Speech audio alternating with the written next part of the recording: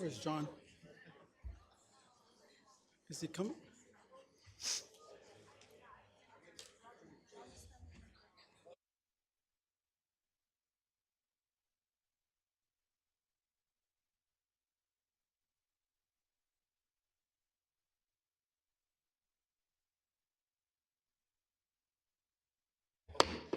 Okay, before we begin the regular city council meeting open session, I would like to remind members of the audience that anyone wishing to speak during public comment must obtain a number card from the city clerk.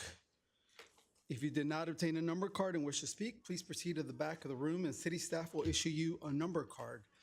Lining up during public comment will not be permitted, and each speaker should remain in their seat until the number is called. The time clock will begin when you begin your comments.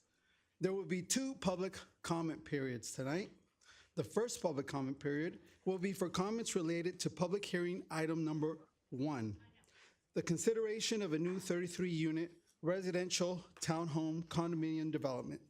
The second public comment period will be for comments related to items listed on the agenda, including consent calendar items and non-agenda items within the city's council's jurisdiction. Members of the public wishing to speak on the public hearing item should obtain a blue number card.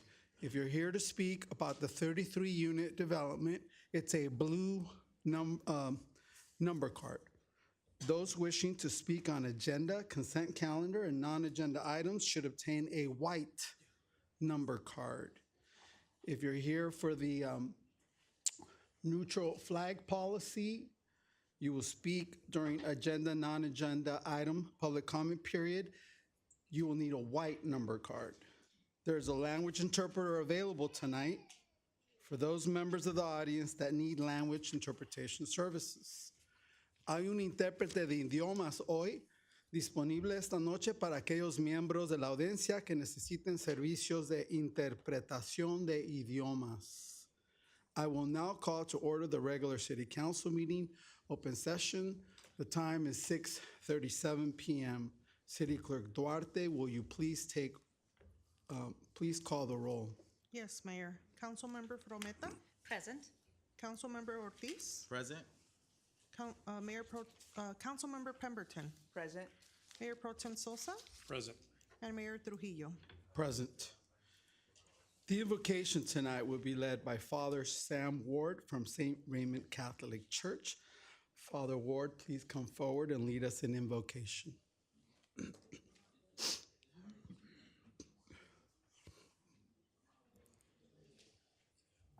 Please rise from the invocation. Good evening. Thank you. Good evening.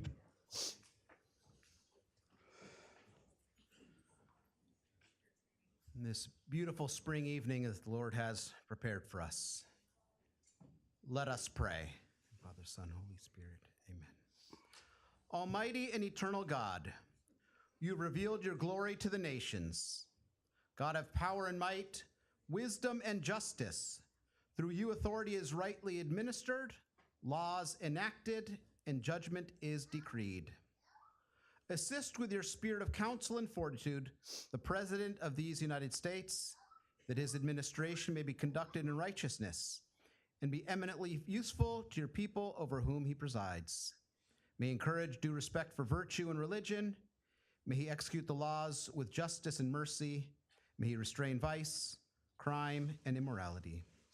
Let the light of your divine wisdom direct the deliberations of Congress and shine forth in all the proceedings and laws framed for our rule and government. May they seek to preserve peace, promote national happiness, and continue to bring us the blessings of liberty and equality. We pray for the governor of this state, for all the members of the legislature, for judges, elected civil officials, especially of our city of Downey, and all others who are entrusted to guard our political welfare.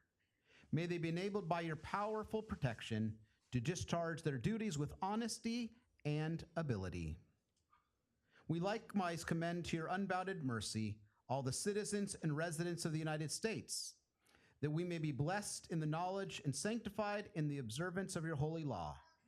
May we be preserved in union, and that peace, which the world cannot give, and after enjoying the blessings of this life, be admitted to those which are eternal. We pray to you who are Lord and God forever and ever. Amen. Father, Son, Amen. Holy Thank you, Spirit. Father Amen. Ward. Please remain standing for the flag salute. And to lead us in the flag salute tonight, we have Boy Scout Troop 441. Please come forward, Boy Scout Troop 441, to lead us in the flag salute.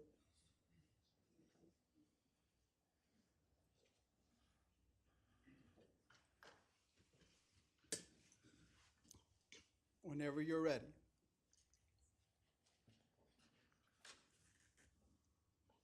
Please join me in the Pledge of Allegiance. Ready? Begin. I pledge allegiance to the flag of the United States of America and to the republic for which it stands, one nation, under God, indivisible, with liberty and justice for all. Color guard about face. Color guard retreat. Thank you, Boy Scout Troop 441. Let's give them a round of applause. Now is the time for City Council member announcements, requests for future agenda items, and conference meeting reports. I will start to my left with the council member for the 1st District, Horacio Ortiz. Good evening, everyone. I'm just going to keep my comments very brief. I know we have an extensive meeting today. I know a lot of people are here to make a lot of public comments, so we appreciate everybody being here today. I attended the 3rd Youth Academy graduation. I also attended the Special Needs Awareness and Resource Fair with Mayor Mario Trujillo. I also attended and sponsored food for the Downey Unified Mariachi Music Festival. I attended the Every 15 Minutes Craft Simulation. I attended the 30th Annual Downey Street Fair. And today I attended the Kids with COP at Sussman Middle School with Mayor Pro Tem Hector Sosa. And with that, I conclude my comments for today. Thank you. Councilwoman Frometa from District 4. Thank you. Good evening. As has been stated, and as we've looked at the agenda, we do have a lengthy agenda and a lengthy meeting ahead of us. I don't have comments tonight. All I want to say for the mothers in the audience, I hope you had a wonderful Mother's Day weekend and continue to be engaged. Engaged communities are strong communities. Thank you. Thank you. Mayor Pro Tem Sosa representing District 2. Thank you, Mayor. Good evening, everyone. It's good to see a packed house here. This is civic engagement at its finest. I did attend the street fair as well, the 30th Annual Street Fair. Great job by Downey Collective and the Chamber of Commerce. It was a successful event. It was just a fun community event, and the weather was perfect as well, so that helped them out. I did attend a LA County sanitation hearing, not much to report there. And I just want to share quickly, I won't bore you with all the events that I've been to in the last 3 weeks, but I did want to share that the last council meeting, I did ask for a copy. I know the LA County Board of Supervisors asked for an audit with respect to LASA's homeless efforts in LA City. And I did get a copy of that. I haven't gone through the whole thing. It's pretty thick, but I just wanted to share a few points with you. And this is from the LA City Controller's Office, Kenneth Mejia. There are a lot of issues with the homeless efforts in the city and the county and also the state.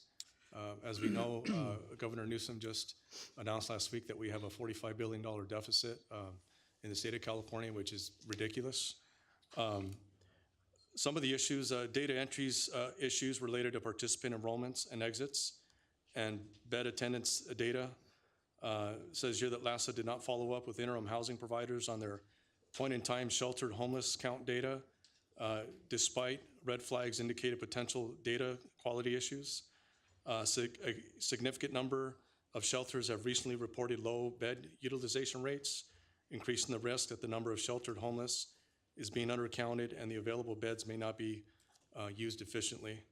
And also, LASA's current system for tracking bed availability is, in the controller's words, so unreliable that LASA relies on daily census emails to track bed availability rather than the reservation system. So because of these data quality issues, it makes it next to impossible for the city to have an accurate picture of how the homelessness issue is being treated in the city and the county. And just so you know, a little bit of facts here. Fiscal year 22 through 23, LASA did receive $845 million in revenues to treat the homeless problem, which seems to be getting worse. So, and I do want to share with respect to if most of you should know about Measure H, which was passed in 2016, which is basically a quarter percent tax on transaction and use tax. It was effective March 2017, was adopted to provide revenue to combat the homeless crisis in LA County.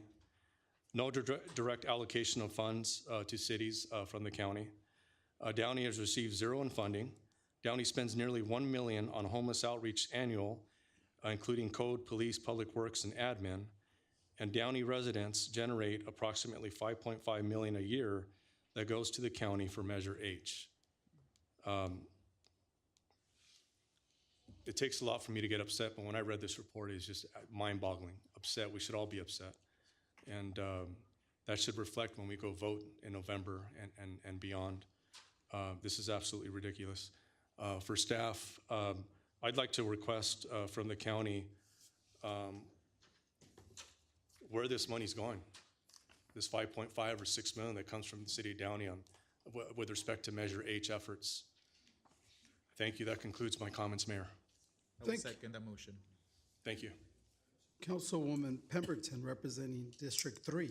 Yes, good evening, everyone. Thank you for coming. May is Asian American and Pacific Islander Heritage Month. The U.S. has over 24 million people of this heritage. It is also Military Appreciation Month, and we thank those that serve or have served in the armed forces. A big shout out to our own Greg Welsh, who will ride again his motorcycle to Washington, D.C. for the annual Run for the Wall in remembrance of POWs, those killed in action, and those serving. May 6th was International Holocaust Remembrance Day. We always remember those, our World War II veterans. I would like to ask that we have a proclamation next session for Military Appreciation Month to be presented at next meeting if we don't have that already. In attendance, Carpenters Week. I hope some of you attended the Carpenters events. It was a great week. Mayor Trujillo and I attended most everything. Thank you, Kathy Crow, and also Patty Rohr and the fan club for arranging that. Richard Carpenter did come out on Saturday night at the close, and the mayor did meet him. He had a great time seeing the memorabilia in the library, and thanks to our library for getting that together. We attended the Rancho Los Amigos Amistad Gala, Topgolf ribbon cutting in Montebello. We hosted students at City Hall. It was Student Government Week with 3 high schools in attendance. We also, the mayor and I had our budget subcommittee meeting last week with our city manager and finance director. We talked about some new options for increased revenue, and we're gonna have our planning for the 2024 fiscal year, the strategic planning next week with all the council. I also attended and congratulate Rotary's 100th anniversary celebration that was held last Saturday at the Kirkwoods. Rotary has done so much for Downey, and we look forward to installing a clock that they are donating that we can put there on the corner of 3rd Street and Downey Avenue. And as follow-up, I'd like to see perhaps more patrolling on Suva during the day and afternoon because of oversized commercial vehicles, trucks. They're cutting through from Scout to get to Paramount. A resident the other day saw a gas tanker. It also adds stress to the bridge. And the street has a tonnage limit of 20,000 tons per vehicle. And on a bit of a good positive note for Bluff, for the people on the islands, we got the green light from Edison to put up 6 lights on Bluff on their poles. It will take a little time for them to schedule it and put it up, but at least we got a positive moving forward because that was a very dark area, safety concern. So thank you for that, City Manager. And for Public Works, maybe we can look into installing more of the speed detector signs in heavy traffic areas, speeding areas that we see, the solar ones, and to help deter people. I saw on Old River School Road when somebody saw the sign and saw their speed, they hit the brakes. So it does help a little once they see that. And that concludes my comments. Thank you. Good evening. It was a very busy couple of weeks for me.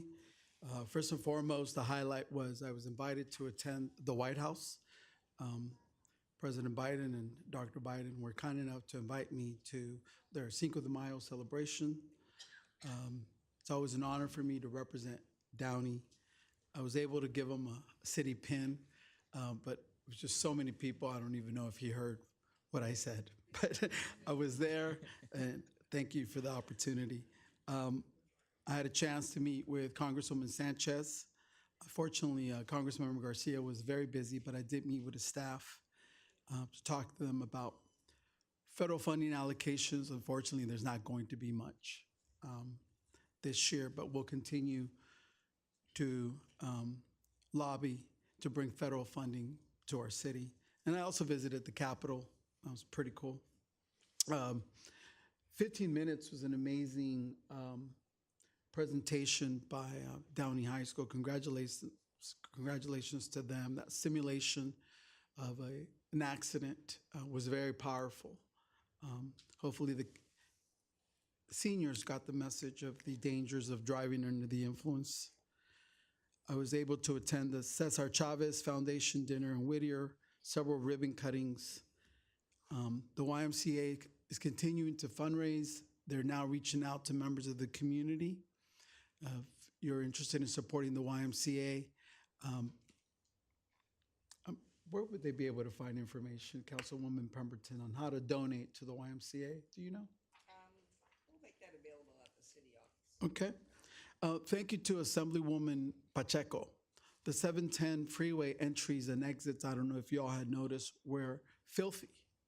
They're just unacceptable, and finally, they were able to set Caltrans out there to clean the entryways and the exits to the 710 freeways.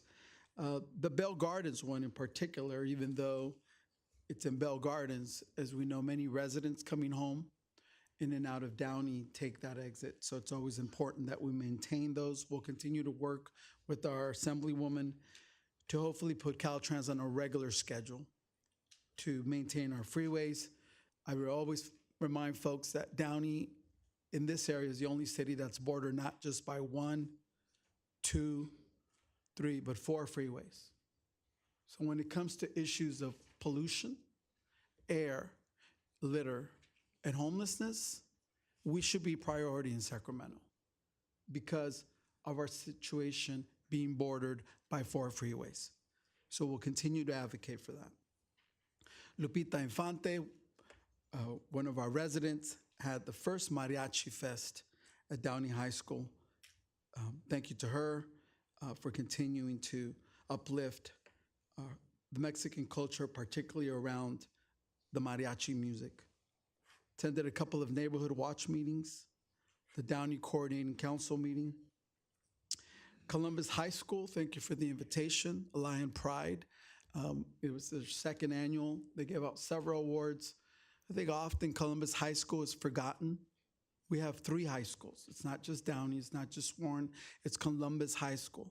And they're just as equally important, which is why we're going to fix Woodruff and renovate Woodruff Avenue, because the children going to Columbus High School deserve to go to a beautiful high school, just like the kids at Downey and Warren. I also attended the Community Family Guidance Center dinner and the Kiwanis Scholarship annual scholarship dinner. I'm a little biased. That's my club. It's an amazing service club. I was a beneficiary of Kiwanis when I was a teen.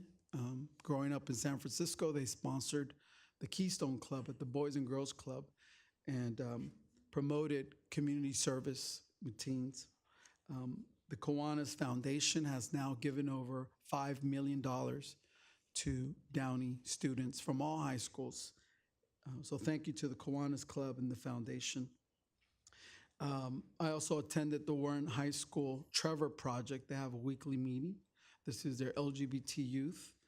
And Warren High School also has a club, and I attended those as well to give those students hope, to let them know that in this city, regardless of race, gender, orientation, or who you love, you too can become the mayor in Downey. a special event this Saturday. Everyone's invited to the Touch a Truck event. I'm happy to say that this year we added a helicopter. This is a great opportunity for kids, even adults, to touch these amazing vehicles. We have our fire trucks, our engines, our SWAT, mobile, and the sheriff was kind enough to work with us in allowing a sheriff helicopter to be there. I'm hoping that we'll get to see it lift off, maybe. We'll see. But no matter what, kids could get on the helicopter and touch it. I think that's going to be an amazing experience for them. In terms of future agenda items, I'm asking staff to concentrate on 3 major intersections. That would be Florence and Lakewood, Firestone and Lakewood, and Firestone and Downey Avenue. Those intersections, really all of them, should be well maintained. But those in particular, we'd like to see if we could maybe give them a facelift. I think those 3 intersections are heavily traveled and should be reflective of how beautiful our city is, and they need some attention. That concludes my comments and future agenda items. Can I get a second on the Second. request? Thank you. And now we turn it over to our city manager for his comments. Thank you, Mayor. Much appreciated. Just a couple of quick check-ins. So there was a request to work with the PD. Happy to do that for some extra patrolling on Suba. I know the chief is already actually looking at that and has his staff taking care of the issue with the trucks on there. So happy to continue to do that. There was a request for a proclamation at the next meeting for Military Appreciation Month, and happy to do that if there's a second. Second. Second. And that's all the comments from staff. Thank you very much.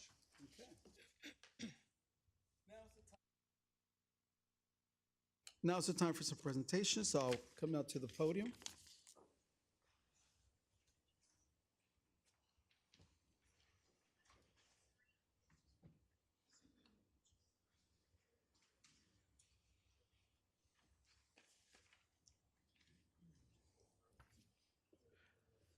Okay. So my youngest is a student in Downey High School. He's special ed.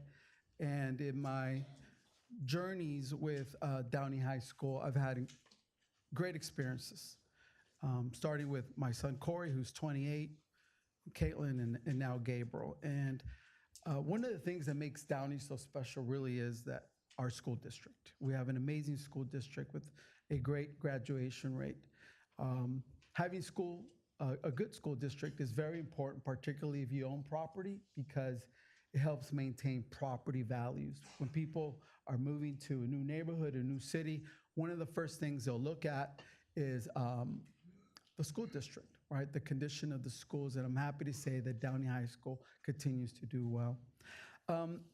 In my travels, particularly now that I'm going through this journey with Gabriel, it's been a difficult journey for him, but I had an opportunity to work with his IEP team, and we visited an academy, the Woodruff Academy, as a potential high school for him. We're still trying to decide where he's going to go. And I learned so much about the excellent work that Downey's doing with kids who do not take the traditional route, if you will. For various reasons, not all kids are made the same, obviously, and not all of them can sit through classes and focus as your neurotypical kids would. And so in this journey, I met Dr. XOCHITL Soto, who I'm recognizing tonight. She's a fighter. You fight for those kids, and I'm thankful. Dr. XOCHITL Soto ORTIZ is a high school principal with over 25 years of experience in public education in Downey Unified School District, as well as Santa Ana Unified School District. She's also an adjunct professor at Pepperdine University, Graduate School of Education and Psychology, and a coach for aspiring administrators. She is currently the principal at Columbus High School. Now, in Columbus High School, you have Columbus High School, you have the adult school, and then you have the Woodruff Academy, and maybe other programs. But she's in charge of that campus and everything that goes there. And when I visited, it was my first time really being in the middle of the courtyard and walking through. And they're just kids. I mean, they have a bad reputation. We know it. Okay, some of them kids have struggled, but everybody knew her. She said hello to everyone. I was just really impressed by your commitment to those kids.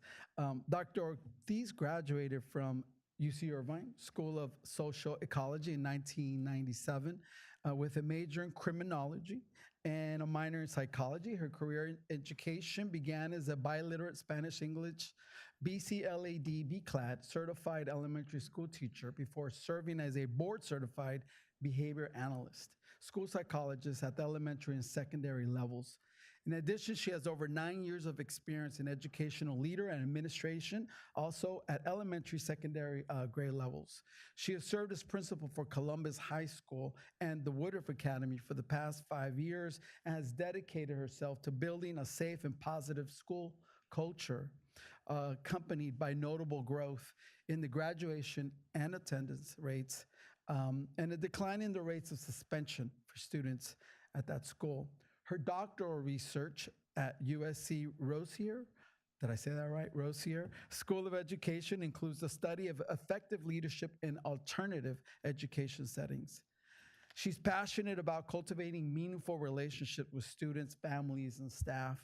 Her well-rounded experience as a teacher, a psychologist, and now a site administrator has given her a robust set of skills, tools, and trainings to serve the academic needs of diverse student populations.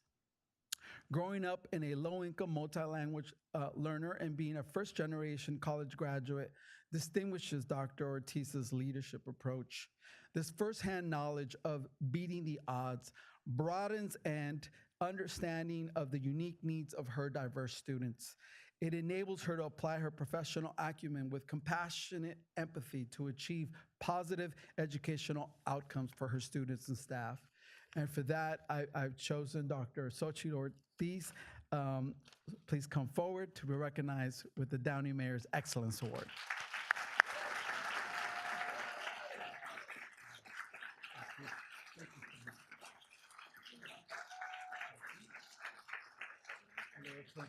I'm going to leave this right here. We also have a certificate of recognition from Assemblywoman Blanca Pacheco to recognize the doctor. A few words, Doctor. Let me get that. Thank you so much. Good evening. I'd like to begin by saying thank you to Mayor Trujillo and City Council for this great honor. I'm absolutely humbled to stand here before you to receive this very special award. I'm also here with a big team here at Columbus High School. Let's give it up for Columbus High School, my family.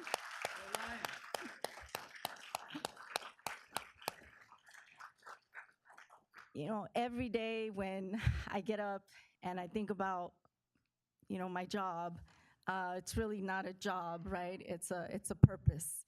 And it is so fulfilling. It is so rewarding. And I get paid to do it. You know, it is absolutely a labor of love, 110%. And I work with this amazing team that I call my dream team. They are just as passionate and just as committed as I am, which is why we're able to do the great work that we do at Columbus High School, Woodruff Academy School. And I'm so just honored and, you know, so grateful that you saw us. You know, that means the world. Thank you. To my team, I know you have so much going on at home, in your personal lives, but you took the time to be here to celebrate Columbus High School, Woodruff Academy. We love our kids. That's the glue that binds us. And thank you so much for this great honor.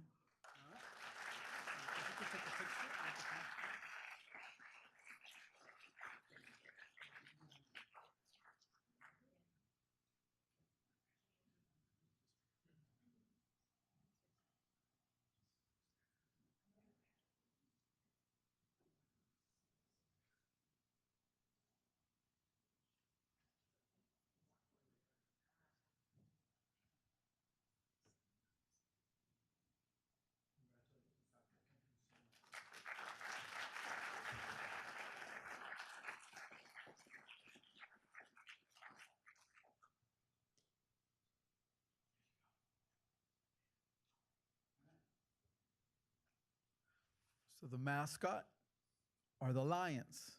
We have the Vikings, the Bears, and the Lions. I want to hear more about the Lions, people. There's 3 high schools. Okay. Yes. All right. So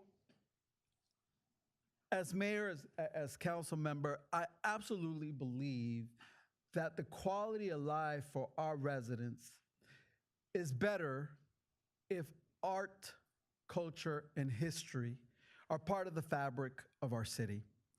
And so tonight I'm recognizing the Downey Arts Coalition because I believe that they empower voices in the community through arts, culture, and advocacy and partnerships. The Downey Arts Coalition was formed in 2011 as a reaction to the lack of opportunities and experiences in the many forms of art and culture in our diverse community.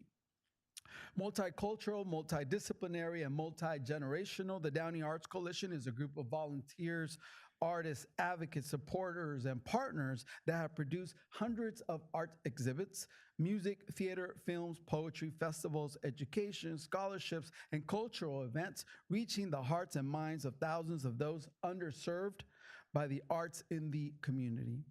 The Downey Arts Coalition has no physical space. It has no staff.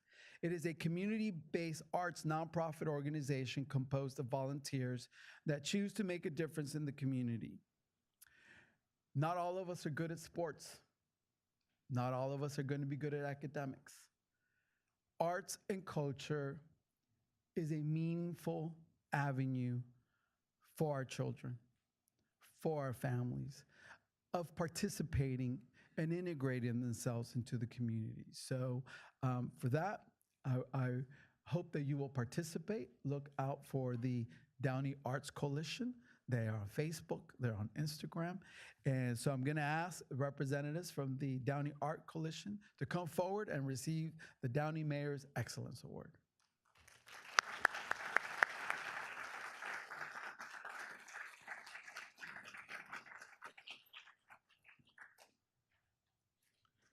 All right, I'm gonna ask you to introduce yourself when you speak, all right, Alistair? Congratulations.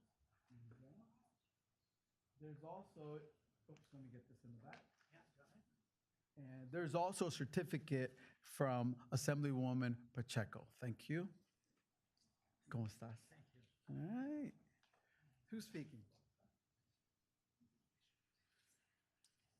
Let's get a couple of you on this side so we can balance it out. Come on over. Can you hear me? Thank you, Mayor Trujillo. Mayor Trujillo is one of our more eloquent public speakers. Downey Arts Coalition, we'd like to dedicate this very special award to us to one of our founding members, Downey's unofficial poet laureate, Lorraine Parks, who recently passed away at the age of 92 from cancer. Lorraine was an inspiration to all of us. She touched the hearts of thousands of people. And for decades, she made, a tremendous contribution to the city of Downey. You've heard a bit of the story of the Downey Arts Coalition. We also call it DAC. We evolved out of a group called the Downey Art League, which was founded in 1958. Along with the Downey Symphony, we are the last of the remaining Downey legacy nonprofit arts organizations. DAC doesn't receive government money. We don't have a space. We don't have any paid staff. We are professionals with experience in visual and performing arts, education, and nonprofits. And we are committed to increasing arts experiences and opportunities in Downey. As the playwright Tennessee Williams said, we depend on the kindness of strangers. We rely on small donations. We sell raffle tickets. It's a kind of crazy business plan. We are the tiny nonprofit arts organization that could. This month, we're going to give 8 scholarships to Downey and Warren High School students who have overcome obstacles and demonstrated their potential for success. We will make the commitment to include, we're very interested in Columbus High School, so we will be delighted to include Columbus High School next year.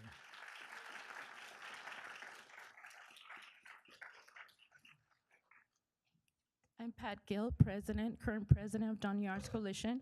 We are very grateful for the city of Downey for partnering up with us and empowering the voices in the community.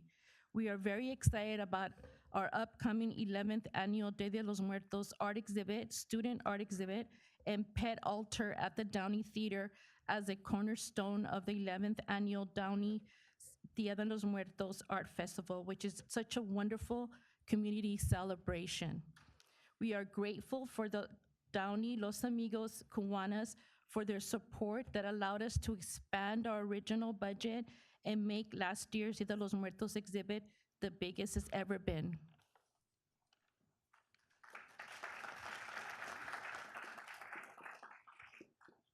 Pat is the current president of the Downey Arts Coalition. I'm Alistair Hunter. I'm the current vice president. We're both founding members of the Downey Arts Coalition.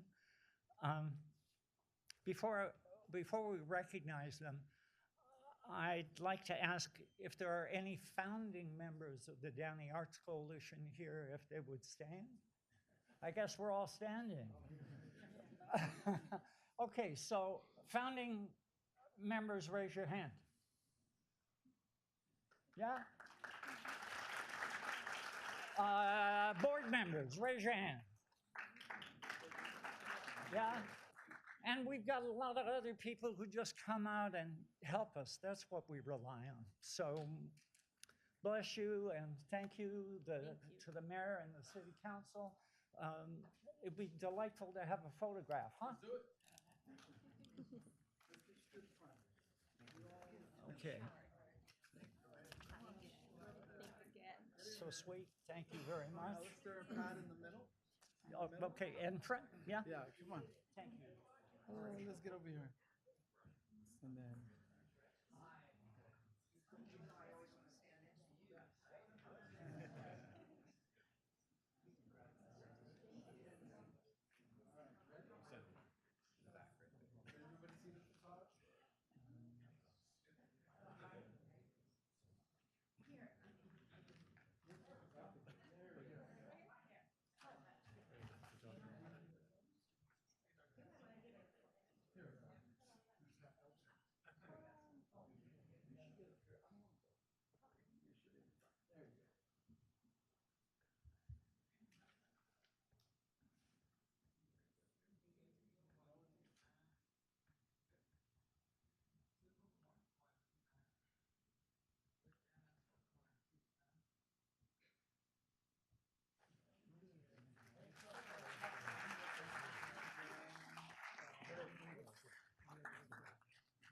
Okay. So. Yeah, that's right.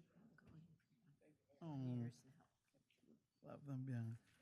So remember, you can find the Downey Arts Coalition on Facebook, Instagram, and the website. There you go. And now we have a proclamation in honor of Municipal Clerks Week, which is from May 5th through the 11th. And to receive the award and tell us some words about Municipal Clerks Week is our very own City Clerk, Alicia Duarte.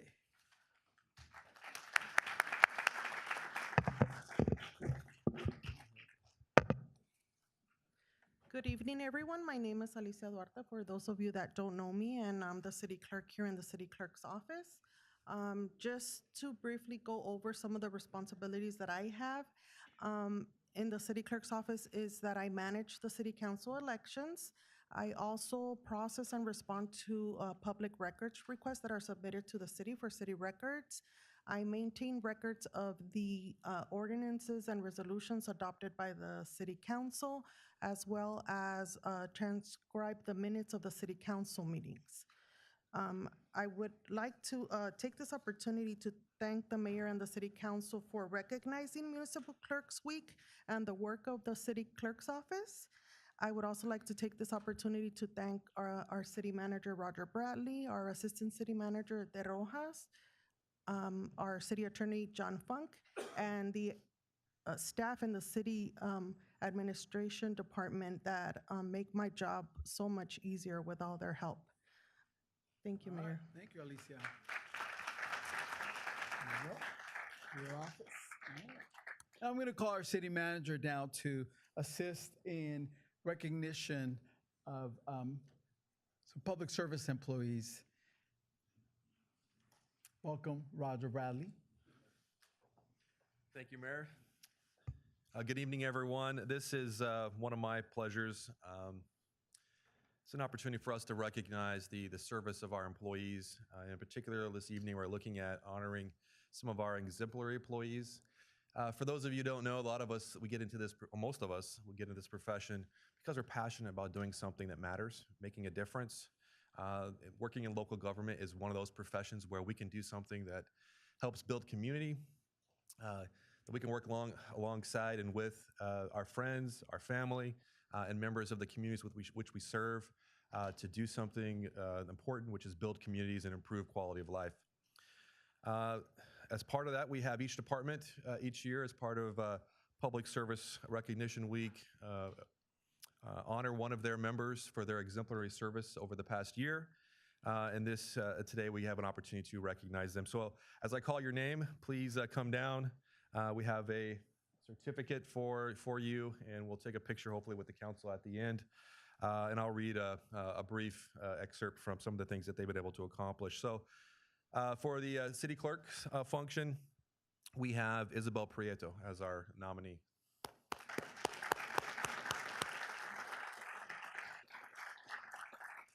Isabel is a dedicated employee with a positive and enthusiastic personality, is always ready to provide assistance. She is currently helping the city clerk's office with the processing of public records requests and is very dependable and an amazing team player. And most importantly, she is the heart of our office. She keeps me on task, lets me know where I need to be, and keeps me going. I'm very thankful for her too, but I'm happy to see the city clerk's office recognize her for exemplary service. Next, we have from the city manager, city council function, Axel Perez.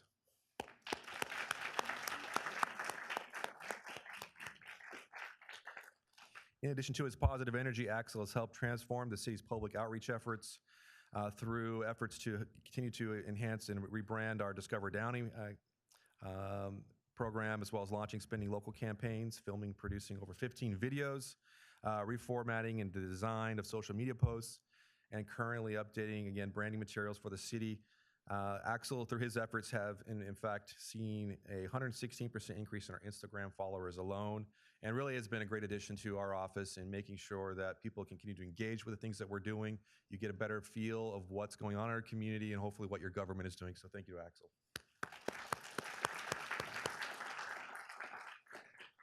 Next, from the Columbia Memorial Space Center, we have Monica Jackson. Hired in September 2015, Monica Jackson is one of the longest tenured members of the Space Center team. In fact, she started out as a high school volunteer before that and officially joined the team after graduating. As a Downey resident, she has a tremendous impact on both the Space Center and her community. During her over 8.5 years at the Space Center, Monica has worked on just about everything you possibly could. such as field trips, Challenger Learning Center missions, summer camps, workshops, special events, rocket launches, robotics, you name it. She's done it. She even played an integral role in helping establish the brand new workshop makerspace at the Downey City Library, and it reopened by getting the 3D printers and related services off the ground. Monica holds a special place in the hearts of the Space Center staff and will be a prominent figure in the Space Center's history. So thank you again, Monica.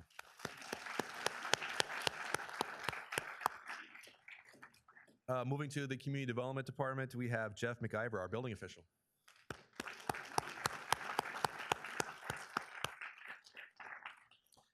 Jeff joined this Downey team in 2023, and he is the city's building official, as I mentioned, and oversees the city's building division operations in our Community Development Department. Jeff exemplifies dedication and expertise, ensuring that all construction meets safety standards and city's municipal codes. His meticulous attention to detail and commitment to striving for excellence makes him an invaluable asset to the Downey team. Thank you, Jeff.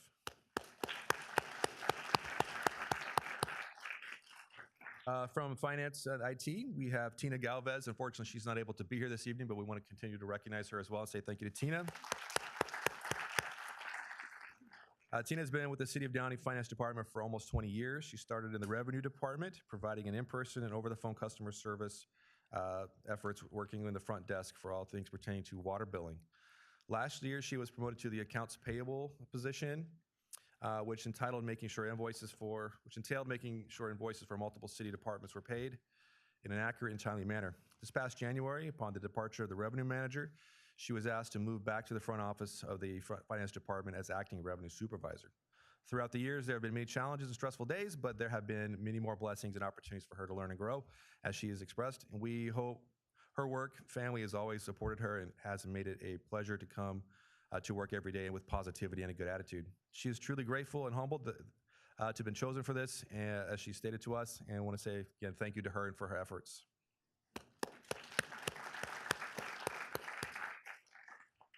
From the fire department, we have Christy Hedden.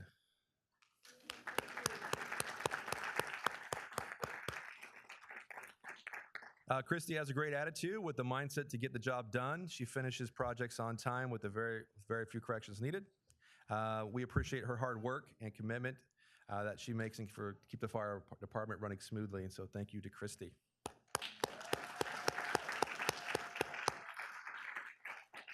Unfortunately, she cannot be here this evening, but Natanya Timmons is the nominee is the individual from the Human Resources Department that was chosen. Thank you, thank you. The reason she can't be here is because she had a baby just a little bit ago, and so understandable that she's not here this evening. Natanya was hired by the city as a human resources specialist on May 15th of 2023, and very quickly became a successful member of the Human Resources Department. Natanya is responsible for the onboarding and processing of all the city's new hires, and in her relatively short time with the city, has processed over 152 new employees. Natanya's hard work and dedication to the city allows the department to timely onboard new employees in order to carry out the city's mission. Again, she was able to be here this night because she welcomed her new daughter, Amelia, to the family on May 5th. So congratulations to her on both those things, tonight and her baby this evening. This evening from the library, we have Cynthia Cruz.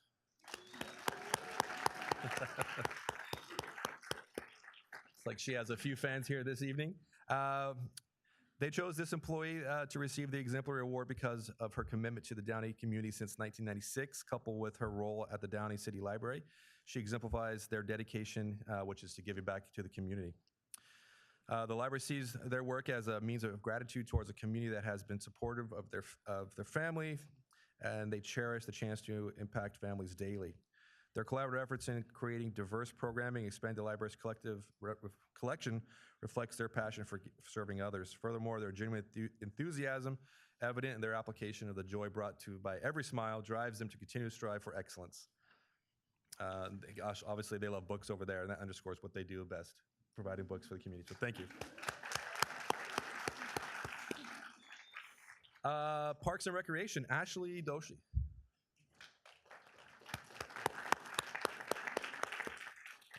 Ashley has been an exceptional and dedicated Downey Parks and Recreation employee for 18 years. She is responsible for Camp Downey, specialty camps, volunteers, preschool, contract instructors, the Downey Orbit, the list goes on, and various other projects. She excels at supporting staff, coworkers, and contract instructors, as well as connecting with the public. Her commitment to making a positive impact within the organization and community has undoubtedly played a role in shaping the success of the Parks and Recreation Department. So thank you for your efforts. From the Police Department, we have Detective Mario Flores. There he is. Mario has been with our department since February of 2006 and has served as a patrol officer, motor officer, and traffic investigator. Since August of 2023, Mario has been assigned to the Detective Bureau and is currently assigned to the Vehicle Burglary and Auto Theft Desk. He is a tremendous team player and who's always eager to help in any way he can. Congratulations to you. And last but certainly not least, from Public Works Department, we have Aki Miyake.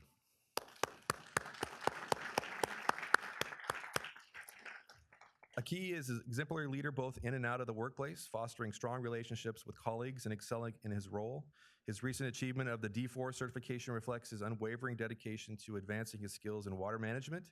Not only does he tirelessly ensure the completion of tasks at hand, but he also extends his expertise beyond his department, supporting emergencies, coordinating maintenance, and facilitating interdepartmental collaboration seamlessly.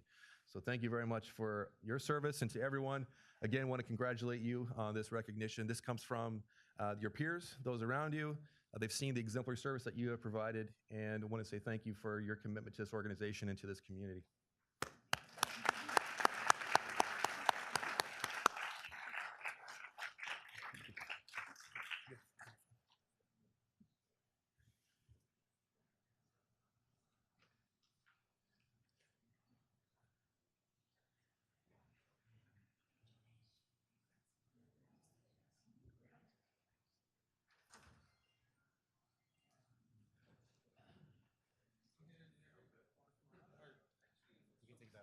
Good.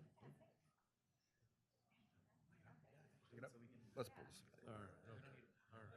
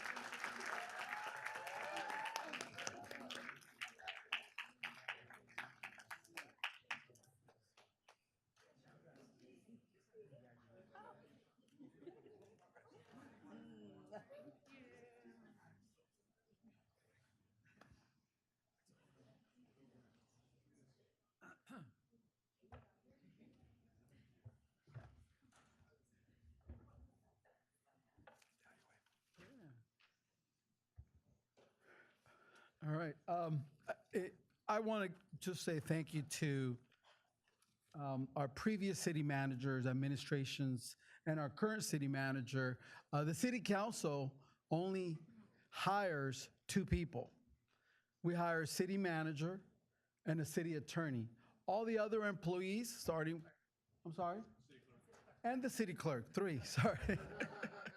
All the other departments, the department's heads, including our chief of police, our fire chief, are hired by our city manager. That's a big responsibility for Roger. But I hope you'll agree that in Downey, particularly with our police department, who's being recognized tonight, when you hear about our employees, our police officers, the word professional comes up a lot.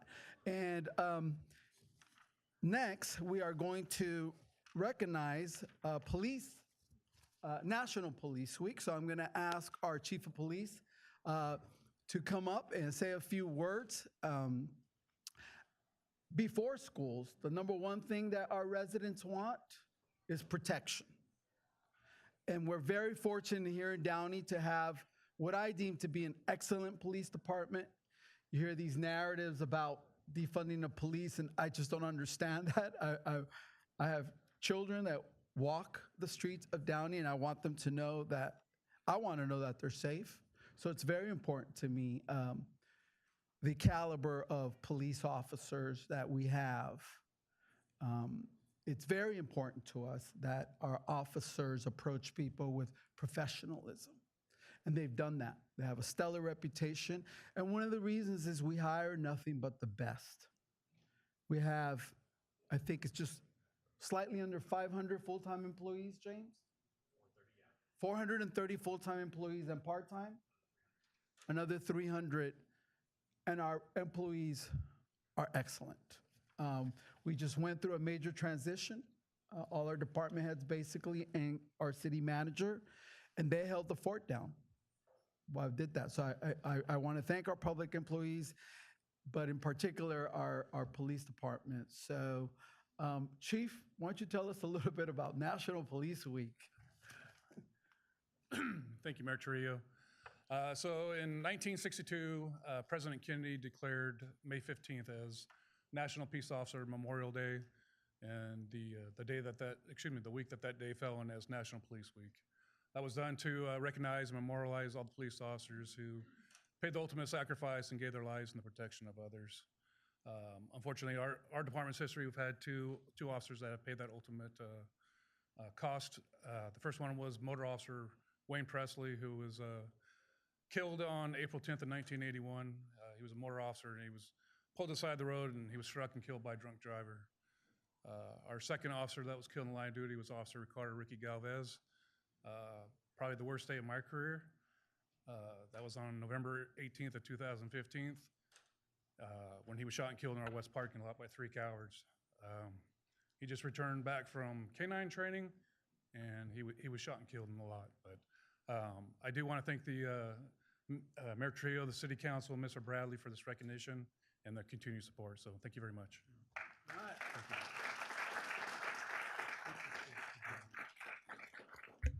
Thank you, Chief Loeffner. And I believe that concludes our presentations. We will now move on to the rest of the agenda.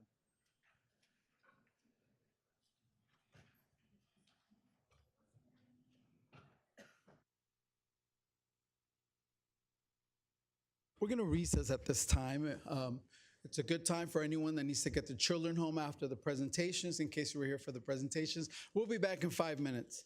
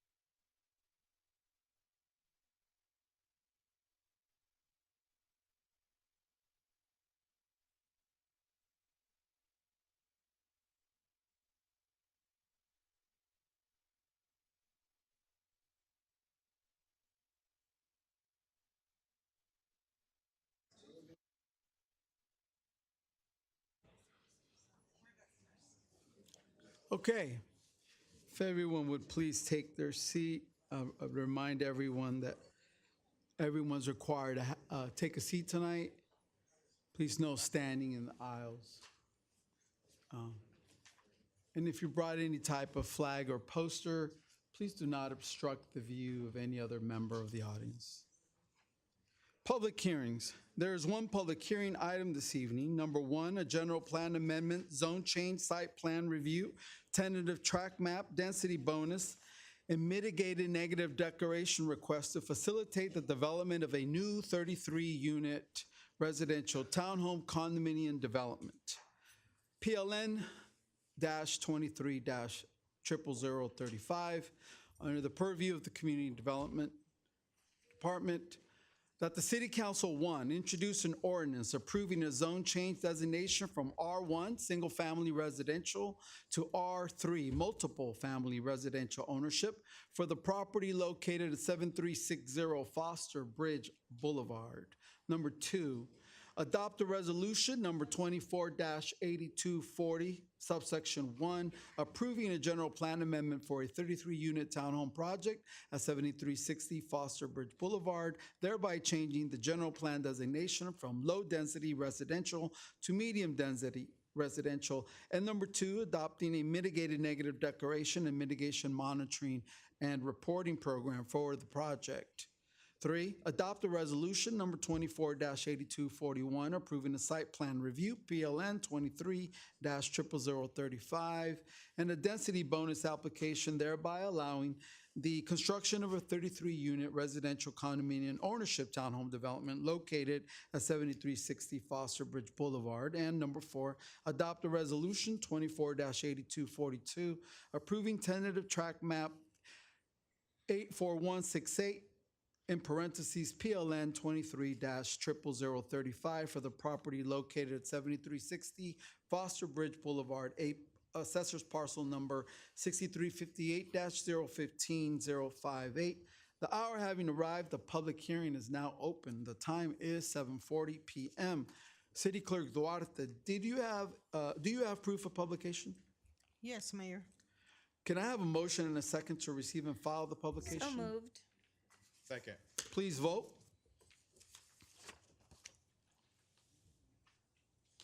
The motion is approved unanimously. City manager, so just so we know, coming attractions is really three components to the hearing.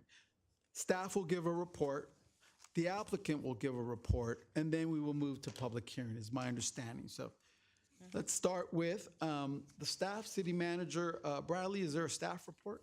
Yes, there is, Mayor. We have Alfonso Hernandez, our principal planner, who will provide the report. Good evening, Mr. Hernandez. Good evening, Mayor.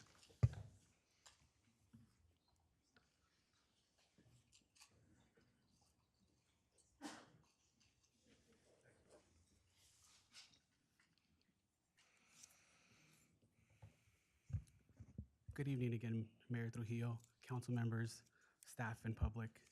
For the council's consideration, today we'll be discussing a proposal for a new residential development at 7360 Foster Bridge Boulevard. The applicant is Stephen Armanino, a representative of the Olson Company. Thank you. Specifically, the application is a request to construct 33 townhomes. The project includes 30 units allowed per the Downey Municipal Code and 3 additional units allowed per state density bonus law. The 3 bonus units will be sold at a moderate income level. Here are the different application types. The first 2 bullets are the reason why it's being heard by the council today. Per the municipal code, the council is the deciding body for these 2 applications and becomes the deciding body for all others when these are involved. So first, we have a general plan amendment to modify the general plan from low-density residential to medium-density residential. Next is a zone change to modify the zoning for the site from R1 single family to multiple family residential ownership, R3O. Then we have a site plan review, which analyzes the structures, the design of those structures, the site layout, the circulation, landscaping, parking, development standards, state law, and rest of zoning code. Sorry, 2 more. Then we have the tentative tract map, which establishes different parcels for ownership. And lastly, the environmental review.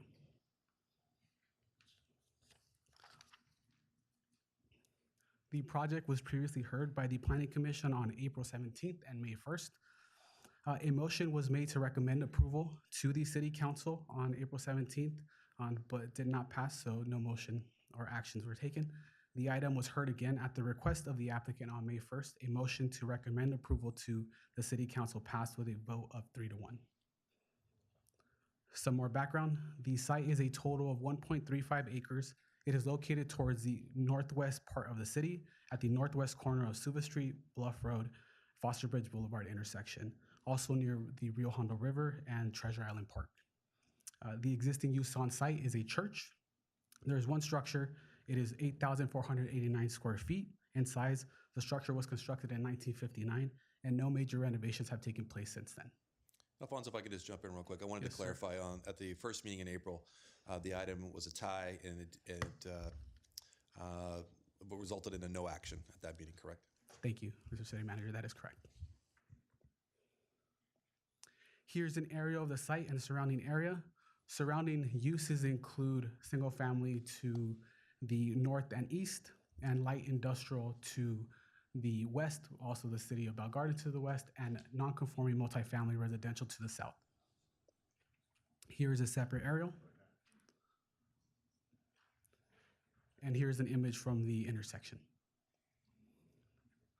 As previously mentioned, the application includes a general plan amendment. The site is currently designated as low-density residential, which would currently only allow for one main unit if everything remains as is, and a maximum of 3 secondary units. An amendment would allow for the multifamily development at a density of 24 acres, 24 units per acre. For this site, that'd be 30 units. Here is the general plan as it is today at the left, and the proposal is to the right. Along with the amendment for general plan is also a zone change to modify the zoning from R1 to R30. R30 is one of the corresponding zonings for medium density residential general plan. The R30 allows exclusively for sale units rather than apartments. To the left is the current zoning for the site. To the right is the proposed. As part of the findings for approving a general plan amendment or a zone change, we check for consistency with the city's general plan. The following summarized policies are found to be promoted by the project. Policies such as encouraging a variety of housing, meeting the city's regional housing needs assessment, or RHNA as some of us know it, encouraging affordable housing, using underutilized sites, identifying sites for population growth, and promoting homeownership.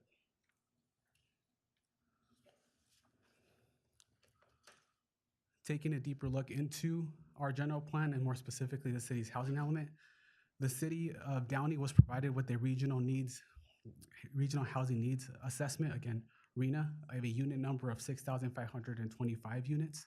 In summary, RHNA is the number of housing units the state has determined must be built within the next 8 years, at this point it's 6 years, to fulfill current and future housing needs.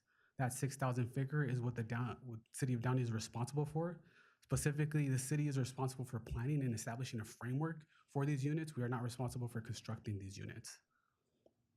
With regards to planning for those units and establishing that framework, one of the terms up there is sites inventory. That's where the sites inventory comes into play.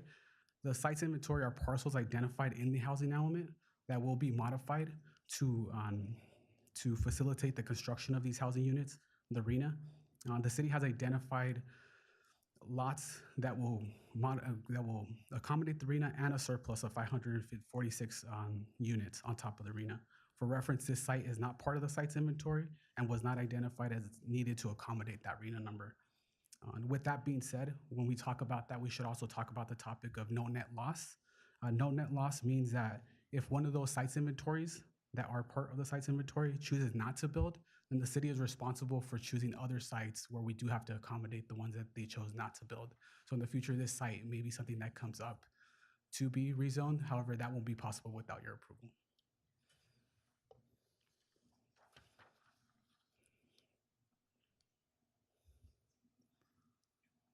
Moving on over to the site plan review, here's a rendering of the site.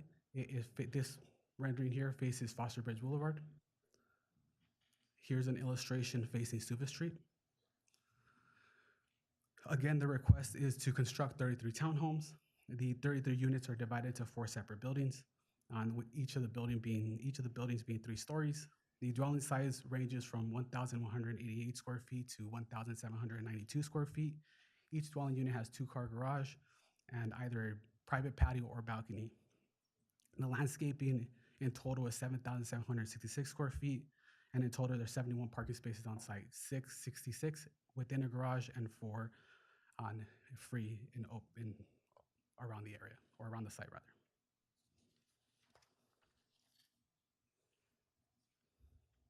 Here's the site plan showing that layout. As I mentioned, there are 4 buildings. The building to the right is the one facing Foster Bridge. The bottom left is the one facing Suva.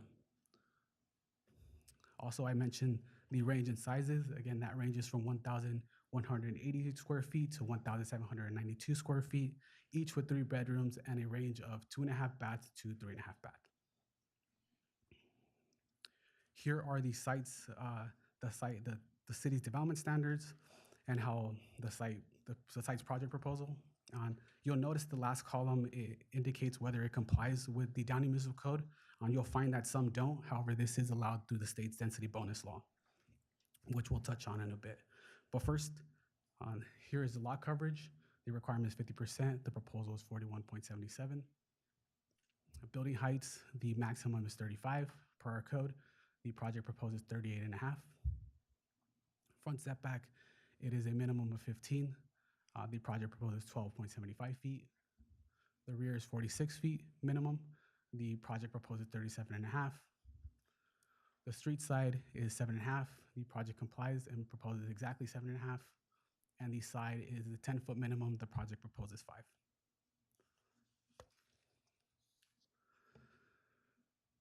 A separate part of the city standards is the inclusionary housing ordinance. The ordinance was approved in April of 2022 and is applicable to all residential projects that construct 10 or more units. I should mention that this is the first project subject to that inclusionary ordinance. The ordinance requires that all projects designate 10% of their proposed units to moderate income deed restricted housing. For this project, the requirement would be 4 units. However, because of allowances in the state density bonus, the requirement is reduced to 3.1. I'll provide a detailed breakdown of that in a second. However, for the inclusionary housing, the applicant is allowed to build the units or pay an in lieu fee for that, or a combination of both. For this project, the applicant has decided to build 3 units and pay an in lieu fee for that 10th of a unit. The fee is $26,341. That in lieu fee goes into a fund that the city can use to build or help build affordable housing. And lastly, for those 3 units that are built at moderate level, they're deed restricted for 55 years.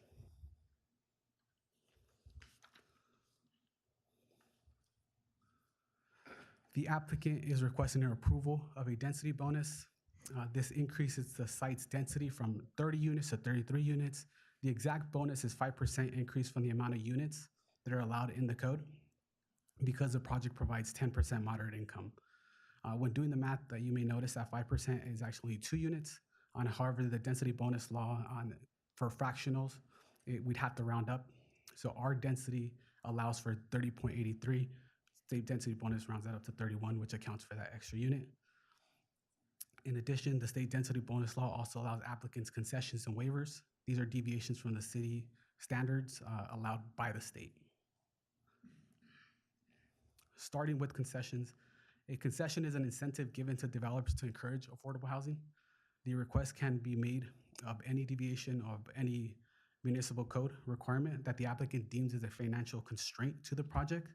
Again, I'd like to note that the concession is allowed per state law and not per city ordinances or standards. In this case, the applicant has requested to deviate from the inclusionary housing requirement to round up the required units. So instead of providing that 4 in the calculation for the inclusionary housing, they'll be providing again that 3.1.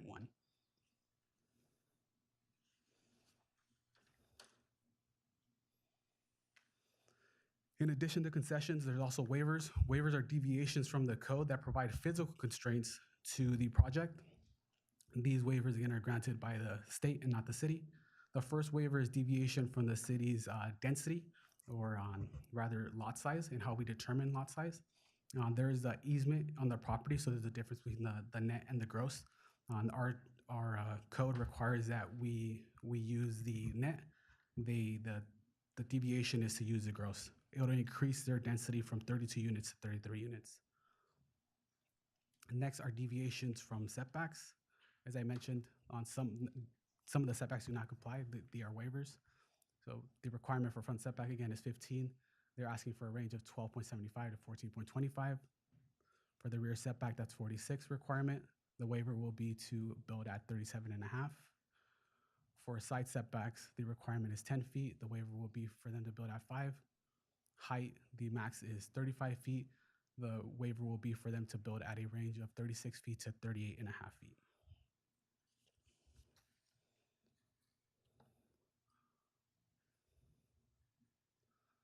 Thank you. Next, parking.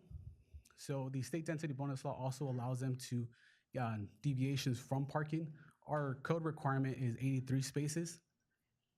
State density bonus law allows them to build 49.5 spaces. The applicants are proposing 71 parking spaces. The architectural style is Spanish, and the materials are consistent with that Spanish style, including stucco siding, white tones, clay roof tiles. Here is the elevation of the building facing Foster Bridge. So the top is what's facing the street, to the bottom is what's facing the interior. Here is the other facing Suva Street, again, the top facing the street, the second of the bottom rather facing the interior. Here's a separate building, one of the third building, and here is the final building. So when discussing landscaping and privacy, the project does comply with development standards for landscaping. Here are highlights of some of the things we wanted to mention in terms of privacy. On the screen outlined in blue are perimeter hedges. This particular plant is named Compact Xyloma, and it grows up to a height of 25 feet. If allowed, the applicant plans to maintain it at a height of 8 feet. Second, through public comment, staff was made aware that there are concerns related to the abutting street on Foster Bridge, concerns related to privacy. Outlined in red is a proposal of 11 separate trees to be placed in that area. These trees are Brisbane boxes and purple robes, which can grow to a height of 50 feet and 40 feet respectively. The diagram at the bottom attempts to show that this may be an effective way of screening for privacy. The structures being here, the new structures, the townhomes, the proposed trees here, and the line of sight going on to the adjacent backyards.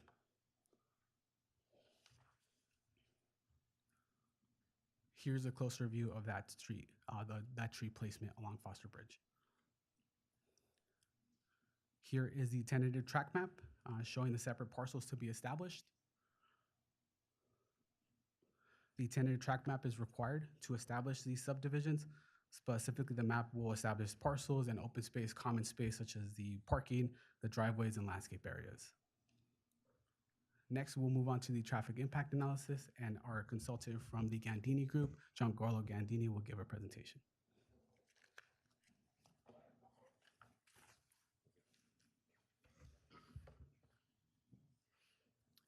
Thank you.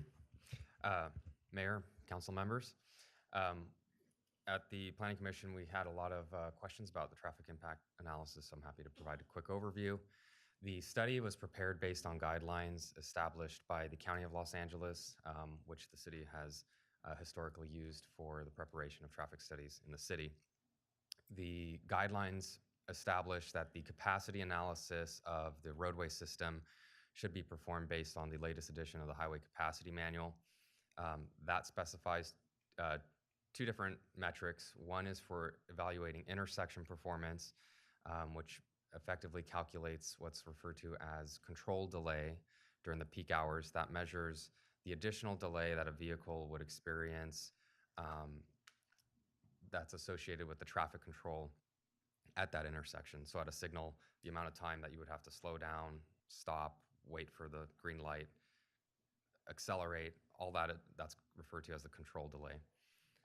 For roadway segments, the performance is measured based on the daily volume to capacity, or V over C ratio. Those two metrics, control delay and V over C, are used to determine, in a more layman's term, the level of service for the facility. The city has established a level of service target of D or better during the peak hours for intersections and for roadway segments. The first step would be to document the existing intersection volumes and roadway segment volumes. The intersections, volumes traveling through the intersections are measured during the AM and PM peak periods, capturing the times when the roadway system is most constrained during the AM commute period and the PM commute period as people leave for work in the morning and return in the afternoon. Roadway segment volumes were measured over a 24-hour period. The four circles there indicate the four study intersections where existing traffic volumes were counted. And then the green bars indicate the roadway segments where the 24-hour volume measurements were collected. This slide here shows the existing levels of service for the roadway segments that were analyzed. There were some questions during Planning Commission specifically about Suva Street on the segment between Bluff Road and Guatemala Avenue. The measured volume there was just under 12,000 trips per day. For a two-lane roadway, the capacity would be up to 15,000 trips per day. When you do the volume to capacity calculation, that would equate to a level of service C, as indicated there by the red highlight. This is a quick summary of the existing levels of service at the study intersections. And this represents the levels of service for the overall average of all vehicles traveling through the intersection. Again, to point out, the intersection of Suva and Guatemala, level of service C in the AM peak hour, level of service D in the PM peak hour on average. For the worst direction, which in this case would be the southeastbound direction. So if you're traveling away from the project site toward Guatemala Avenue on Suva, we did identify level of service E currently during the PM peak hour. The project trips were estimated based on the Institute of Transportation Engineers Trip Generation Manual in accordance with the county guidelines, as well as standard industry practice. Trip generation was estimated both for the existing land use, the church that's on the site, as well as for the proposed project. Those estimates were conducted for the AM peak hour, the PM peak hour, and the daily 24-hour period on a typical weekday. The difference between the existing and the proposed use equates to the net new trips that are anticipated to be added to the surrounding roadway systems. During the AM peak hour, that's approximately 10 additional trips.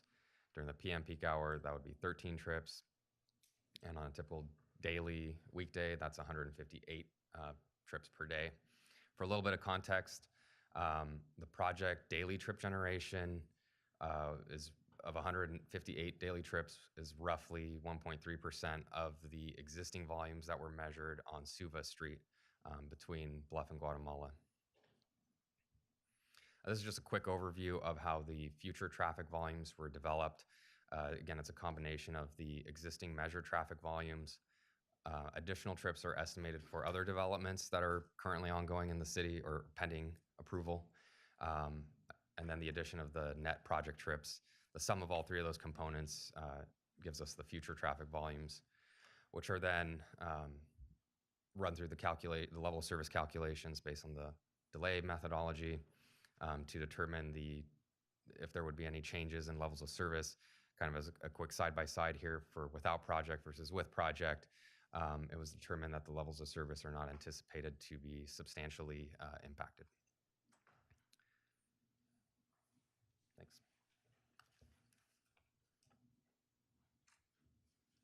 Thank you, Giancarlo. So when discussing noticing, the city notified residents within 500 feet. This included tenants, property owners, outside agencies, and all interested parties that requested the information. The first time we noticed the project was on November 2nd, 2023. This was the notice of intent for CEQA. We noticed the project various times for Planning Commission. For this meeting, we noticed on May 2nd. Those notices were sent out via mail and email, again, for those who provided email. And then the signs were posted around the site on May 6, 2024. Here are some of the images of those signs. In terms of outreach, it was strongly suggested to the applicant that they host a community meeting. The applicant hosted one in late March. Staff also suggested the applicant post signs detailing the project. The applicant could not. However, staff did post those signs that I just showed a slide ago. And lastly, the applicant disclosed to staff that they were canvassing the neighborhood. Comments were provided at various planning commission meetings, as well as through correspondence in person and over the phone to staff. This slide attempts to best address or summarize those concerns, rather. A summary of these are in the staff report. A summary of both comments in favor and against are in your staff report, and I'll pause for the public and the council to read through them for a second. Oh, yes, of course. I'll say that one more time. Sorry about that. Public comments were provided at various planning commission meetings through in person at our counter, over the phone, and through email. This slide here tries to illustrate, or tries to summarize rather, the concerns addressed by the public to staff and the planning commission. Your staff report has a summary of these. The staff report also has a summary of comments in favor of the project.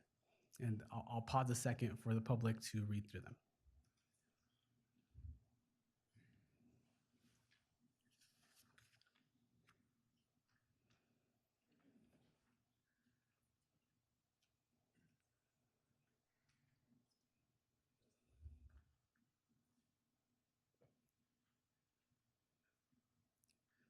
Thank you, everyone. So moving on over to traffic conditions of approval. As we may have read, the major concerns are related to traffic. And although staff's analysis finds that the current traffic impacts in the area are pre-existing and will not be exacerbated by the project, there are still conditions of approval incorporated into the project to try to alleviate concerns. One example is condition number 71. The applicant will be responsible for installing keep clear markings that go onto the site off of Foster Bridge in order to have quick vehicle access onto the site. Separately, condition number 73 off of Suva. That driveway used to be an emergency vehicle only driveway.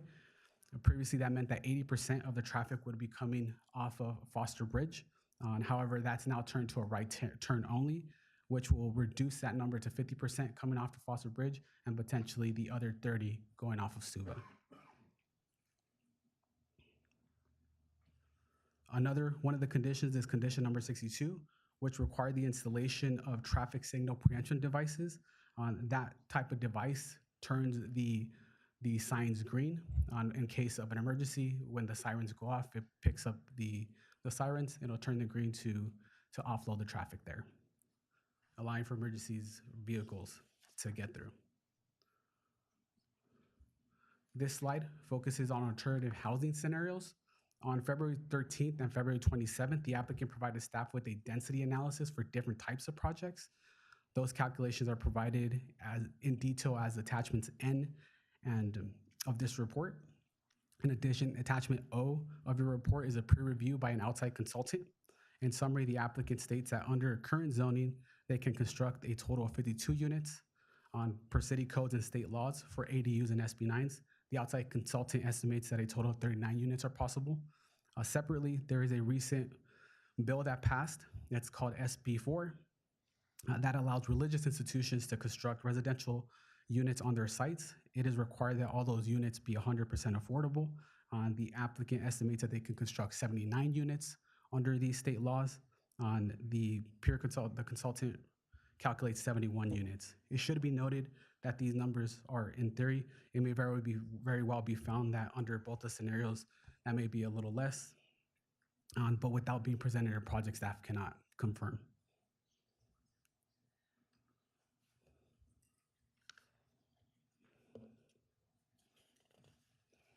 Moving over to the CEQA portion, the M&D.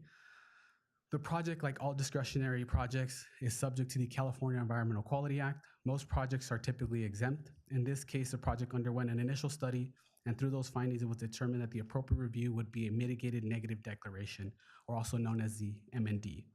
This is because all foreseeable impacts can be mitigated to an extent of less than significant. These mitigations are outlined in Mitigation Monitoring Report Program attached to your packet. Procedurally, the city as a lead agency complied with the provisions of the California Environmental Quality Act. Here are some of those steps. The city reached out to multiple Native American tribes that have previously requested notification for these types of projects. The Gabrielino Keys Nation responded and requested consultation. Their conditions are part of that MMRP. The city then filed a notice of intent notifying the public and outside agencies of the project. 2 letters were received, also part of your packet.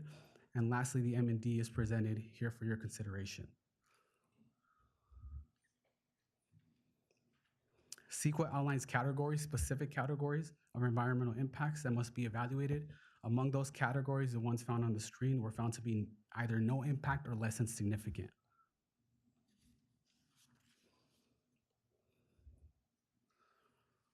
These here on the screen were found to have an impact unless mitigated.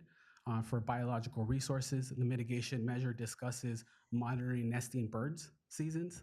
And if there's a nest found, preserving the nest until birds fly away from the nest. For both cultural and tribal cultural resources, these mitigations determine what is to occur if artifacts are found or remains are found on the site and who is responsible for making those determinations. For geology and soil, the mitigation is concerning finding of fossils. And for hazardous materials, it discusses what to do on and how to inspect for lead and asbestos found during the demolition of the project. Alfonso, can I see the previous slide for a sec? Yes, sir, of course.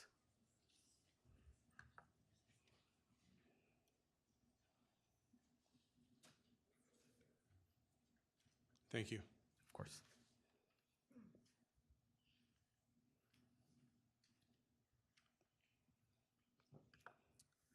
The previous mitigations are very standard for projects that undergo an MND.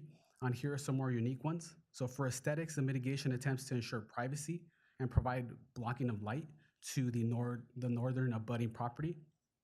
The project proposes installation of hedges at a height of 8 feet. Staff will determine if the plant height is sufficient during inspections and prior to issuing building permit finals. Next is noise. The mitigation requires that neighbors be notified a minimum of 2 weeks prior to construction starting. And in addition, that an 8-foot tall temporary sound wall be installed along the northern property line, separating that closest R1 property. Lastly, a summary of the project is on the screen. It is staff's opinion that all findings can be made in a positive manner. And with that, I conclude my presentation. Thank you.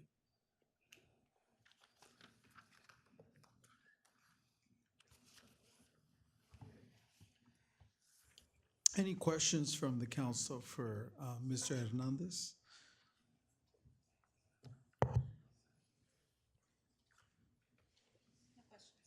No questions?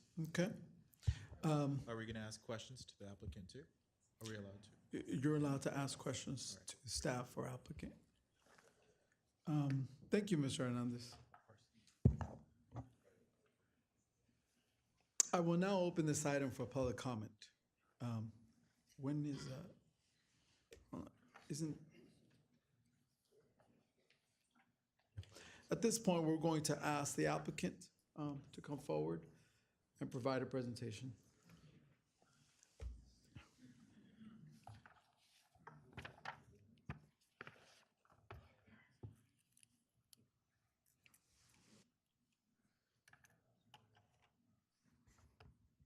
Testing. There we go.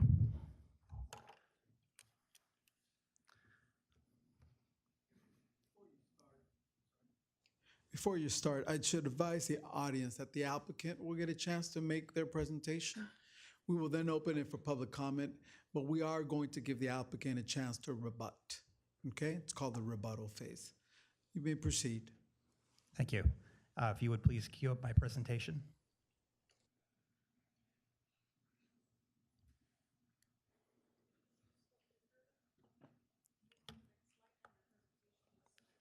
Oh, it is. Okay, great. Oh, here we go. All right. Good evening, Mayor Trujillo and fellow council members. My name is Steve Armanino, and I'm joined by John Reekston and our entire design team. First, I'd like to thank staff for their work over the past year on this community. We are excited to present this new opportunity.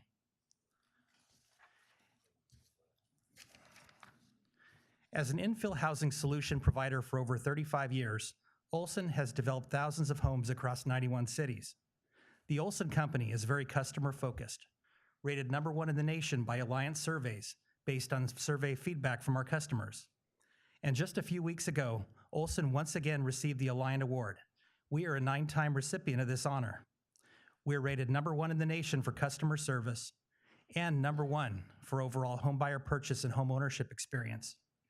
Alliant is a nationwide survey company for home builders, similar to J.D. Powers. Olson also offers the Champion Program, where Olson managers attend quarterly HOA meetings to ensure compliance with rules and proper maintenance, which is part of our commitment, staying involved for the long term. We most recently worked with the City of Downey to complete Village Walk, a residential townhome community located at 3rd and Lorena. Although this was a very successful community, we're here to talk about a new opportunity this evening.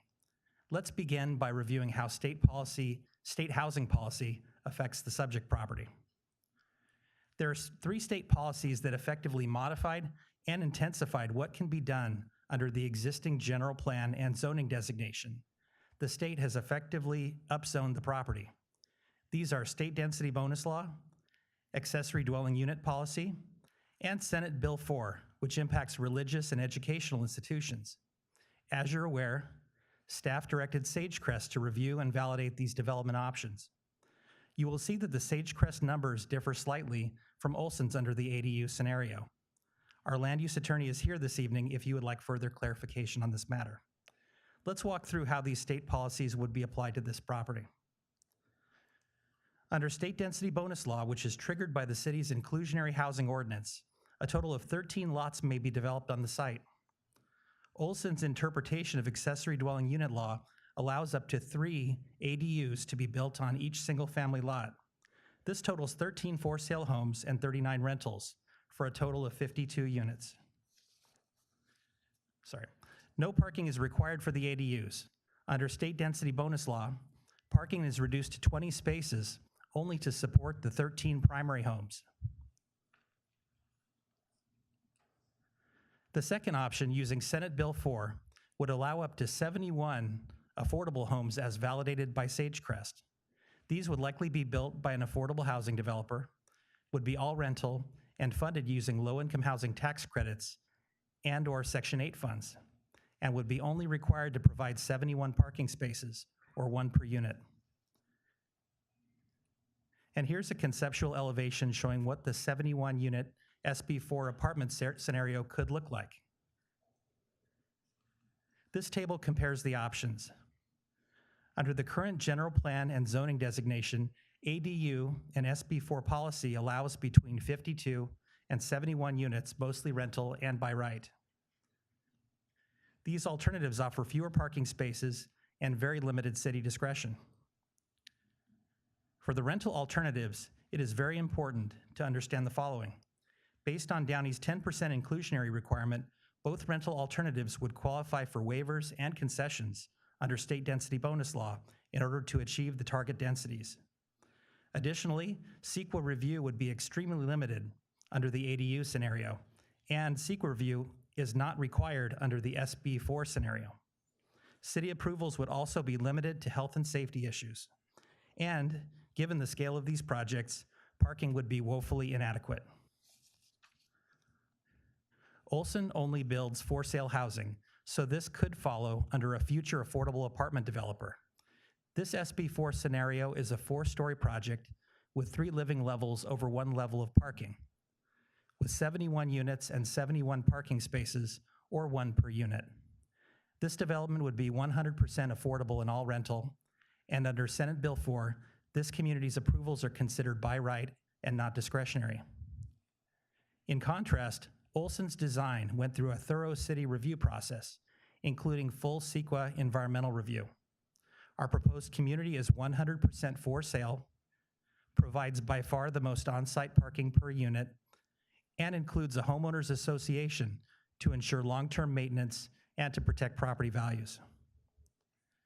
If the project is approved, in an effort to further de-intensify the potential uses of the site under SB4 and ADU law, Olson will place a covenant on the property restricting the site to only 33 homes with no ADUs in perpetuity.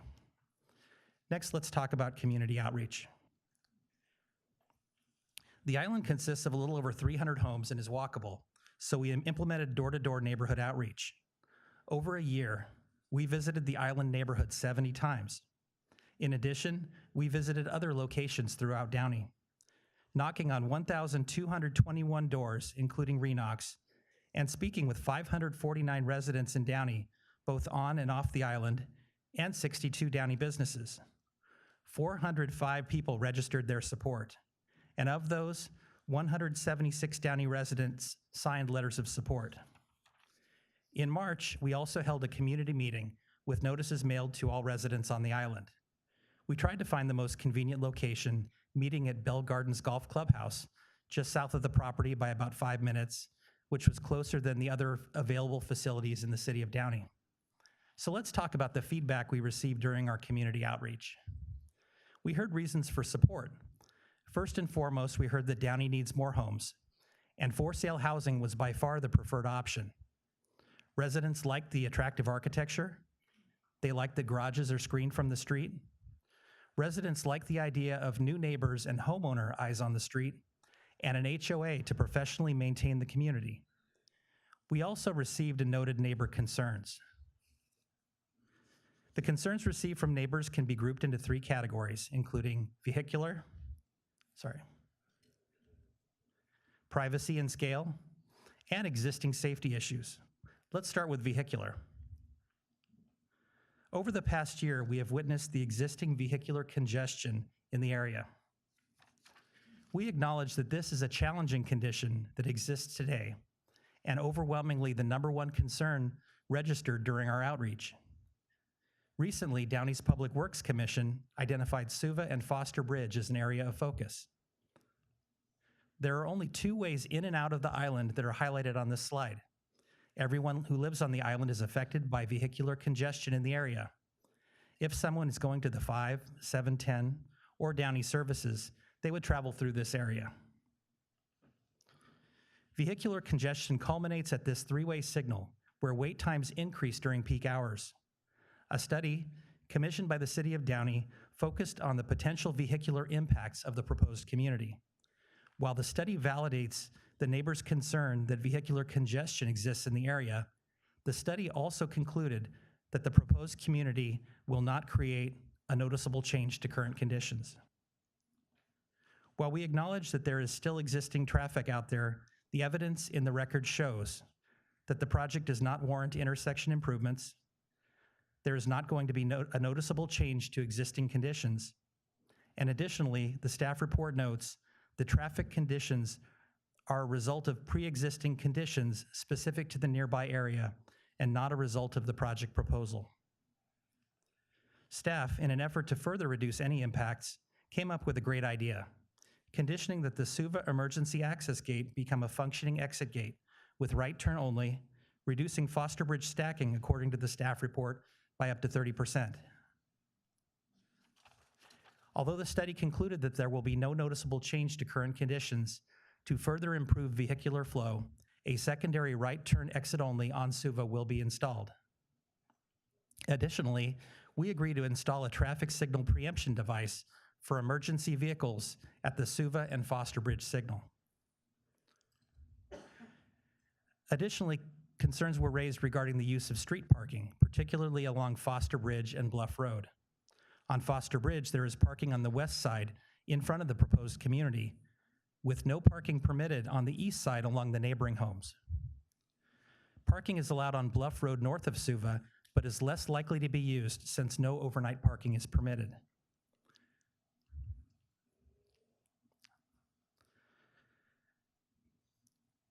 On Bluff Road south of Suva, there are 25 head-in parking spaces,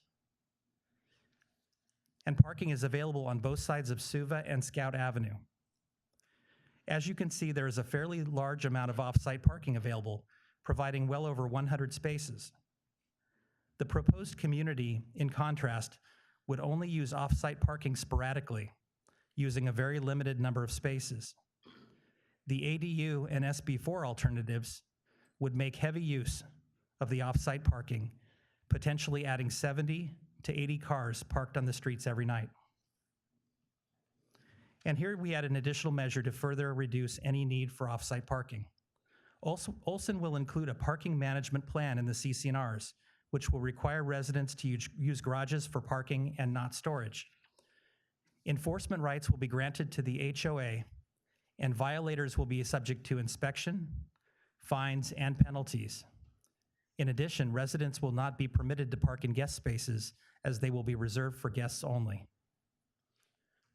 During outreach, Olson received comments about scale of the proposed community and concerns about privacy. Specifically, the neighbors across Foster Bridge expressed concerns about privacy. This exhibit of our original submittal shows where we started, with only a few trees on Foster Bridge Boulevard. We agreed that there was a lot of room for improvement. Staff also expressed a similar concern, and based on community feedback and at staff's recommendation, we worked with our landscape architect to select specific trees that would best address privacy and transition scale. We have added 13 trees on Foster Bridge, selecting species with 40-foot tree canopies at maturity to provide privacy and to buffer and transition between our site and the adjacent homes. To further enhance privacy, Olson has elected to install window coverings at third floor Foster Bridge windows prior to occupancy, and will be conditioned to always have window coverings per the CCNRs. In addition to Foster Bridge landscape, we enhanced plantings along the north property line to buffer the adjacent home. At the first Planning Commission meeting, we received some comments regarding privacy along the north property line. As you can see here, we have designed a 37.5-foot setback from the north property line to the nearest townhome. In addition to the existing 6-foot-high block wall, several trees will be planted along our northern boundary, with canopies ranging from 12 feet to 40 feet at maturity. In all, we are planting over 100 trees on site. And to our list, we've added the following measures to address privacy and scale, with 13 trees along Foster Bridge for additional privacy, as well as builder-installed window coverings on all third-floor windows facing Foster Bridge. The CCNR shall require that those locations always have window coverings installed. We have designed a 37.5-foot setback at the north property line with screen trees along its entire length, with canopy heights from 12 feet to 40 feet at maturity. And we are planting over 100 trees across the site to buffer and transition. We also received neighbor input on existing safety concerns. There were concerns about vagrancy in Treasure Island Park and the church parking lot after hours. And here's how the project could help with safety. If the city should choose, $35,000 in park fees generated by this community could be spent on lighting, cameras, and improved security at Treasure Island Park. The new townhomes will also place additional eyes on the street and participate in Neighborhood Watch. And at this time, I'd like to highlight the benefits of this community. This community will bring increased revenues to the city of Downey of approximately $900,000. And according to the National Association of Home Builders, there is a substantial one-time and ongoing annual revenue benefit to the city of Downey. The Downey General Plan goals, policies, and programs support the creation of new for-sale housing, promoting home ownership. As noted in Downey's adopted housing element, the RHNA requirement for new housing stands at 6,525 units, with only 193 units identified to date, with no recent new housing in Northwest Downey. At this time, let's recap some of the design features and measures offered by the proposed community. We have our gated entry, enhanced paving, 13 privacy trees with 40-foot canopies, Spanish colonial architecture with front entries and patios, window coverings at Foster Bridge facing third floors, trees, shrubs, and monumentation at this prominent Downey Gateway location. A vehicular measure right turn exit only onto Suva, raised patios with brownstone steps, landscape buffering along the storage use, planting over 100 trees across the site, a central courtyard with patios and paseos, a pet area, and landscape buffer with trees at the north property line. And here we have an architectural elevation from the community's frontage along Suva Street. The elevations incorporate Spanish colonial design details, including earth-tone concrete tile roofs with hip and gable articulation in the roofline. Other features include box bay windows, faux chimneys, truss tails, sculpted sills, clay vents, differentiation of front entries, front patios, and movement in the elevation plane. And once again, here's a summary with all 11 measures to address the concerns of the community. In summary, here are some key points. While not solving vehicular congestion that exists today, this proposal is far less impactful than what can be done today by right. Olson is offering 33 homes versus 52 to 71 homes. The ADU scenario only requires 20 parking spaces for 52 homes, and the SB4 scenario only provides requires 71 parking spaces for 71 homes, or one space per home. Olson is offering 33 homes with 71 parking spaces. The City Commission CEQA study shows no adverse impacts, and according to the traffic study, the proposed project is forecasted not to have a noticeable impact on transit demand. As we begin to conclude, I'd like to stress some critical points about this community. Olson has a proven reputation in Downey. We are offering for sale homes with pride of ownership versus rental. And this community is 46% of the achievable density by right. According to the traffic study, the proposed community will have an unnoticeable vehicular impact, and the city is working to address current congestion. We will implement a parking management plan for the 33 homes versus significant nightly street parking with the alternatives. The proposed homes will help achieve RHNA goals, and we have included 11 measures to address community concerns. This concludes our presentation, and our team is available for questions. Thank you. Thank you. So now is the time for questions by members of the City Council. Questions can be posed to either staff or to the applicant. Do any members of the council have any questions or comments? I have a question. Yes. Yes. On the trees that you're planting for privacy, do you know what size box trees they are going to be? There's been concern that there might be 15 gallon. Are they 24 inch, 36 inch? I know the maturity is to 40 feet, but how long will that take? That's a good question. Let me check the landscape plans really quick. Okay. And then my second question would be, what are the anticipated HOA fees? Do you have any idea of that? We haven't formulated that fully yet, but we would imagine in the $300 to $400 range. Okay, thank you. Thank you. No additional comments or questions. Just thank you for the presentation. It was thorough, and thank you to staff for their presentation as well. I was going to comment on the trees, how long it would take to get to the size we need them to be. Thank you. Mayor, if I may, I do have the answer on the trees. The trees facing Foster Bridge are 3 types of trees per the landscape plans provided. There are 4 Brisbane box trees, and those are designated as 36-inch box trees, and those grow at a rate of 2 to 3 feet per year. And the maximum height is 35 feet at its full growth.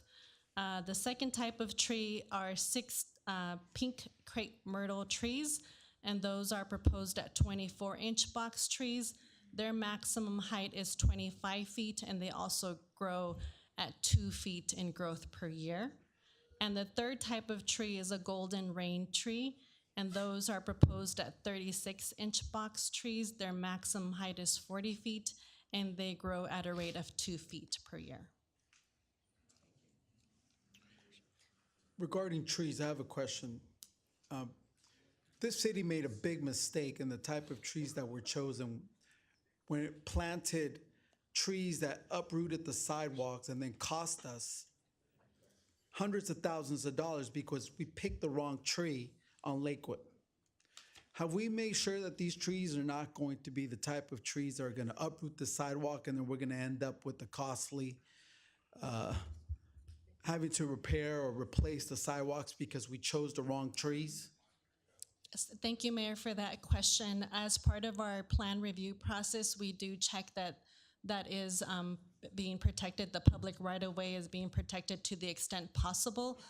Things that we require through the landscape review are root barriers and other methods of irrigation to ensure that the tree canopies stay within the roots stay within the drip line of the tree canopies, and that prevents the root systems from going further out into the right-of-way, and that is part of our review.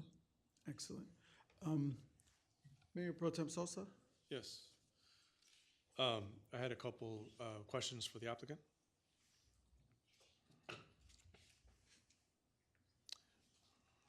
I know the planning department emphasized holding a community outreach meeting, and I know that the Olson Group preferred to go door to door.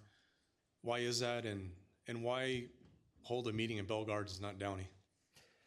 Our door-to-door outreach began with COVID, when we couldn't hold a community meeting. When we couldn't hold a community meeting. So we started going door to door. And what we found was that outreach was extremely effective because we could talk to a lot more people than we could by holding community meetings. What we found at the community meetings is we wouldn't get the attendance that we could get by talking to folks individually, that some folks would not share. They weren't comfortable sharing in a public setting.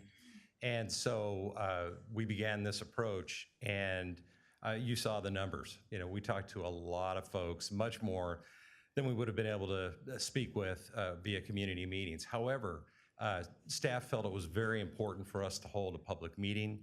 We initially kind of resisted that and said, look, this is kind of a tried and true method. We think we're getting better feedback.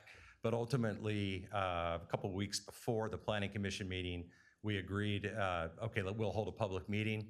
And my apologies, it was late. We tried to get that meeting completed before the Planning Commission. And the closest location, because of where this neighborhood is, was at the Bell Gardens Golf Course, which was close. It's a nice facility. And that's why we held it at that location. And we had 22 people attend. If we had been able to provide even more notice and more advanced preparation, perhaps we would have had more people attend, but the input we received was exactly the same input we had been receiving over the past year. Thank you. Just to jump on that question, okay. How much notice did you give residents? And how did you do that outreach? For this particular meeting, we left the notices at the local post office Wednesday evening.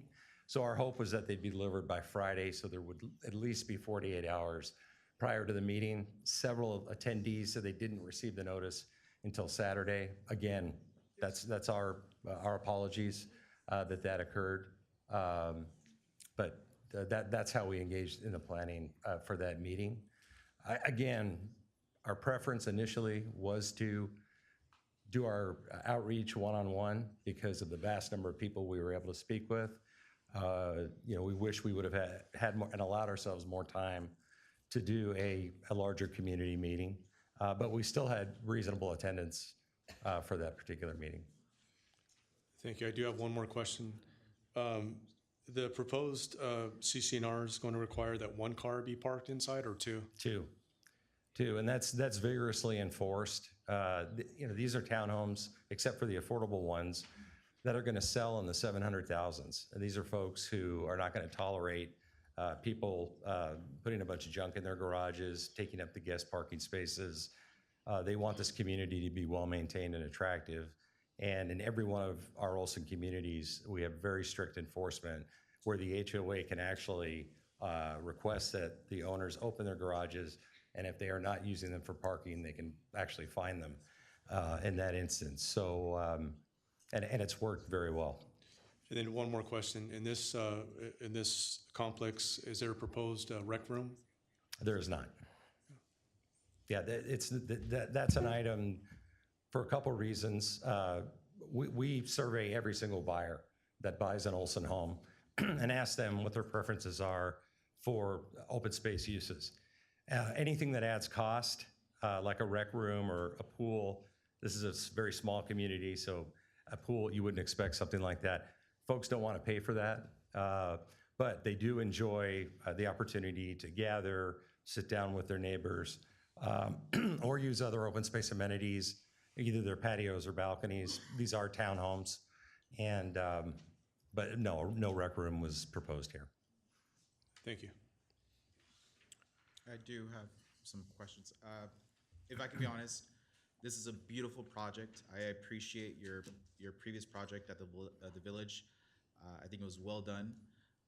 But if I can be honest, based on the comments I've received, you took for granted the community outreach. And I think this should be a lesson learned on regards to how you guys should reach out to our community, because we're here to hear out what the needs of our community members are asking for. So I think it's just unfortunate the way you guys have approached certain things. I do have one question, because I know my council colleague asked this question, but you said you received letters from Downey residents in support. Are they the island people or people within, or just in general Downey residents? Yeah, I believe we received 30 from the island. How many support letters? About 40 support letters from residents of the island, and the remaining 127 from elsewhere in the city. Just for clear, 40 support in the island. The 40 letters of support. We spoke with 120 island residents who provided an opinion. 90 of those 120 supported the project, 30 had concerns.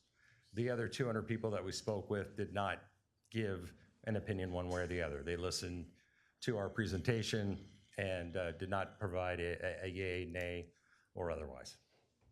Okay, thank you. I have a question. My reading of Senate Bill 4, based on dates, you submitted this project before the pandemic. Senate Bill 4 was voted on after you had already put your project in motion. And my understanding is that Senate Bill 4 goes into effect June of this year, next week. So if the current property owners, which is a church, came up with a developer who would come up with 71 affordable units, and maybe this is to the staff, starting with our city attorney, what can this city do to stop a 71-unit development that this church decides to do to stop them? Can someone tell me? Well, you also raised a great point, Mayor. When we first started talking to the community about the Olson project, we didn't get into detail about a 71-unit community because it didn't exist.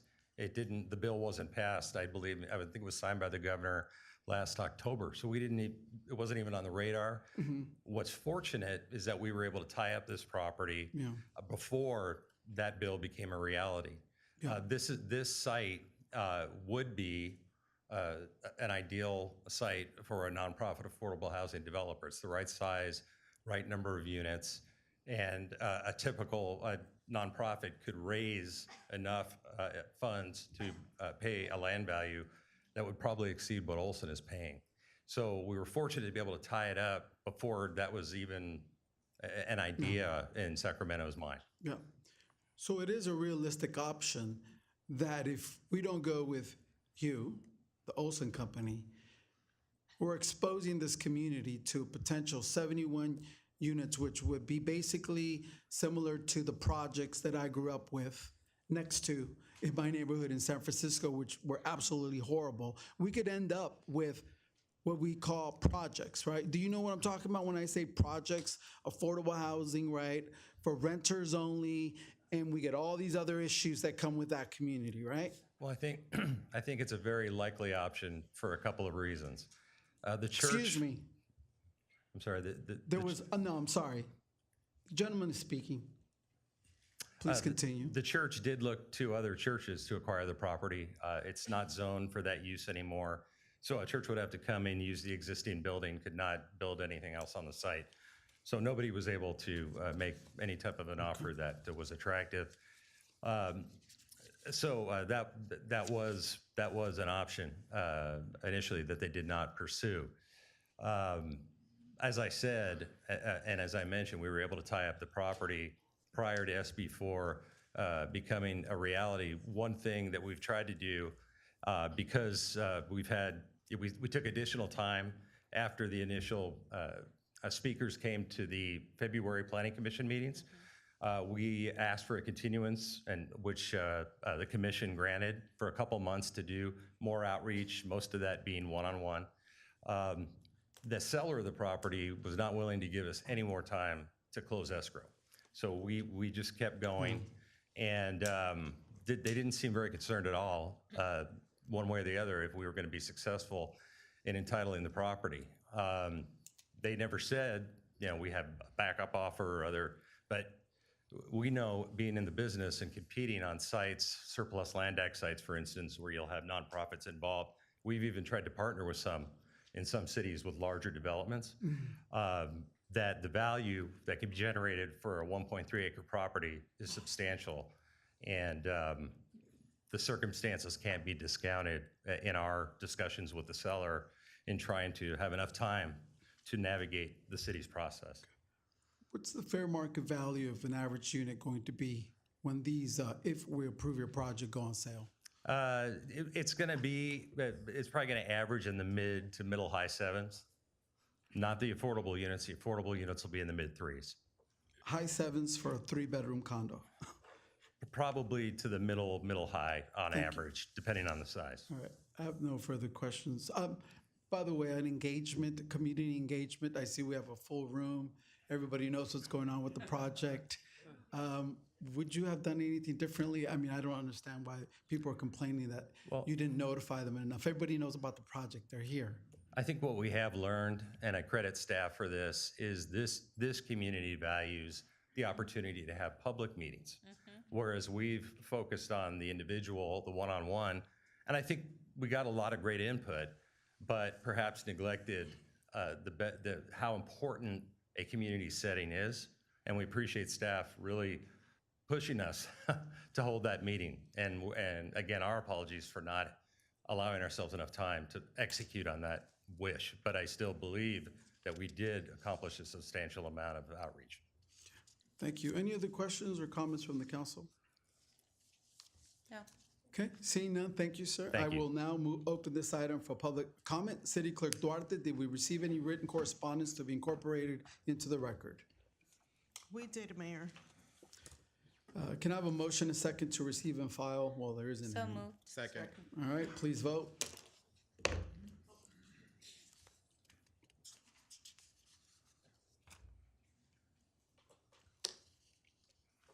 The motion is approved unanimously. Thank you. Members of the audience wishing to address the city council regarding the public hearing item may come up when your number is called. I will be calling blue number cards for this item. I remind speakers that you have, how many speakers do we have? 2 minutes. Based on the number of speakers pulled cards, I find that to be a good cause to reduce our traditional 3 minutes to 2. To address the council, and your comments must be regarding the public hearing item.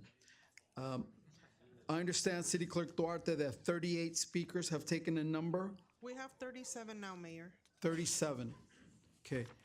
Before we start, I would remind members of the audience, listen, this is your public hearing.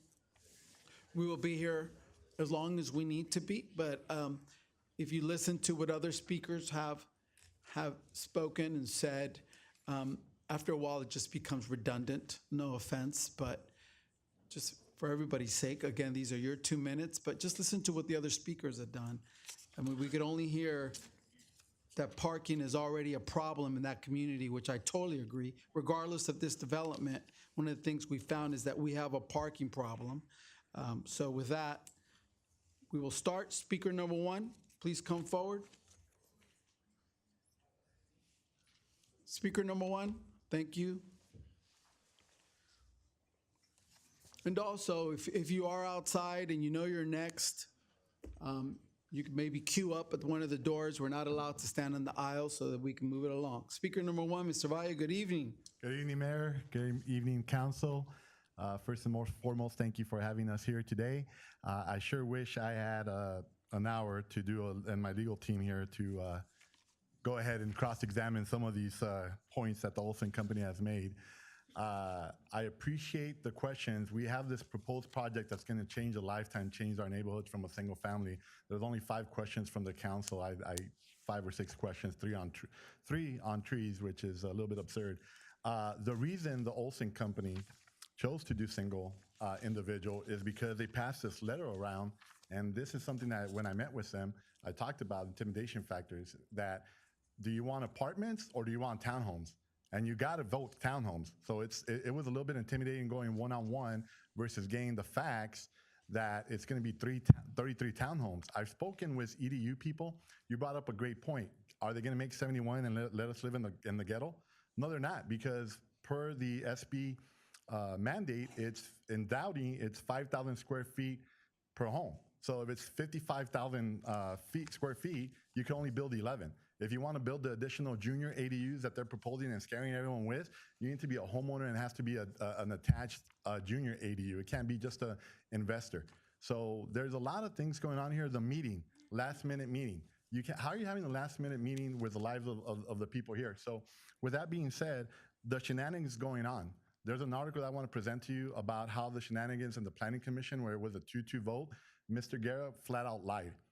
The Olson Company made it perfectly clear that they're waiting for him to come back so they could have his vote and his control to pass this to the council. He lied about not owning per the deed of trust, as it was in this article. He lied, saying that he was not an Olson customer. He had been a previous, so there might be a potential conflict of interest. But again, I only get 2 minutes. I wish I could rebut a lot of their points that they have here, but don't scare us. Please do the right thing, council, and vote no.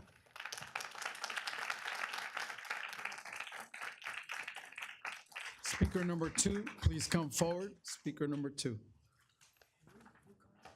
Blue card. Good evening. Good evening, Mr. Mayor, City Council, City Manager, City Attorney, planning staff. You did a fantastic job on vetting this project and taking it through the process. The communications was excellent. Great presentation by the applicant and by city staff. Thank you for a job well done. I'd like to clarify that my name is Brian Heyman. I'm not an employee of the Olson Company, although I would love to be. There was an article by a fish wrapper of a newspaper called Cerritos Community News that reported somehow mistakenly, they didn't vet it with me, they didn't do basic fact checking as every responsible journalist would, that I'm an employee of the Olson Company. I would love to be an employee of the Olson Company. I'm a resident of the city of Downey. I'm retired. I live in the beautiful neighborhood of Orange Estates, in the 3rd District, which Councilwoman Pemberton represents. She's done a fantastic job for us. I'm all in favor of this project. As I said at the first Planning Commission hearing when public comments were reopened at the very end of it, it's a fabulous project. And I wish you gentlemen and ladies the best of luck. Welcome again to the city of Downey. They've done a fantastic job here. I wish I had bought one of the townhomes that Olson built downtown at the Village Walk. Turned out to be an excellent investment. Great project. The project on the island is going to have similar architecture, going to be a little bit bigger project, afford more people the opportunity to buy. I urge you all to vote in the affirmative for that project and to approve all the recommendations that our capable planning department has made. And I also want to point out that 2 members of the Planning Commission are conflicted. They're both known to be political candidates for city council. They both voted against the project. So and their votes should be taken into consideration. Dorothy, please vote for this project. Thank you very much. Thank you, Mr. Heyman. Speaker number 3, please come forward. 3. Going once. Speaker number 3, going twice. Speaker number 3, is that speaker number 3? Speaker number, Mr. Martinez.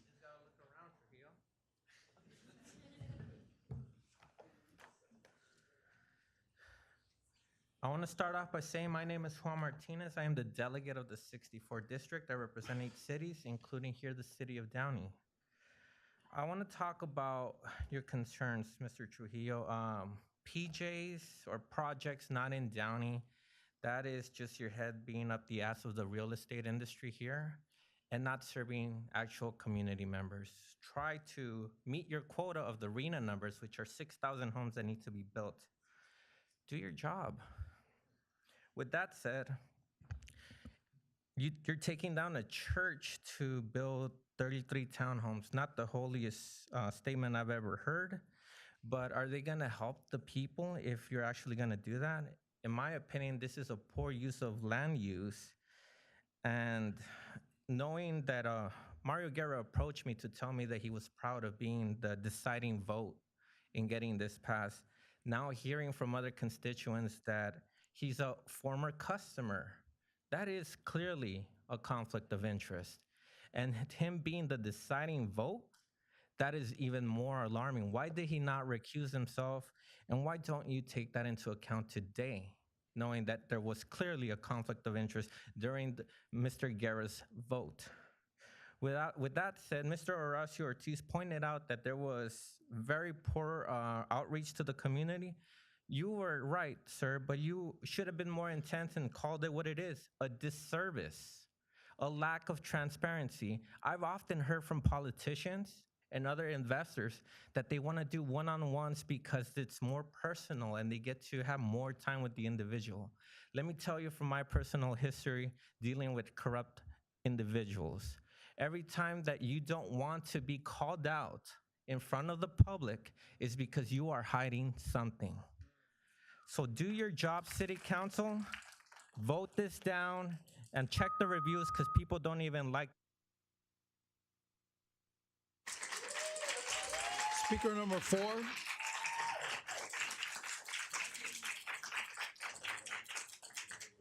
Speaker number 4, good evening.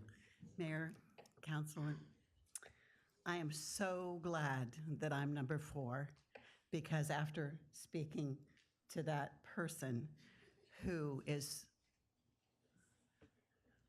got the most ridiculous comment on the back of his shirt to start with, that he shouldn't even be allowed to be in here. However, I need to call him out because when we see somebody who needs to hide something, they need to be called out, and that's you. I'm a long-time Downey resident. My family has been in Downey since 1949. I think that wins as far as seeing the change and the development and the projects that have gone up. And I am in full support of the project for the 33 condos that are going into this property.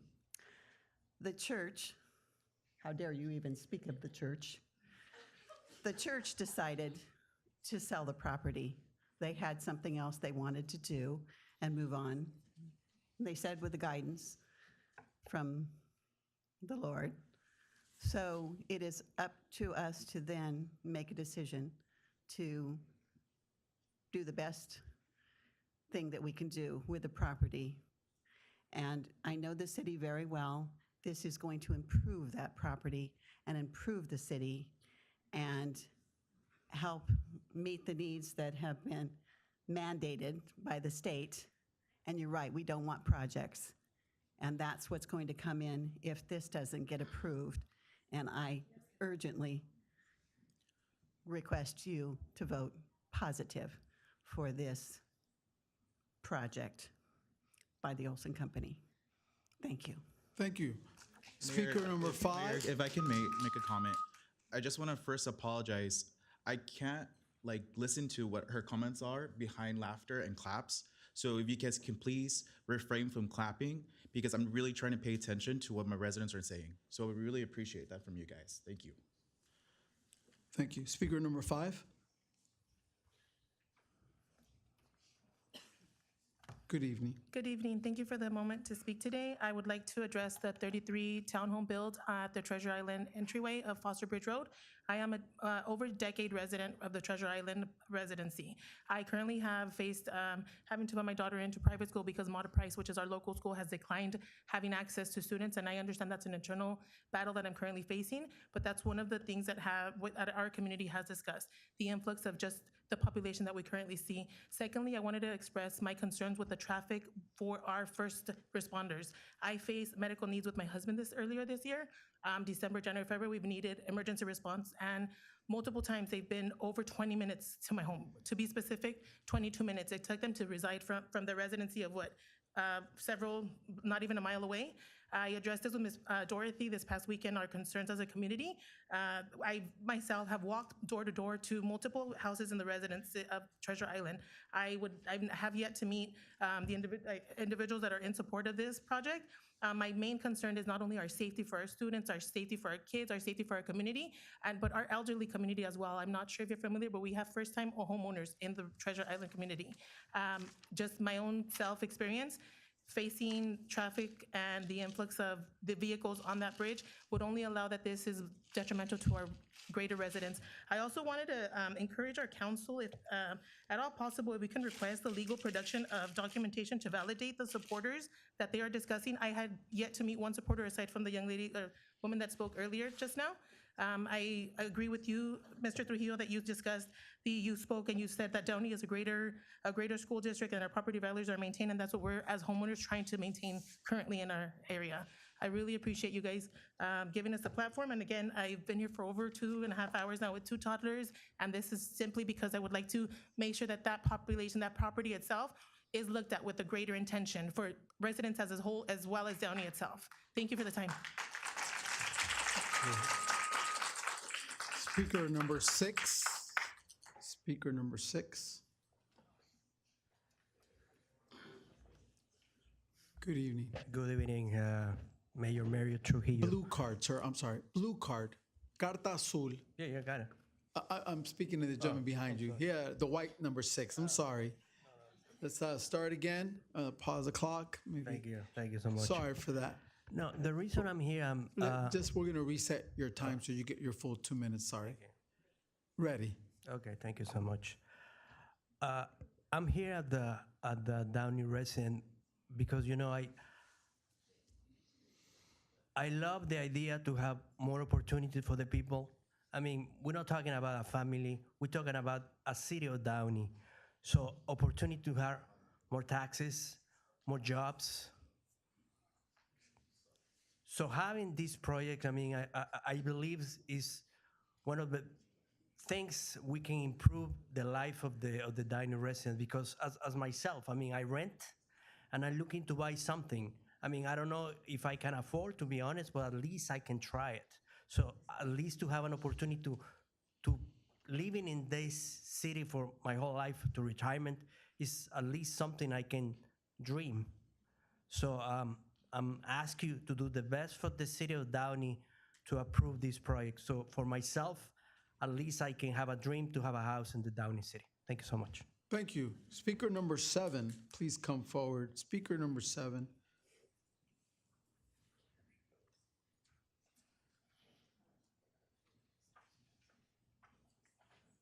Hi, good evening. Good my evening. name is Michelle Martin. I've been a resident of the island for almost 25 years. I'll make it quick because I spoke at the last couple meetings, but do I want the property developed? I do not want the property developed. However, we are not being realistic if we think that something is not going to be developed there. The owners of the property are selling the property. Something is going to be built there. I don't think it's a threat. I don't think Olson is threatening us by showing the options. I think those are realistic options. So although I love our community, I support my neighbors who are opposing to try to keep it as it is, but that's not the reality. So with that being said, I do support although I don't want it to be developed, it's gonna be developed, and this is the project that I would support being developed there. Thank you. Thank you, Ms. Martin. Speaker number 8, please come forward.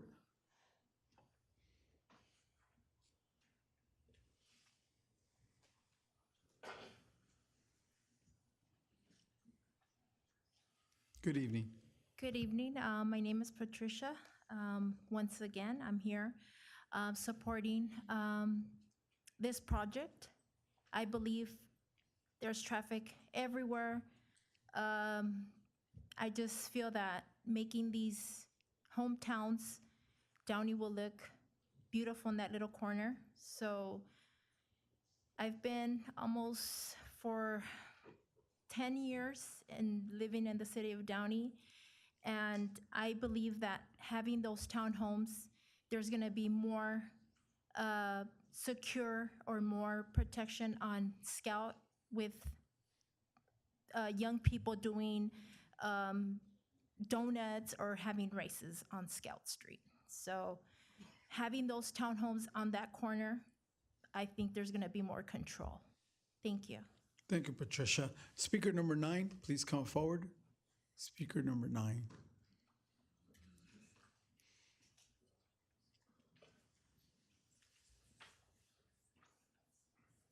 Good evening. Good evening. My name is Carlos. I live in city of Downey, and I support the project of building more townhouses because we really need them. Okay, thank you very much. Have a good night. Thank you, Carlos. Speaker number 10. Speaker number 10.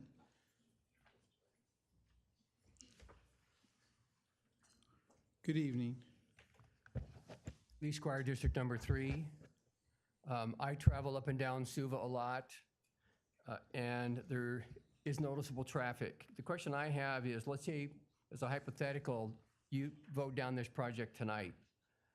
Could it be proven, I mean, is it possible that if the Olson Company owns the property, that they could pull back the development, resubmit it, and automatically trigger Senate Bill 4, since that is a pre-existing church site? If that is the case, looking at the two alternatives, I would be in support of the townhouse development, provided that maybe some money is set aside just in case, even though this is a study, to offset the potential traffic mitigation if in fact they're wrong. Because again, it's only based upon statistics and not reality. But again, if I have to choose between the two of them, I would rather have a townhome where people can actually buy these homes and have that level of control than an alternative. But again, I'd just like to know, if it was denied, could they pull back the development and resubmit it and trigger SB 4 that goes into effect on June the 1st? I would just like to know that. Thank you very much. Okay. Speaker number 11, please come forward. Speaker number 11. Just to remind folks, when you come up here, it's not a back and forth conversation. This is public comment. We take your public comments. If you would like further follow-up to your request, you could certainly contact us. You could come up to the 3rd floor or email us. Good evening, speaker number 11. Good evening, Major Trujillo, ladies and gentlemen. I'm here to support the Olson project. I think it will bring so much value to the city. I love how they have at least some houses that us, the poor people, can afford. I think it will be nice to have a house there. It looks beautiful, like the whole thing looks beautiful. And please support this project. Thank you. Thank you, speaker number 11. Speaker number 12, please come forward. 12.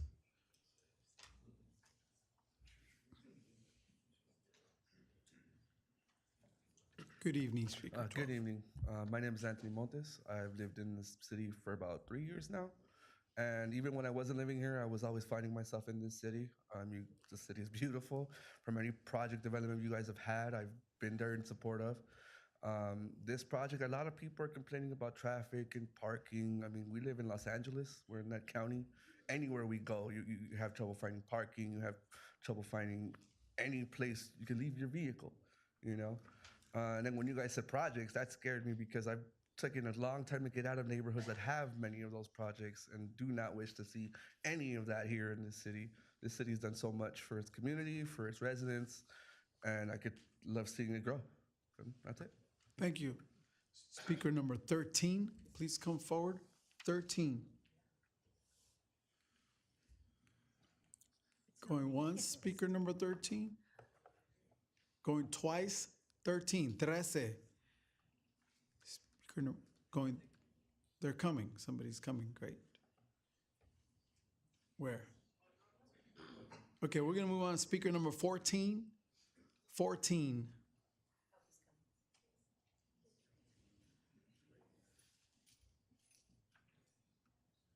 Sir, can you show me your card? Yes. Great. Number 14, please, whenever Hello. you're ready, sir. Good evening. Hello, good evening. My name is Emmanuel Leon. I'm in support for the townhomes simply because as a young first-time home buyer, there's not that many options for us, especially here in Downey. You know, mostly everyone who's against it, they already have their houses or they already have a mortgage, you know?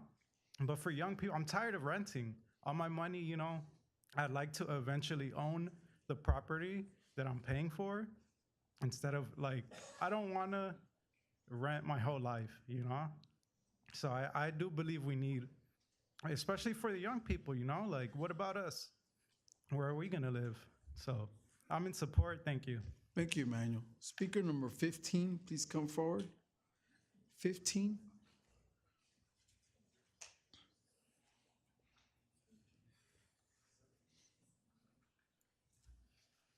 Good evening, sir. Whenever you're ready. Good evening, ladies and gentlemen, and members of the council.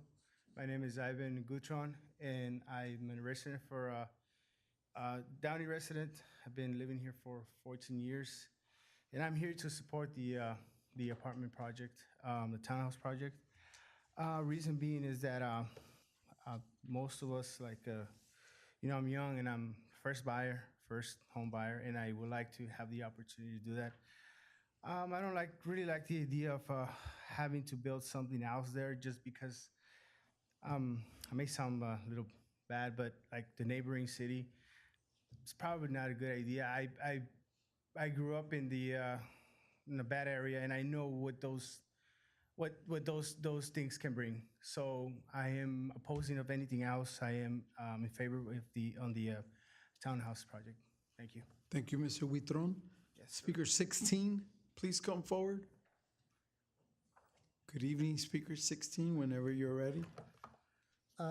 My name is Jose Delgado, and I've been an island resident for 36 years. And some of the politicians have said, believe not what we tell you, but what you see. It's the other way around. Politicians tell you, believe me what I tell you, not what you see. And what I see is that the traffic report that was mentioned said that it was going to be a no notable increase in the traffic. Well, noticeable increase, that's relative. If you live in the city of Downey, you're probably not even going to notice it. If you live in the island, that's your artery. You're going to see it. It's going to affect your life. The traffic handbook they talked about, they doesn't talk about a 70-year-old bridge anchored by the four-way stop on one side and a signal with a 5-point on the other side. When we talk about, at the commission, there was a comment about that the traffic is not the developer's problem. But in Downey, we have some of the worst intersections in the state. If we're not dealing with those that have been they have not been taken care of, that they still exist, well, the city has to take care of that. Now, the comments at the recent hearing also said that the island residents don't want to share. We're not kicking people out. If they want to come in and buy, fine. If they want to come in and rent, hey, we're willing to share. Now, I've lived, like I said, 36 years, and the house I bought was not my first house, was not my second house. I had to go into it. The last thing is, remember the breakfast of the bacon and the ham, the bacon and the eggs? People in Downey, they are only going to contribute the eggs. The island's going to contribute to the ham. We have a commitment. Thank you, Mr. Delgado. Speaker number 17. Speaker number 17, good evening. Good evening, council members, mayor, everybody on the planning commission. My name is Aaron McClellan. I'm with District 3 in the island. I've been living there since 2012. Just have a few comments. One, piggybacking off what the mayor did in honoring our Columbus High School principal, I would just like to point out that this plan gets a 33% as far as whether or not it can meet the basic criteria of a plan. I don't know about you, but 2 out of 6 is 33%. Shouldn't pass with 33%. No one passes at 33%. So I feel like this is a very poor plan that was presented to you. I feel like the Planning Commission did a very poor job of bringing it forward to you. They should have asked for it to go back and had some modifications and adjustments. It's going to negatively affect from multiple angles, both with traffic, with privacy issues for both sides of residency, for the apartments and for the other folks on the other side. And it's just absolutely atrocious that in the world that we live in today, and as much exposure as everything, that just money alone could get you through missing 4 out of the 6 required items, which are probably already low, to be able to do this. So I am completely and utterly against this project. I do have 3 young children myself that are all adults, 23, 21, and 20, looking to buy a home themselves as well. Yes, this would be great to buy a house there. 33 of them is ridiculous. Maybe 10, 11, 12, 15, sure, half of that size, and they could sell them for much more because they'd be much bigger, much nicer, and a very much better place. So thank you very much for your consideration. Thank you, sir. Speaker number 18, please come forward. Good evening, whenever you're ready. Hello, good evening, Mayor, council members. So I've been a resident of Downey for about 8 years. I don't live in the island, but I do live in the city, and I am supporting this project because I think it's a common sense project. I mean, not only will it bring more revenue to the city for more city services, parks and senior services, et cetera, but I think I'm going based off of the facts that were presented tonight and based off of the information that I've been hearing. I mean, a lot of folks are talking about traffic. I think we've seen the studies, CEQA, all of those studies have already been made. Going back to some of the public comments that were shared earlier, I think by the planning folks, I mean, some of the comments that I saw were residents would much rather see parks built. I mean, I don't think that's even an option at this point. So I think we just have to look at the facts. And I mean, that location is going to be housing. And based off of the options that I've been hearing, whether it's 33 homes compared to 77, I would much rather go with what's being presented today. Another comment that I read on the board earlier today was basically saying that folks that were opposed to this project is because their property values are going to decrease. I mean, I think that is, I mean, outrageous. I am an aspiring first-time home buyer, and living in the city of Downey, I think that we need to see more options. I mean, when you look at Zillow, there's pretty much nothing on the market right now. This at least gives us an opportunity. And so I would say, you know, let's look at the facts and not, you know, see those comments that are pretty much restricting. I mean, we're not displacing anybody. This is a location that's essentially empty right now, and it's gonna bring opportunity. So all I'm asking is for a chance and not necessarily to listen to those comments that are just want to protect their home values. I think that's, you know, outrageous. And yeah, I am in support of this project, so thank you for your time. Thank you. Speaker number 19, please come forward. 19. Good evening. Good evening. Hello, my name is Marcela Gomez, and I am a Downey business owner, and my business is on the corner of Florence and Tecum. I also live a few houses from the corner of Suva and Guatemala Avenue. I will be impacted by this project, and until this day, the Olson Outreach has never come to my house to inform me of this project. Yet I came to the first Planning Commission and the second with an open mind. I realized that this is just a business deal. The voice of the local residents are not being taken into consideration. Profit over people. There is a lot going on in the neighborhood with the riverbed. Adding additional 33 units to this area will become a safety issue for the local residents. I am for responsible development project, but I do not support 33 units on this parcel or lot. Perhaps 20 or 22, maybe even 24, but 33 is too much. You do not need to be a real estate developer to see that 33 units is too many for that lot. I urge the city to please vote no on this project. Thank you. Thank you, Ms. Gomez. Speaker number 20. Speaker number 20.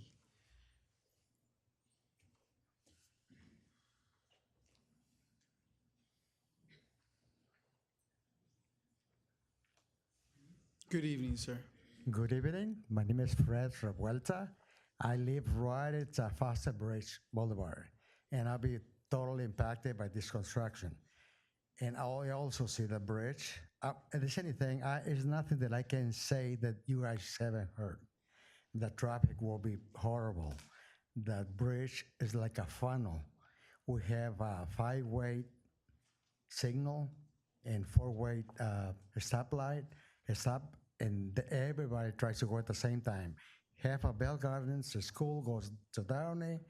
In the afternoon, you cannot get out of my driveway. So for that, I'm not for the project. Thank you. Thank you, sir. Speaker number 21. 21.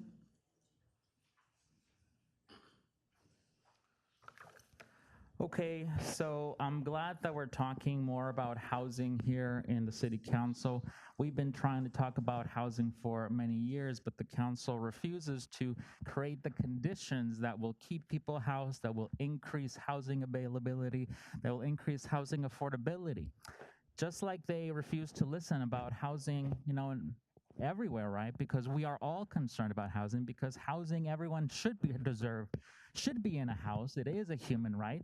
That's why we want you to spend as much time talking about. How about we talk about the housing in Gaza that has been destroyed? Why are we not talking about that? Why are we only talking about building little housing here? Let's build housing over there. Imagine all the housing we could build if there was no genocide being committed by our tax dollars, right? So it's really ridiculous. So I'm very concerned about this particular project because someone brought to my attention about these reviews that the Olson Company has online. It says on the Google Maps that, quote, "I would not buy a home built by an organization that was funded by such an unethical individual as Steve O. He managed OMC apartment complex in Newport Beach for close to 30 years, and he and his property manager rented toxic units causing serious health problems to tenants." Another person says they are gentrifying historic neighborhoods and destroying small businesses. 0 stars. Another person says this review is long overdue. We decided to purchase with Olson, but that was the biggest mistake of our lives. I will say that I had a pleasant experience with one of the sales individuals, but everything went downhill from there. It is the worst decision we ever made. It is appalling. Do not buy from Olson. You'll regret it. Instead, let's spend time talking about the people of Palestine. Ceasefire now. 22. Speaker 22.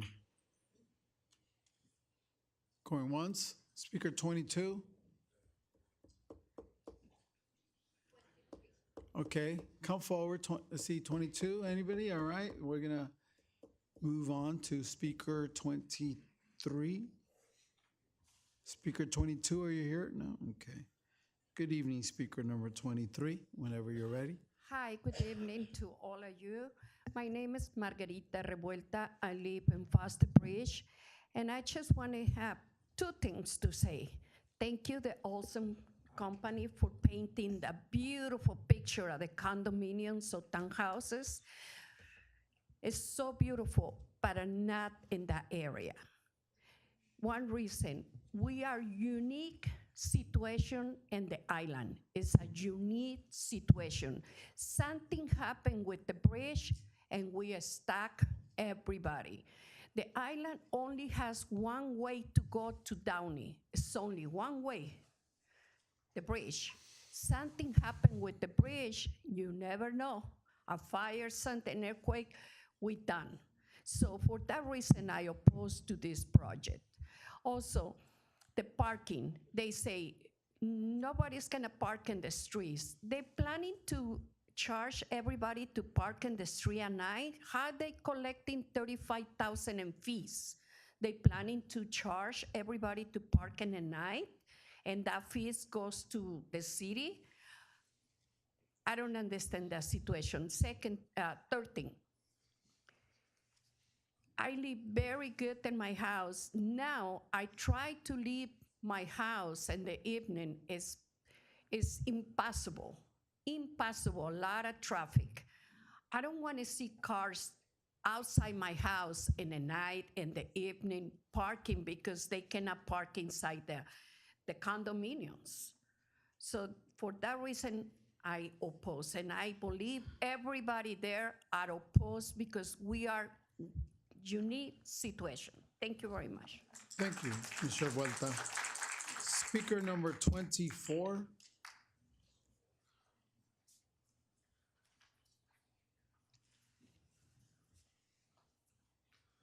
Good evening, sir. Good evening, Mayor. Good evening, council members. My name is Alfred Calderon. I live on the island since 2004. I am opposed to this project because I think it's not affordable housing. And I think a lot of times happens, especially, I don't know if all Latino families, but in my family, 2 or 3 families will get together and they'll say, that's a beautiful home. And I have family like that in Los Angeles, 2 or 3 families get together and they'll buy it. So that's something that will probably happen here, so it'll be overcrowded. I think that's what will happen. Something needs to be built. Yes, I agree. So I'm thinking of what do people need there?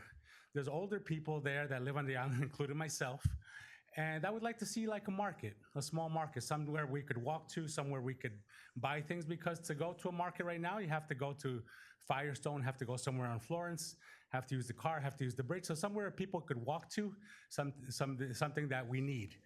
Also, if it's not going to be a market, it could be like a gym maybe with a pool, something that people could use. But either way, both options, the people wouldn't have to be parking there at night. Because if you have a lot of cars parking there at night, I believe that will be a good target for crime. People steal cars or catalytic converters. So that's my reason for saying no. Thank you very much. Thank you, Mr. Calderon. Speaker number 25. 25.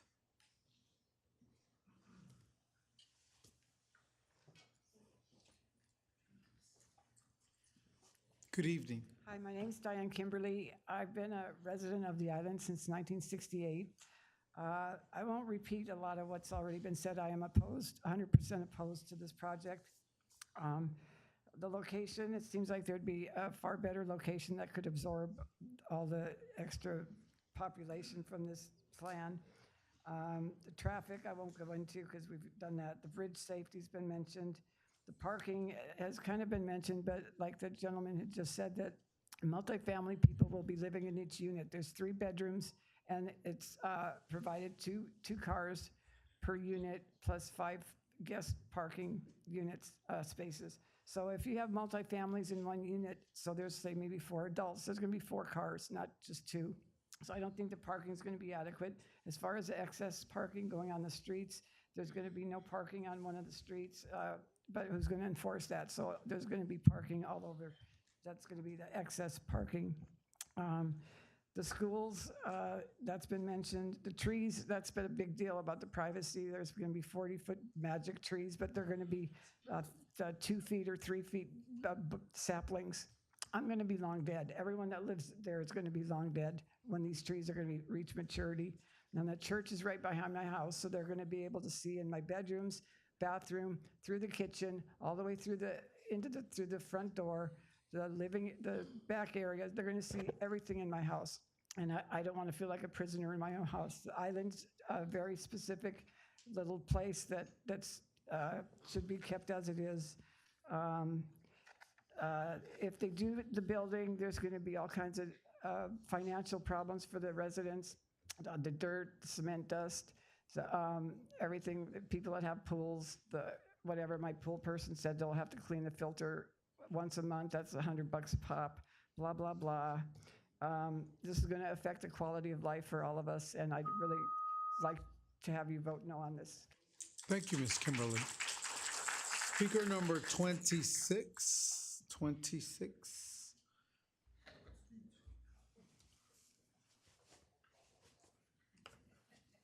Good evening. Good evening. My name is Carlos Gomez. I live on the corner of Glencliff and Dos Rios. I am a resident of the island, and I am opposed of this project.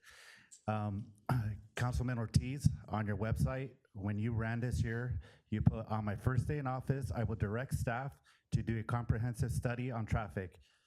I want to identify the areas with the most accidents, speeding, and parking density.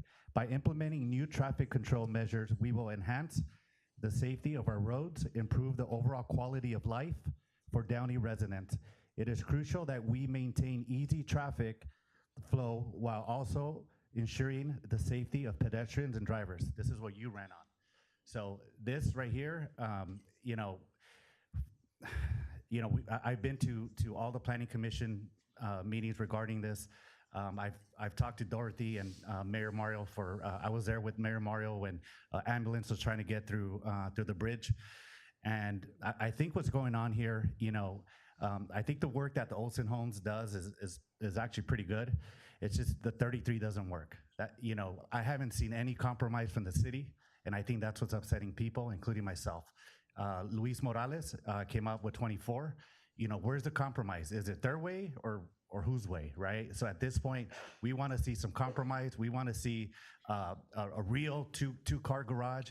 The people that are going to move here that are 750K homes that are going to purchase these homes, how are they going to afford them? These are 6 to 7K mortgage rates, right? With the interest rates now, these people are saying they're going to buy homes. I mean, I can't buy my own home back even if I wanted to right now, and I make a 6-figure income. It's not affordable housing whatsoever. And everything about the Olsen Homes has been shady. They did not translate that letter in Spanish. We got that letter on Saturday, less than 24-hour notice for a meeting in Bell Gardens. Thank you. Speaker 27. 27.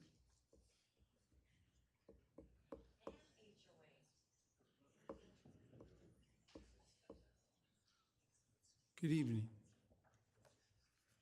Good evening, everybody. I'm a resident of the island for almost 30 years. And I like my island. I like the neighborhood. I love everything of the island. But I am against the project. I don't know how to discuss, but I just don't accept the project. Thank you. Thank you. Speaker number 28.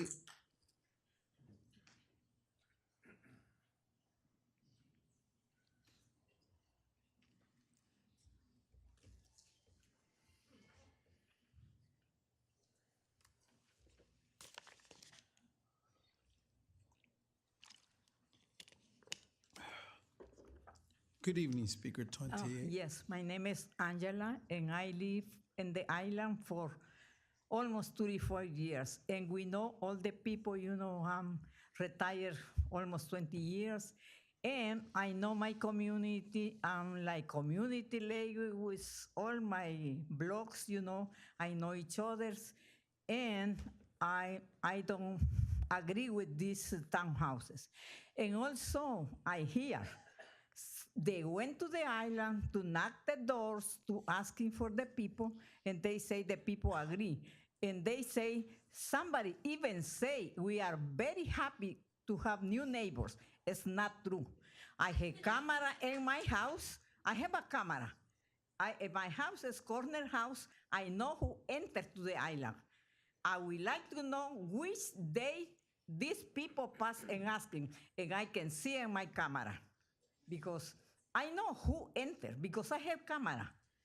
Who passed, I know who is, who knocked the door, I know, I have camera. And then I don't accept this program. I don't agree with the townhouses. Thank you. Speaker number 29.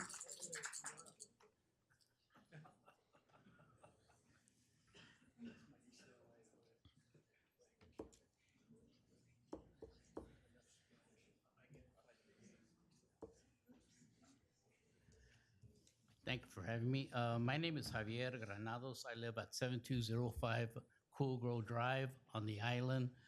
And I'm a simple, humble man. I'm not as erudite as one of our commissioners who's very bombastic and also very loud. But if you take a look around, everybody, there's these pillars. They say fairness, caring, citizenship, trustworthy, respect, responsibility. And really, I believe that one of you, especially one of the commissioners, is not that trustworthy, especially the way they bend the rules and give concessions to the Olson Company. They have bent, twisted, and turned in so many ways to accommodate the Olson wishes. They rival the best contortionists. The proposed site will be a monstrosity sticking out like a sore thumb. It just doesn't fit. It will be unfair to the buyers of those condos who will live in 3-story boxes with most of them sharing common walls. This project will be a drop in the bucket of the need of 6,500 homes, but it will be a tsunami of disruption to the island.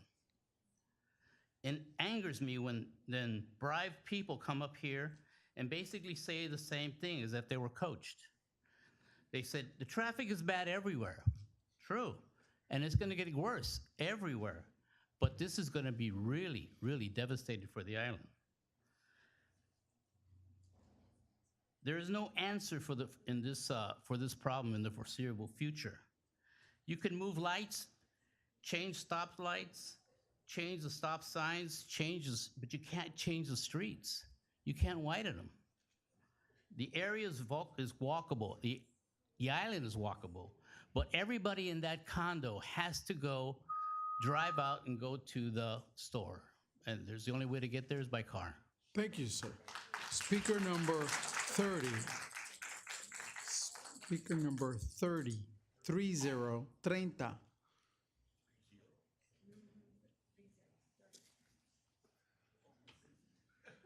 Hi, everyone. Hi.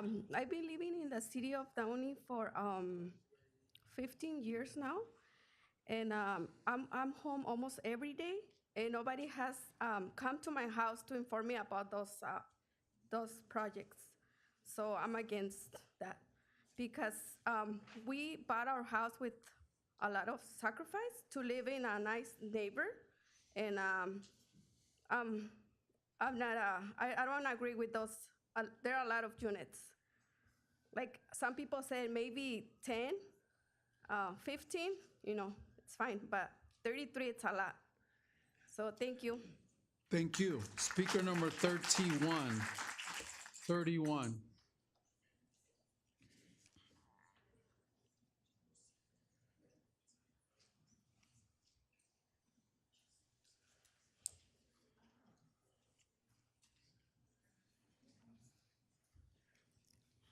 Buenas evening. noches.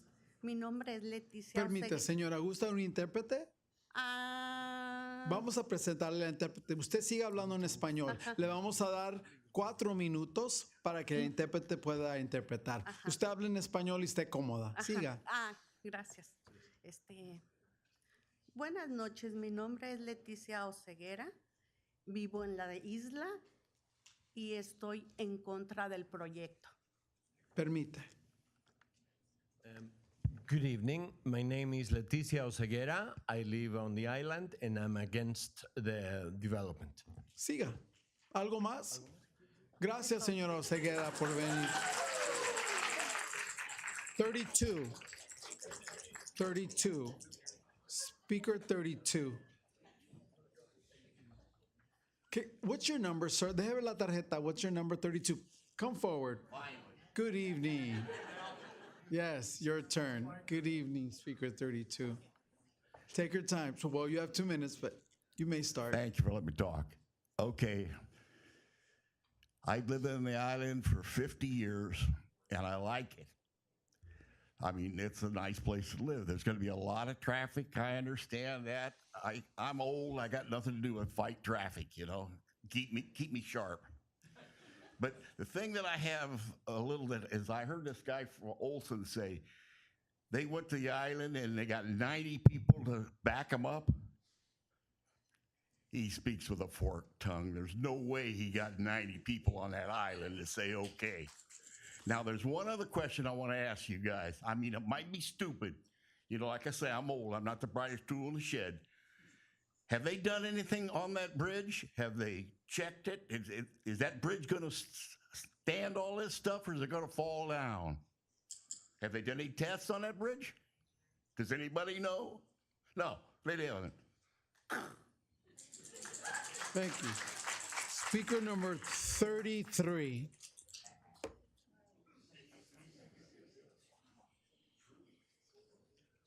Hi, good evening. Good evening. Mayor. My name is Edith. I live in the city of Downey. I do not live in the island. And well, this is the third time that I get to speak. And I personally feel like, seriously, this is an island where they say that everybody gets together, everybody shows love, and everybody cares about everybody. And I totally understand. They feel like something new is coming, and they just don't feel like bringing something new. But they all have different years of living there, 5, 10, 15, 25. Just get in the position of the project. When they would come and say, oh, I don't like that guy, how it looks, it's bald, or it's fat, or it's Latino, or it's black, or if you put their names, at the end probably they'll be rejected from the place. I was so happy when I heard about the project because I'm a single mom of 4, and rent, it's so high right now, trying to move to a different area where I have a bigger house, more units. And it's so hard. It's $3,500 to get a 3-bedroom apartment, and it's just too much. I'd rather buy a house, save some money. Right now where I'm staying, it's a small place, but I call it home, and I would like to call home one of the projects that these guys are building. So I support the project. Thank you. Speaker number 34. 34. Going once. Thank you.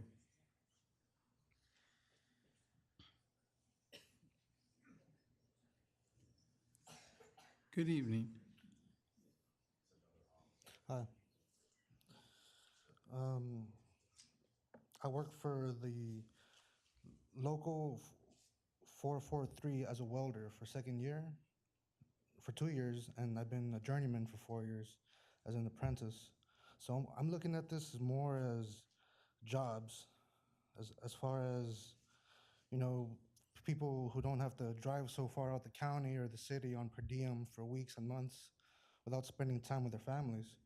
But I understand the frustration and inconvenience as well as the people in question about the project as far as who's involved and who this project will be housing.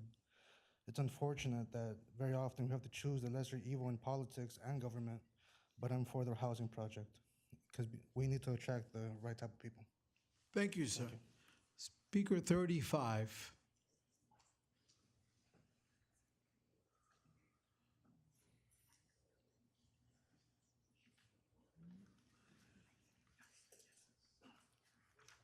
Good evening. Hi, good evening. Mi nombre es Millie. Soy residente de Downey por más de 15 años. He vivido aquí muy a gusto en Downey. He sido una persona que ha ayudado mucho a nuestra comunidad y entiendo que mucha gente está en contra del tráfico. Mr. Interpreter. Good evening. My name is Millie, and I'm a resident here in Downey. I've been here over 15 years, and I've been very happy here in Downey. I understand that there's a lot of people who are against the traffic. Tráfico hay donde quiera, donde quiera. Yo vivo cerca de una escuela y siempre hay tráfico. Siempre hay tráfico. Pero lo que también estamos viendo que este proyecto nos traía mucho beneficio para nuestra comunidad y más para los jóvenes que quieren ahorita ya comprar casa y salir. There's traffic everywhere. There's traffic everywhere. I live close to I work close to a school or live close to a school, and I see traffic all the time. But also there's this development will bring benefits to the community, especially to the young people who want to become homeowners. Y yo estoy a favor del proyecto. Yo sí apoyo al proyecto porque para mí es algo que sí beneficiaría mucho a nuestra comunidad. I am in favor of the development. I want to support the development because to me it's something that will benefit our community. Pues es todo. Thank you. That is all. Thank you. Gracias. Speaker 36. Speaker 36.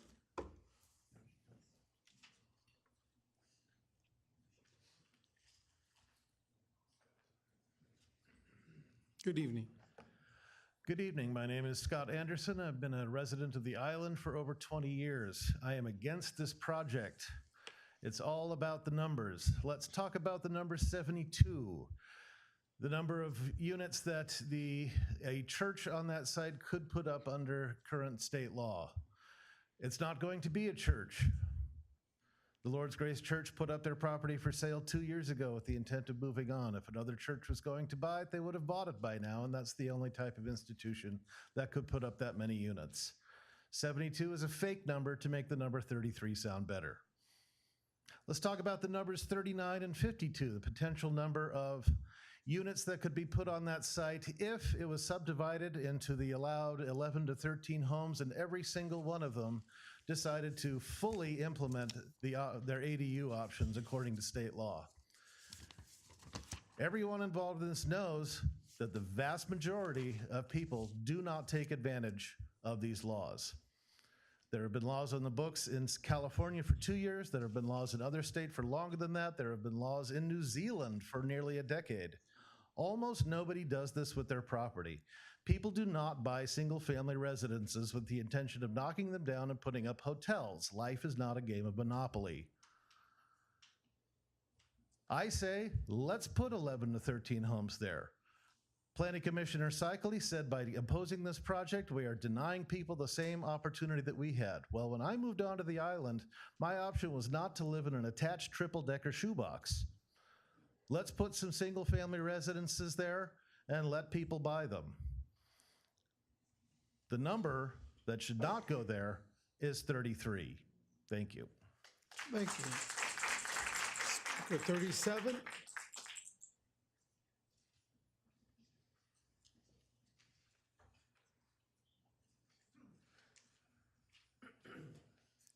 Good evening. Good evening. My name is Adrian, and I live in the island. Let me first address the matter of affordable housing.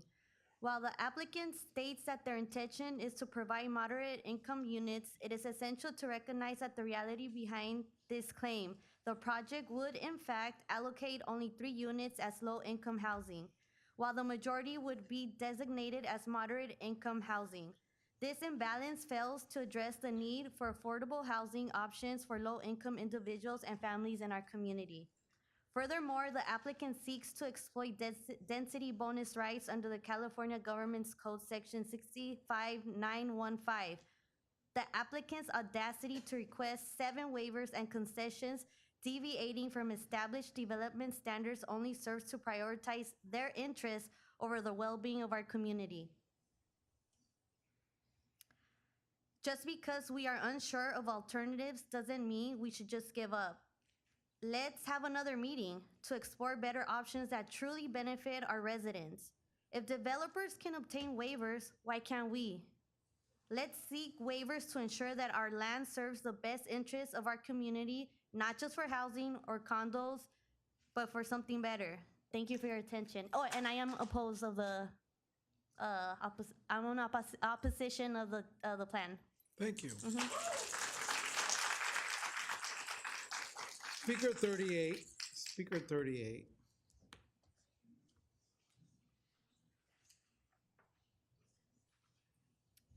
Good evening. Hello, my name is Viridiana. I'm a proud resident here in Downey. I have a 17-year-old son that is attending Downey High School and a 13-year-old that's attending Sussman Middle School. Downey is a special place, but we are in need of housing options. Many of my loved ones who wish to join our community are struggling for suitable homes. That's why I'm fully behind the new construction project. It's not just building houses, it's about building a brighter future for Downey where families can thrive and dreams can take root. Thank you. Thank you. Speaker number 39.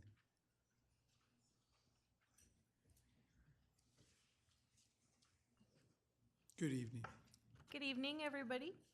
My name is Sandy Medina, and I would like to tell you and insist to you that this townhomes project is a very good opportunity for the city of Downey. It is well known that any type of public expansion brings consequences, both good and bad, but the results are for the benefit of the symbiosis of a productive community. I inform you that I support this project with enthusiasm, and I would ask for you to make your decision with as much enthusiasm. Thank you so much and have a good night. Thank you, Ms. Medina.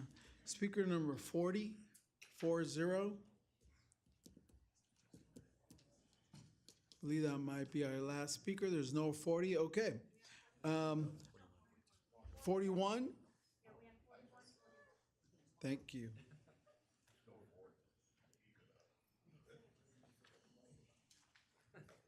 Good evening. Good evening. My name is Rocio Duarte. I live at the island. And I just wanted to reiterate how we will have some issues regarding traffic, even though there was a presentation on a study on traffic. But one thing that was mentioned by the City Planning Commission was that they would increase the amount of time that the signal would be on a red light. That is not going to fix the problem. Another concern that I had shared earlier was that the students that are walking to and from school within that area would be more exposed to much more traffic. So that in itself becomes a hazardous and a safety issue. There are also limited sidewalks around that location as well. In addition to, transients are now coming in with their RVs and parking in that area, and I know this has been another issue that's been consistent along with that. And furthermore, we did not get notification of any kind of public meeting from the Olson Company. We did get a visitation from one of the representatives, and basically it was not like, what do you think? It was more like, let me persuade you on why we should build there. So that basically limited more of the factual information that should be shared with our community. In that area, there was a petition, and several of our members, the vast majority, do not want additional housing at that location. As far as affordable housing, well, first-time buyers have plenty of options if they consult with their real estate agents. Thank you. Thank you. Speaker number 42. Speaker 42. Good evening. My name's Jennifer Heredia. I live on the island since 1990, and I oppose. My reason is 33 is too many townhouses for the section where I live. I don't understand. We have land. Downey has land. I drove by the other day, and they're demolishing over there by the courthouse over there. There's land over there. Investors, why don't they look where there's empty land, a lot of parking space, where they could build those 33 townhouses? Not in a location, to me, it's small, where the church is, to build so many townhouses. And the people are not going to have privacy that are closer there. By the time those trees grow and all that, those people are not going to have their privacy. I just believe in changes, because I have been seeing a lot of changes in Downey for the good, but I just don't agree for them to build in that section when the Downey has other land where they could do that. Thank you very much. Thank you, Ms. Heredia. Okay, I believe that concludes the speakers, unless there's a, well, I'll entertain a motion and a second to close public hearing. Motion? So moved. Second. Actually, does the applicant wish to avail themselves of a rebuttal? Sure. Thank you. Mayor and council members, we've heard a large number of speakers tonight, as we have at the Planning Commission. Speaking from the heart, most of them are concerned about traffic in the area. It's a real problem that does need to be addressed for these residents and also hopefully for the new residents of this community. Fortunately, the proposed community will have only a nominal impact on the existing condition. Other supporters understand that there are state-sanctioned by right options to be built at this site. The numbers 39 to 52, whichever number is correct, is real. And it can also be built as an all-rental community. It doesn't have to be 13 homeowners deciding to build ADUs and add on. It would likely be developed, mapped, planned for 39 or 52 units and potentially sold to a developer that would then rent all of those units. We think the more likely scenario is a 71-unit option that was not present 2 years ago when Olson first tied up the property. The number 11, unfortunately, is not a real number. First of all, the site is currently zoned for that. So just as another church buyer did not work out, nobody stepped up who had planned to map the site for the homes that are allowed and offered to purchase the property or provided anywhere near the universe of a land value that the church needed in order to move. So the numbers are real. Olson is not going to build a 71-unit community. We're not a nonprofit builder. We're not going to come back on June 2nd and reapply to build 39 units, 13 homes, and a bunch of ADUs, because we're not that type of builder. The seller is going to move on to the next in line. What I can say is that Olson chose a difficult entitlement path here, one that we didn't have to choose, but we did so, and we did receive substantial neighborhood input and staff input, and developed 11 additional measures to deal with the issues that the neighborhood had identified, to try to ease a perceived burden on the community, even though the CEQA study does not show any impacts. Olson brings a successful track record to the city of Downey, having successfully partnered with the city on the Village Walk community. That was a joint Olson and city effort that went very well in the downtown. We've also worked with 90 other California cities. We are recognized as the industry leader in providing high-quality, well-managed for-sale homes in California. And with your approval this evening, we look forward to building a beautifully designed community and providing both affordable and attainably priced homes for people in Downey who would like to own a home. Thank you very much. Thank you. I'll entertain a motion and a second to close the public hearing. Move. Second. The time is 9:55, so ordered by the mayor. Unless there are any comments from the council, I will entertain a motion and a second to approve the recommended actions 1 through 4. I'd like to make a comment, please. Yes. I have prepared something and I've reviewed a lot, so just allow me a few minutes, please. Over the last few months, I have gathered information on the project, visited the site many times during peak and non-peak times, listened to several presentations by staff and the developer, read the staff report, listened to resident comments, and walked the entire neighborhood to have a meet and greet last Saturday. And here's what I've known and learned. By now, we should all be aware of the state mandate that requires Downey to plan for 6,000 plus units by 2029. The Regional Housing Needs Assessment, RHNA, requires cities to submit a plan to meet the existing and projected housing needs of people for all income levels. Downey has submitted that plan, and there are sites designated throughout the city that would be applied to our RHNA number.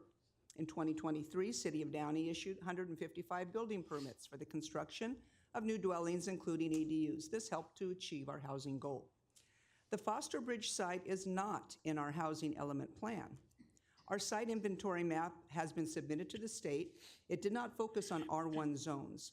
The area noted in the current general plan is low density and zoned R1. As you know, single family, lot size 6,500 square feet. This is what's allowable today. This conforms with the Treasure Island neighborhood.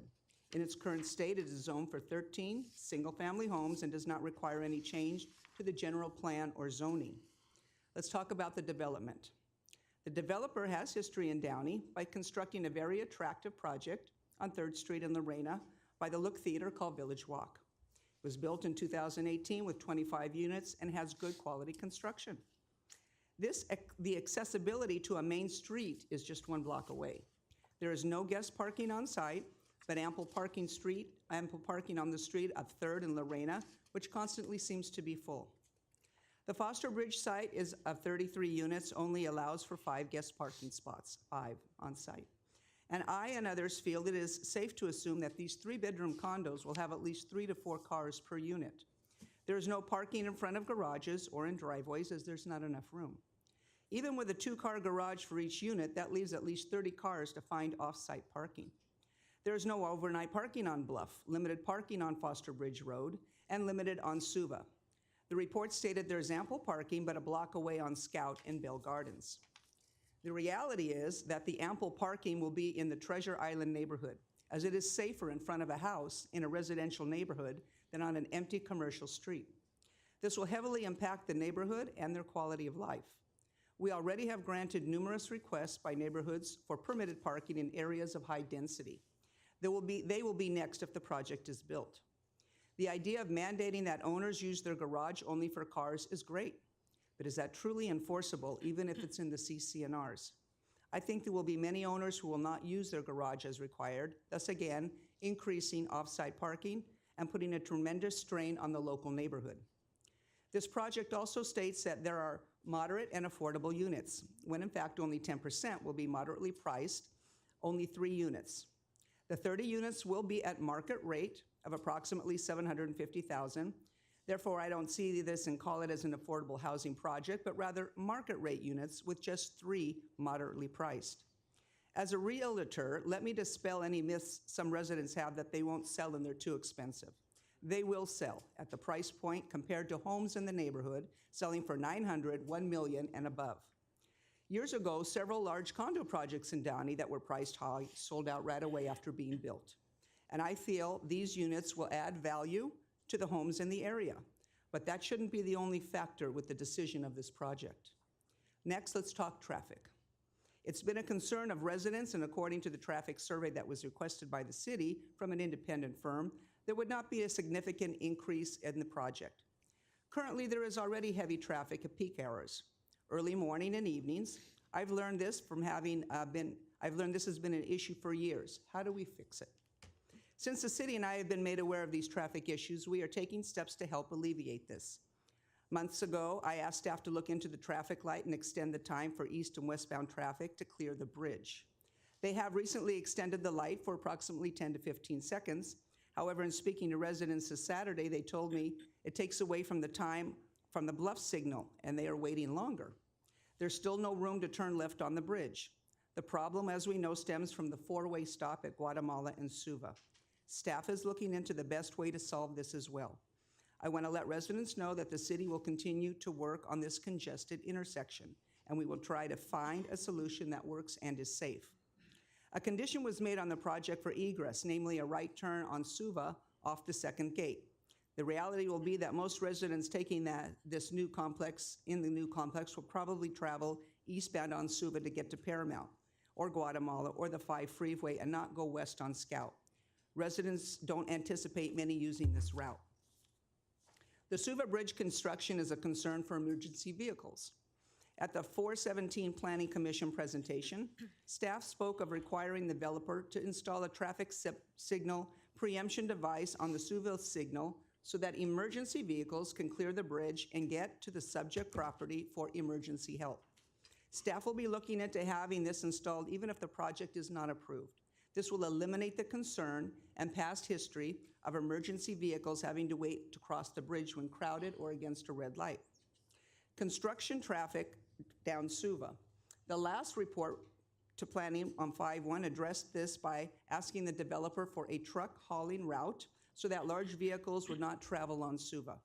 This is a good condition to avoid any construction trucks on Suva, which will not only add congestion traffic to this heavily impacted street, but can potentially put stress on the bridge. Privacy is a concern by local adjacent owners, as a new 3-story structure has a bird's eye view of their backyard and home. Olson has stated that they will put trees to add privacy. Neighbors question the size of trees and how long it will take to grow to the height that actually blocks the view. I have summarized this project as follows. We are reducing our arena number with many projects being planned and/or being approved to be built and within the site inventory map. Examples are 100 units planned off Garfield, 50-plus units off Stewart and Gray, 47 units off Foster, multifamily units on Lorena, Nance, and Downey, where it conforms with the zoning for multifamily and/or is on a street that is an artery. All of these projects are located by or close to a large artery for good traffic flow. The Olson project does not take advantage of our potential housing sites known as the site inventory. Why didn't they choose one of these sites? There are other sites available that would be well-suited and a good fit for the density of this project. The developer has asked for several density waivers that would not be normally allowed with the current builder code, such as setbacks, height limits, not requiring a 10 by 10 outdoor area, but instead a small balcony. The size of the project is not a good fit for the area and will actually reduce the quality of life for the residents. It may have a great curb appeal, but the neighborhood would be heavily impacted by the parking. It has the potential to bring more housing, but let's choose an area that has accessibility to main streets and allow for parking overflow or streets that are not in neighborhoods. Neighborhoods north and south of Suva will see increased cut-through traffic just to avoid Suva. They are already doing this, and from the many residents that I have spoken through, using their cut-through neighborhoods just to get to the freeway. Quickly regarding this topic, a year ago when I was on Public Works Committee, speeding was an issue on Guatemala because of cut-throughs. I had requested speed humps to slow down traffic. Public Works is moving forward on this, and the surveys will be mailed to residents along Guatemala next month. It will require 75% approval of the neighborhood, so stay tuned. Yes, there are some residents that realize that something could be built there that might not be as advantageous as this, with owner-occupied units. But we don't know that that will happen, and if it does, we will need to address the general plan or zoning change if needed. However, building single-family homes, what it's zoned for, does not need a zoning or density change. What we definitely do know is that the owner of the church will sell. This property is listed for $3.75 million, and the owner has every right to sell it for what they see fit. In real estate, the saying is, a property is worth what the able buyer is willing to pay. So finally, what is the solution? Here's what the residents are telling me. Number one, the best case scenario, build 13 single-family homes and at a higher price point than the condominiums, which may still provide a reasonable profit margin for the developer. Or two, the builder selects a new location from our identified site inventory and relocates the development to a more suitable location that allows for better traffic flow, off-site parking in R3 areas, and access to main arteries. Or three, reduce the density of 33 units to say 25 or a 20 to 25% reduction, which will allow for more on-site parking by perhaps 10 to 20 cars. 5 on-site guest spots is not enough. The surrounding neighborhood will be heavily impacted, reducing their quality of life. I feel these options are the best for the neighborhood with what the residents want and what we still allow them to have a high quality of life that they enjoyed for decades. I received much communication and calls, and I just received one yesterday from a resident, and I thought I'd like to share it. High-density projects provoke detriments to community and well-being. They can alter neighborhood dynamics adversely, affecting the quality of life. In presenting these considerations and solutions, the intent is to express utmost respect for developmental aspirations and the community's well-being. The aim is not merely to critique, but to pave a path toward development that respects and upholds community values and enhances the quality of life for all stakeholders. By working together, a development can be achieved that not only meets economic and residential needs, but also enriches the community and environment. I was elected by the people to represent the people, to make decisions that are not only good for the city, but good for the quality of life of all people. Don't the residents deserve a voice? As my mentor and former mayor, Rick Rodriguez, used to say, we the council are public servants. I agree. I'm not a politician, but I'm a public service, here to represent the people who elected me. Therefore, I do not approve this project as has been presented in its current state without some changes, specifically reducing the density and providing more on-site parking. Ideally, single-family homes would be the best fit for the neighborhood. The high-density project is best suited in another area of Downey for many reasons I've discussed. I hope that my colleagues can agree with me. Let's be the voice of the people and vote no.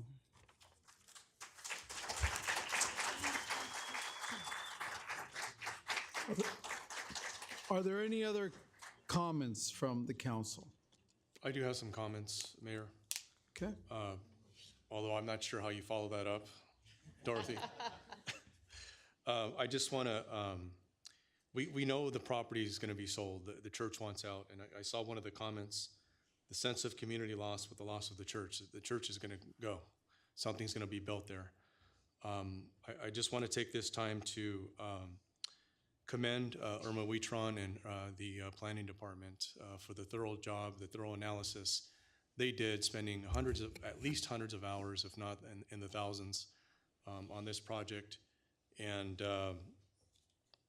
basically, we, as council members, we have to do our due diligence and at least spending a few hours going through what they've prepared over the last year and spending at least several hundred hours in this. And a lot of the concerns I had were answered in this thorough report. So I want to say thank you, Irma, to you and your team for the commendable job that you did on this. One of the concerns I had was, and it was regarding this, is up to the 71 units. And when I first heard this, I thought it may have been an intimidation tactic. But can you touch on that, Irma, as far as the potential under SB4 to build 71 units there? Yes, thank you. Through the mayor, the question regarding SB4. SB4 has been referenced earlier by the mayor. The mayor's summary is accurate. SB4 developments would have to be, the proponent would have to be an institution of higher education or a religious organization. The bar for developing under SB4 is very high. Between 80 and 100% of the units would have to be affordable.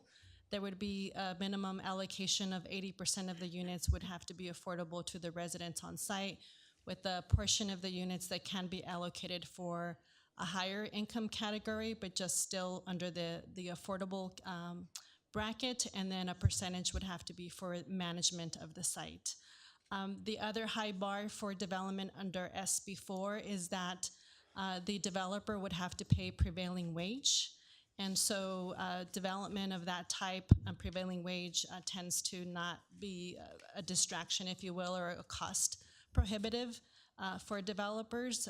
And again, the other kind of hindrance with using SB4 is that it's limited to the religious organization or the educational institution exercising their ministerial by right rights under SB4.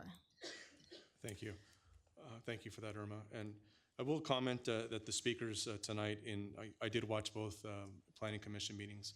The speakers tonight in favor of the project were, to me, a lot more sound and provided a lot more reasoning, backup information than the previous speakers at the commission meetings, which,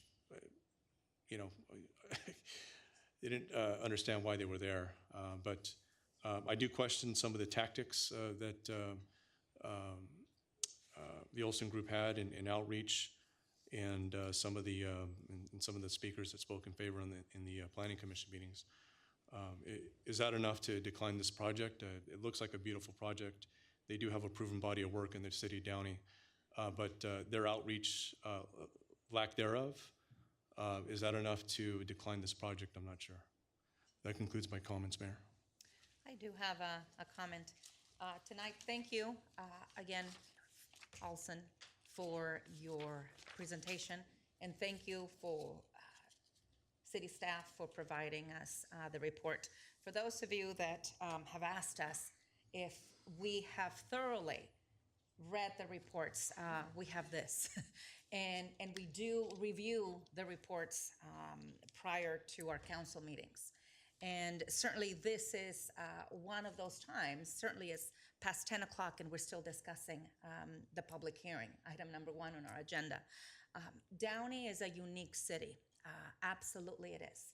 Whether you've been here 3 months, 3 years, 30 years, more than 30 years as in my case, 50 years in others. And many of us remember the old Downey. Many of us remember when we didn't have the traffic and the traffic numbers that we have today. We remember a lot more single-family homes and not so many different condominiums or townhomes around our city. We remember where Gallatin Medical Group used to be on Paramount and 7th, and now that we have townhomes. Overall, we see, to our dislike, perhaps, the development of many housing projects that have come and now are part of our city. I think as we continue to grow, just as LA County has continued to grow, this city will continue to grow and develop in different ways. Now, is there always a perfect way to go about doing a certain development? There's always going to be pros and cons, absolutely. One thing that strikes me is there was a report last month mentioned that the median home price in the city of Downey in the last few years increased 41.8%, making the median home price in Downey at the present time $850,000. And now these are typically fixer-uppers, 857 square feet. If I'm not mistaken, I've looked at that, a couple of those recently. Having these townhomes, whether it's in this particular area or another one near a neighborhood, we realize it is going to impact our neighborhoods. We know that. But at the same time, we need to be able to look at these sort of projects do not decrease our home values. Our Downey Unified School District, some people have mentioned during tonight's public comment that is overcrowded, and it's actually enrollment, has been on decline. We have to look outside of Downey and bring students from outside of Downey to be able to keep enrollment. This is happening in other cities across the county where schools are closing because of declining enrollment. I think we have an opportunity here. While 3 of those units will be priced lower, if the average townhome is going to be in the mid-700s, there is an opportunity to create opportunities for wealth and home ownership. Many of us pride ourselves in being home owners. And I think we've heard loud and clear what we need to do in order to look at traffic and look at how that particular area needs to be looked at. And has been mentioned, the public outreach. Perhaps we could have done better from an outreach standpoint. But now, is that enough for this council to decline this project? This is an opportunity for our city to provide housing and housing affordability. If the median home price right now is in the mid-800s, we can do better. That concludes my comments tonight. Thank you. Any other any comments, Councilmember Ortiz? So, I struggled with what I'm gonna, I come here with an open mind, hear all the residents, and you come in here, you think you know the answer, and you know what's going on, and then you hear the concerns of the residents, and then on top of that, I hear what my council colleague has said, that she has done her own walking, and I trust her outreach more than I said of what the developers have done. And so I apologize when they were interrupting you, because I'm here to hear the concerns of my residents. And so I heard loud and clear. I heard my council colleague loud and clear of what our residents are needing. And you know what, maybe this is not a project that fits this specific corner right now. And so I can honestly say I came in here with a specific decision, and then after hearing the concerns of the residents of the island, hearing my council colleague, I think I'm opposing this project as well. And I'm also opposing this project because it's something that my current district faces as well. And so one thing that drew my attention is when I was walking and a lot of my residents were talking about parking, a lot of issues regarding that they can't walk to their home or they can't park in front of their home. You know, it just made me think a lot of what I'm here for and what I was elected for, so. Okay. Unless there are any comments, future comments, I'll entertain a motion and a second to approve the recommended actions 1 through 4. Is there a motion? Any motion to approve? Going once? I'll make a motion to approve, based on the analysis that our professional planning department came up with and all the hours they put into this. They're the subject matter experts. And again, I thank you, Irma, for your thorough analysis and your team. I make a motion to approve this project. Is there a second? I'll second. Okay. The motion and a second to approve the items. Please vote.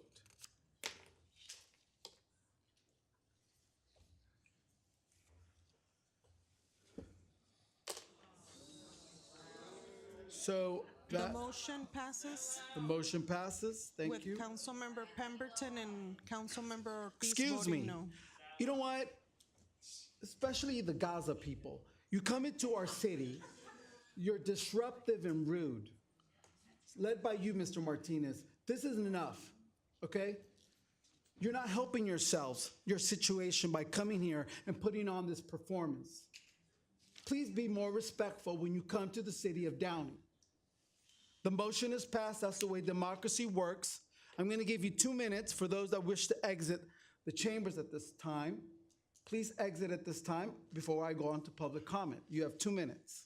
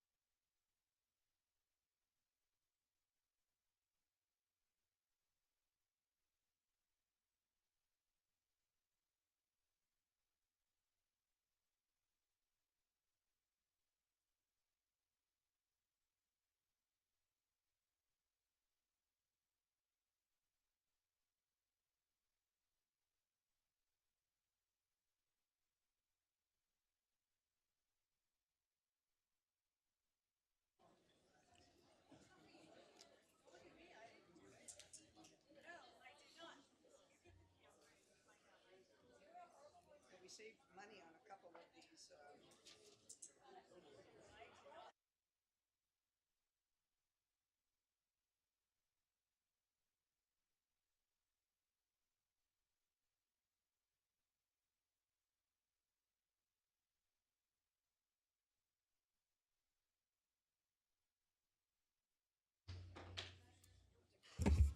I will now take public comment on agenda.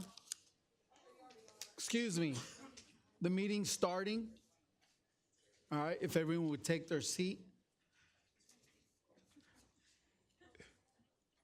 There's no need to applause after every speaker. Okay? There's just no need to do that. So let's just move it along, people. And you've already been warned once. I will now take public comment on agenda, consent calendar. That's your second warning. I will now take public comment on agenda, consent calendar, and non-agenda items.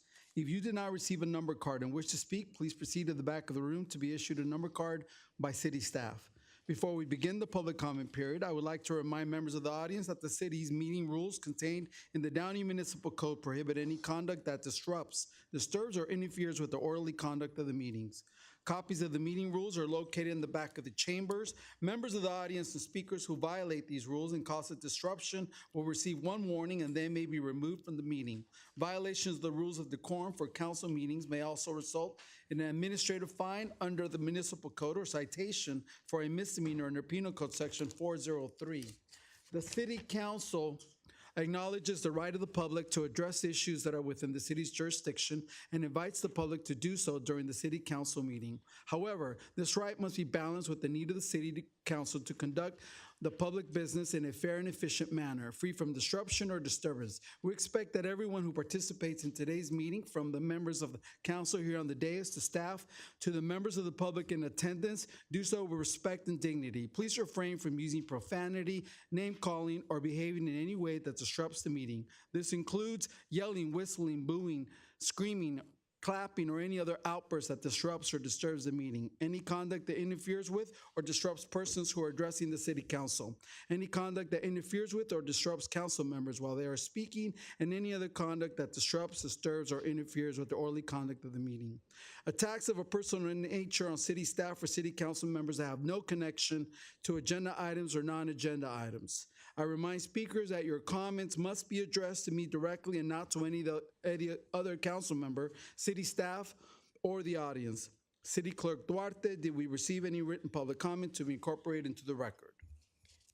Yes, Mayor, we did. We received written public comment from Mito Aviles of the Trans-Latina Coalition in support of flying the Pride flag in Downey. We also received correspondence from Matt Inui of the Trans-Latina Coalition in opposition of a neutral flag policy and in support of flying the Pride flag in Downey. We received correspondence from Patty Sharp in favor of a neutral flag policy. We also received correspondence from Becky L. in support of a neutral flag policy. And lastly, we received correspondence from Michael Washek thanking the council for placing an item on the agenda and regarding his family fleeing their country due to the effects of the war. That is all, Mayor. Thank you. Is there a motion and a second to receive and file written public comment? moved. Second. Please vote. The motion is approved unanimously. City Clerk Duarte, how many speakers have taken a number? 44 speakers, Mayor. Based on the number of speakers, each speaker will have 2 minutes to address the city council. I remind all speakers that you must remain seated until your number is called. This is the time, if you're here to speak on the neutral flag policy, to get a number from the staff in the back. Even though the neutral flag policy is number 10 on the agenda, there will be no opportunity to speak later on the item. I remind all speakers you must remain seated until your number is called. Speaker number 1, please come forward.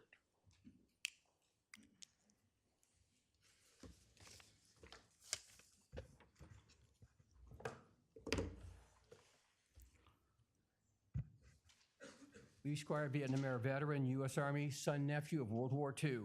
Stand for the flag, kneel for the fallen. Mayor and City Council. Holocaust Remembrance Day was May 6. Which of you council members sent written communications to the Downey Jewish Temple honoring this day that both honored those of the Nazi Holocaust and it also honored those of World War II who shed their blood for their freedom? Thank you, council members, Councilmember Pemberton, for mentioning this day that honors also World War II veterans, the liberators of the Jews from Nazi hatred. God bless the nation of Israel. I support the neutral flag policy and only 4 flags: the American flag, POW-MIA, the California Republic, and the flag of Downey. There are also protected classes of those whose flags has resulted in centuries of discrimination and yet they've not been recognized. Do not open a door that you cannot close. National Police Week, thin blue line flag. We veterans are here to honor the fallen police officers across America. Serving in local policing are veterans, military reserves, and the National Guard. We want to thank local policing for the safety and security across America in our communities. I am also saddened by the negativity of the thin blue line flag. Where in the Downey Police Department lobby are you flying the thin blue line flag, yet you say you represent them? I want that flag flown where it belongs at the Downey Police Department. Thank you. Speaker number 2.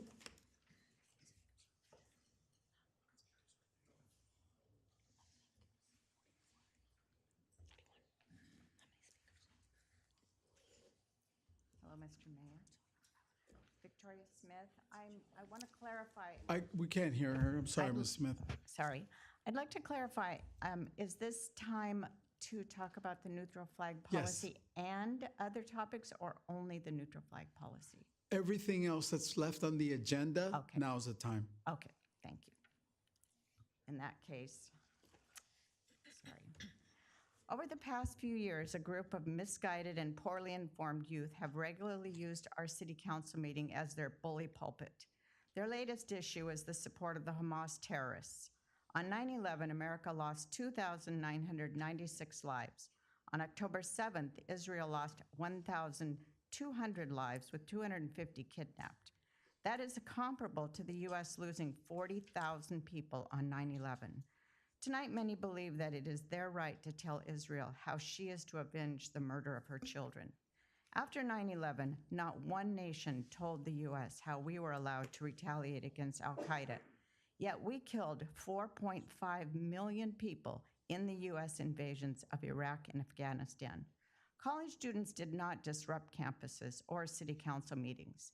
Tonight, I urge you to ignore the angry voices of this poorly informed group of troublemakers and concentrate on issues that are directly affecting our city.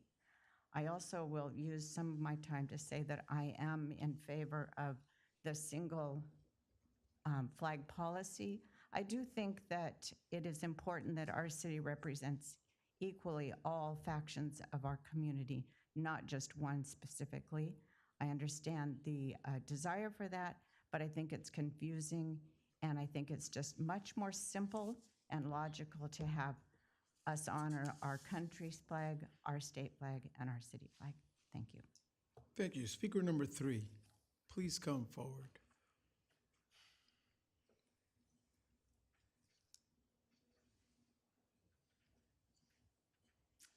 Good evening again. My name is Brian Heyman. I'm a resident of the city of Downey, and I'm also the first vice president of the Vietnam Veterans of America, Chapter 756 in Long Beach, California.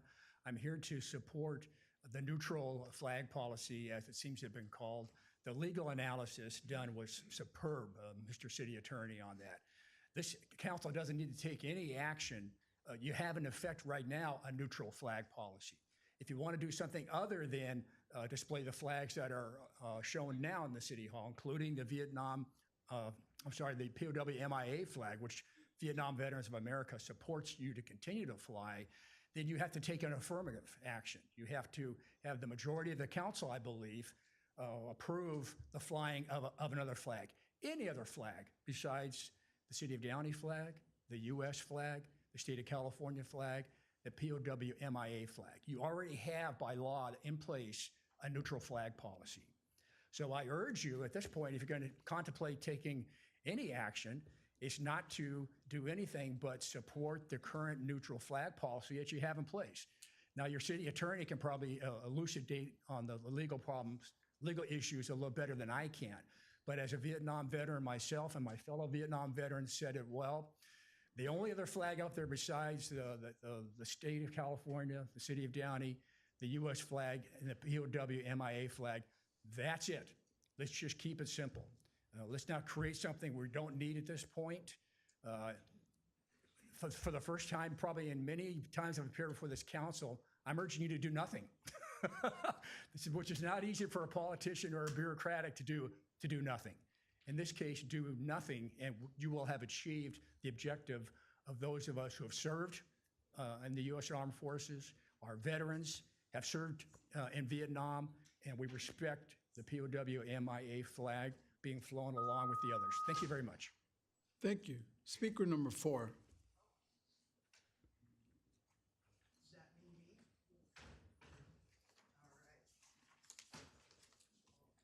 I'm number 4. Good evening. This is an open session, correct? You have All 2 right. minutes to And speak. this is my first time here. Welcome. So, our family's been here for over 60 years, and I'm happy to say that I love this city. Now, the reason why I'm here is I've decided to launch a project that is dear to me, and hopefully it will be dear to you. Now, I have passed out a flyer like this to some people. I'm sure City Council should have a copy of it. Yes? Did you get a copy of it today? You could submit it to the clerk, sir. Oh, okay. So the answer is no, you didn't get it today. All right.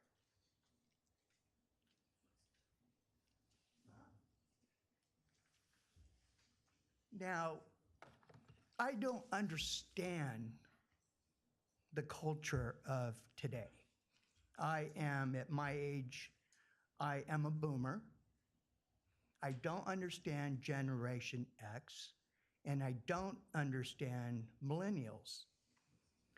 The reason why I'm here is because I feel that there needs to be made a conscious public effort to provide humanitarian aid to the victims of war. Not only civilians, but the military as well. So I am introducing the opportunity for this city to take the lead and be interested in carrying forth a march for humanitarian aid. Now, quickly, I don't understand all this agitation and yelling and all that. I don't get it. I just want to feed the people. That's all I want. Thank you. Speaker number 5.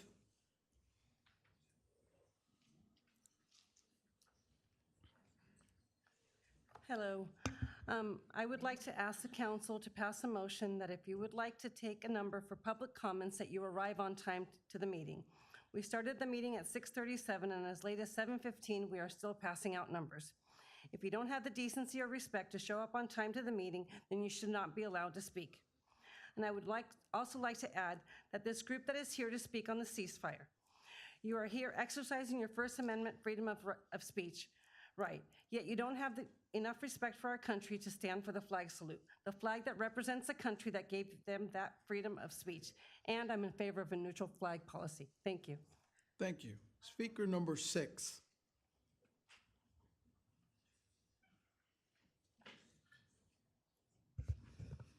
In the name of the Father, Son, and Holy Spirit. I'm Catholic, and I just feel better when I do that. I feel like God has been so good to me. I'm here to ask you, every one of you. I'm sorry. Can I see your picture? Oh. One of you's a 9.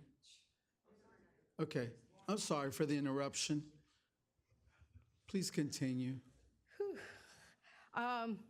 I just want to ask every one of you, and I don't really know why we're talking about this, this shouldn't be an issue. I came to this country many years ago, and I loved it. And I really respect this American flag.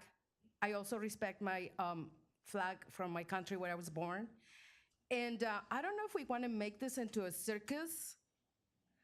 Why don't we, do we even know the Constitution? And can we just ask you, I'm just asking you, as American citizen, to please vote and keep the neutral flag. Let's just not make it into a circus, please. We cannot be doing that, because in that case, I would love to have my flag as my family. I have my mom, I have my dad, I have my sisters and my brothers. I want a man and a woman, a child, a little girl, a little boy, or in my case, we were 7. I want that too. So please, please vote on, to keep the neutral flag in the city of Downey. Just let's keep it beautiful. Thanks. Speaker number 7, please come forward.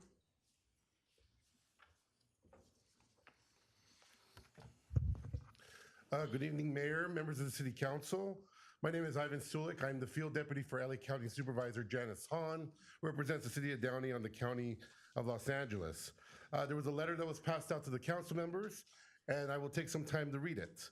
As it relates to item 10, which the supervisor is opposed to the neutral flag policy as it relates to potentially flying the pride flag. I would like to express my opposition to item 10, which would institute a neutral flag policy in the city of Downey. For the past 3 years, the city's decision to fly the pride flag during Pride Month has not only shown support for the LGBTQ community, but has also elevated Downey's reputation as a leader in the region. The city has become a symbol of inclusivity and openness, not just for its residents, but for its neighbors. Last year, as chair of the Board of Supervisors, I introduced a motion to fly the pride flag above all county buildings during Pride Month. I did this because that rainbow striped flag has lit pathways for many within the LGBTQ community. It represents hope, safety, and belonging for everyone who has ever been mistreated or marginalized, discriminated against, or attacked for being different. When you consider the many efforts across this nation to defame and vilify the LGBTQ community, it becomes painfully clear that it is essential that we actively support this community, because those are Downey's values and those are the values of LA County. For these reasons I mentioned, I, Supervisor Hahn, urge the City Council to oppose item 10 and to continue to fly the pride flag in support of the LGBTQ community. Let us uphold the values of Downey and LA County, which include inclusivity, acceptance, and support for all of our residents. We hope you will oppose the item and raise the pride flag. Thank you. Speaker, excuse me, no clapping. No, we're not gonna do that. Speaker number 8, please come forward.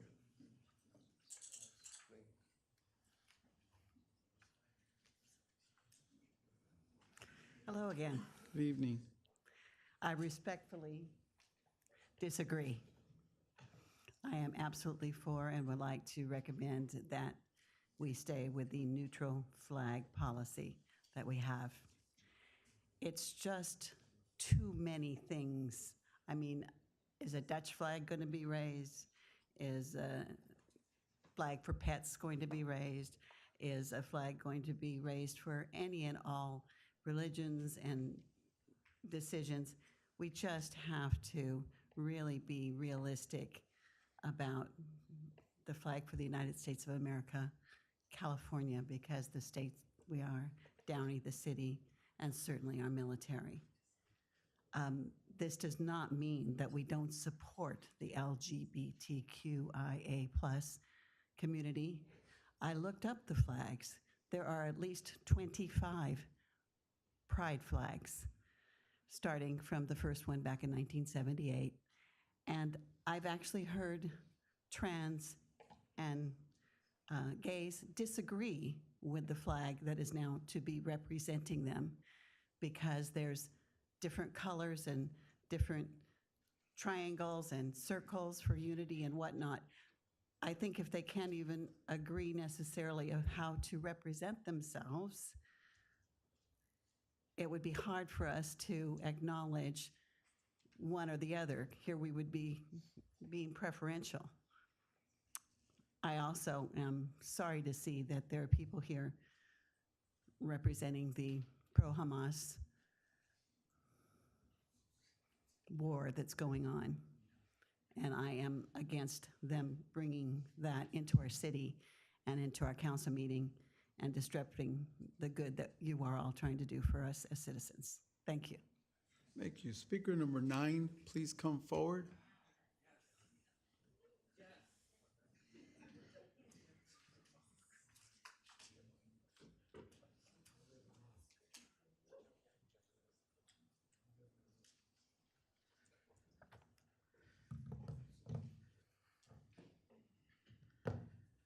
Good evening, everyone. My name is Juan Martinez. I am the delegate of the 64th District. I represent 8 cities, including the city of Downey.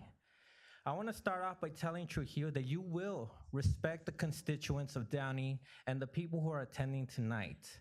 Mr. Funk, get ready to get a letter, because while people were able to clap during the first portion of the meeting, we are now seeing discrimination against the people who you deem personally as the Gaza people. So control your idiotic self. Chief, Pause if my we could time while this locate, idiot pause fucking the time. interrupts. If we could locate who has the sound-making mechanisms, please. This is your warning. If you're caught with the sound-making toy that you decided to bring to our council meeting, this is your warning. You will be removed from the chambers. You can continue. Please restore my time, because this idiot clearly interrupted me. You're not getting additional Listen, time. clown.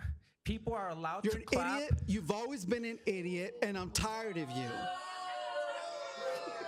Do you want your time, Mr. Martinez? Mr. Martinez?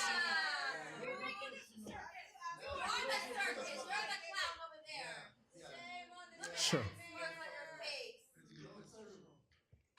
You want your time? Continue.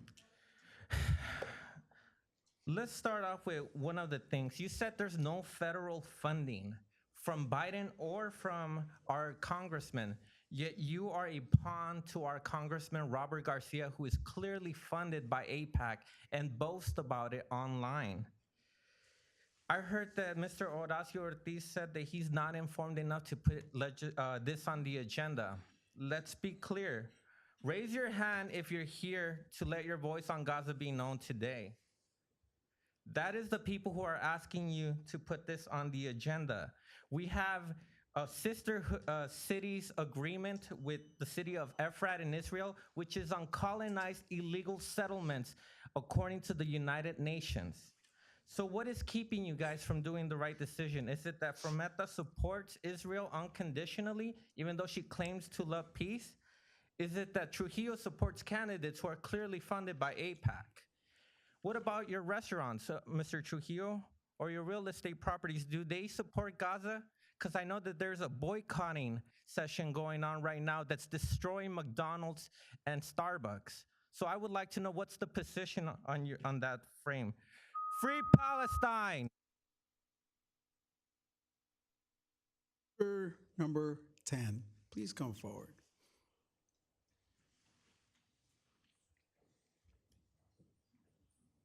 Before you put the timer, I want to tell you that I feel very uncomfortable with you talking top down to the constituents of Downey.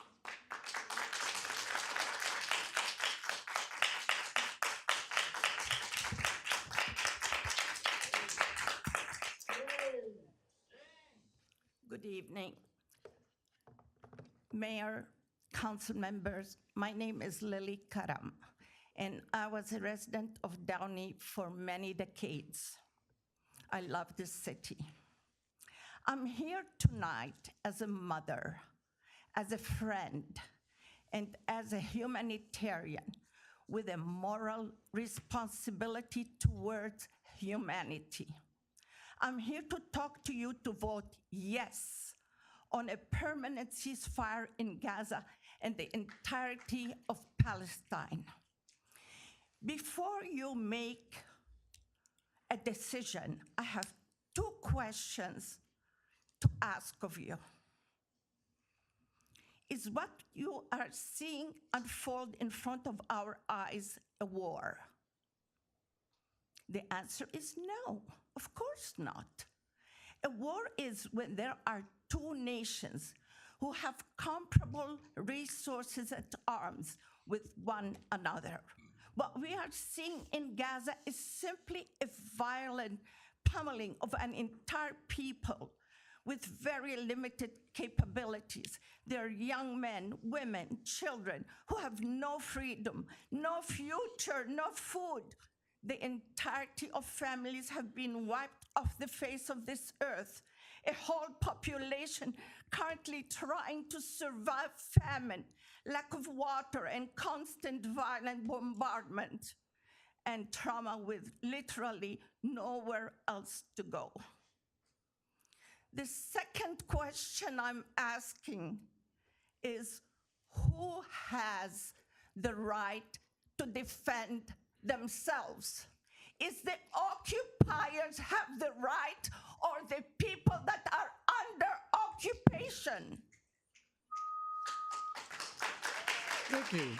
Speaker number 11. Oh, your time is up. No, I'm sorry. Your time is up, ma'am. No, your time.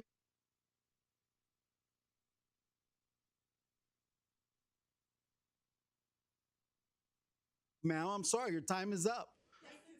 You're welcome. Have a good night. Remove her from the chambers, Chief. Remove her from the chambers. Your time is up, ma'am. Your time is up, ma'am. Thank you for coming. Speaker number 11.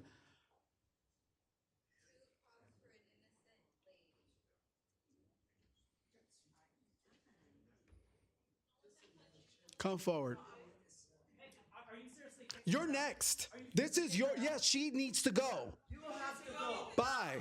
You run for office. Bye. Bye. Bye. Number 11. Can we do You're kicked out as well.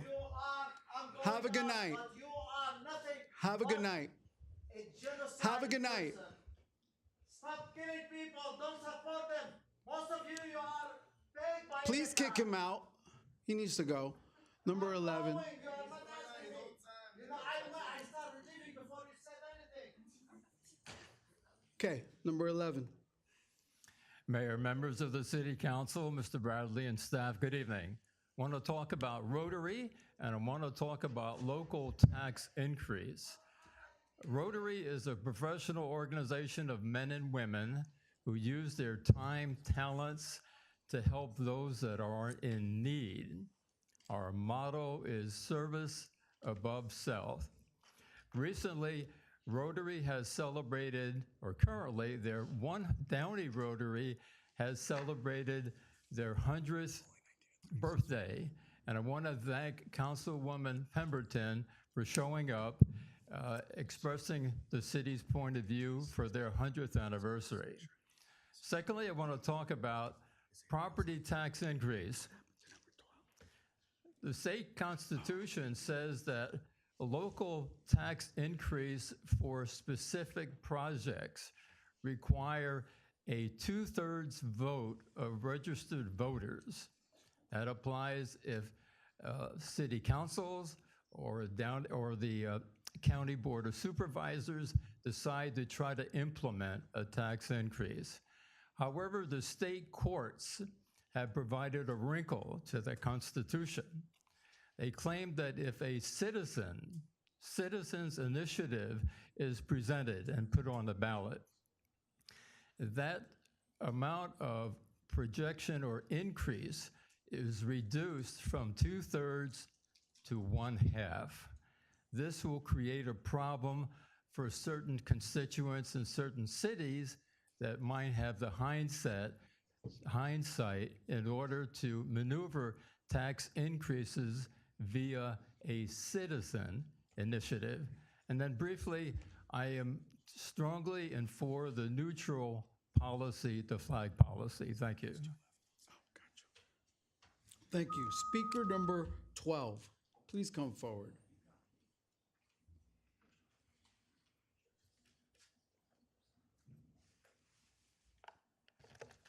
First, I would like to say shame on you.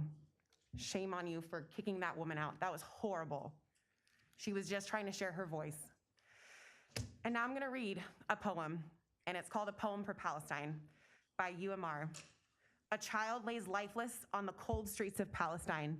His last memories of warmth was the pool of blood he lays in. Oh, the irony. The only warmth he felt in his last moments came from himself as a cold, heartless, and soulless world watches on. I wonder, were his final words praying to God or cursing the world? I wouldn't blame him anyway. I wonder, what was his name? I wonder what were his dreams, if he had any. I suppose it's hard to dream of a paradise with God when you were born in a hell occupied by the devil, and there will be a day in the not so far future where he stands before you and asks you, was I not your brother? Did we both not praise the same God and follow the same prophet? What did you do to save me and my family? And you will have to stand there and look him in the eyes and reply, nothing. I work for Downey Unified. I'm also a mom. And working for Downey Unified, I know how much pride the city has in their education system. And then also within the Board of Education bylaws, it states that board members should always be thinking in terms of children first. If we truly believe that, you will call for a ceasefire immediately for the children in Palestine who are getting brutally murdered by the thousands. They are our children.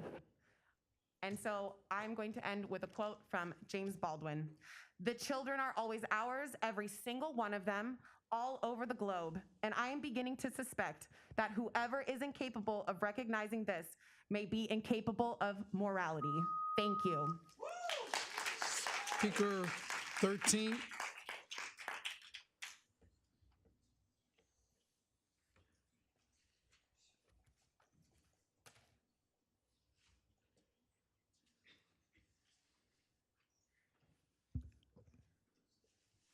Good evening. I was here in February, Mayor, when I asked you to do the right thing in adopting a ceasefire resolution, to show some courage, but you've done absolutely none of that.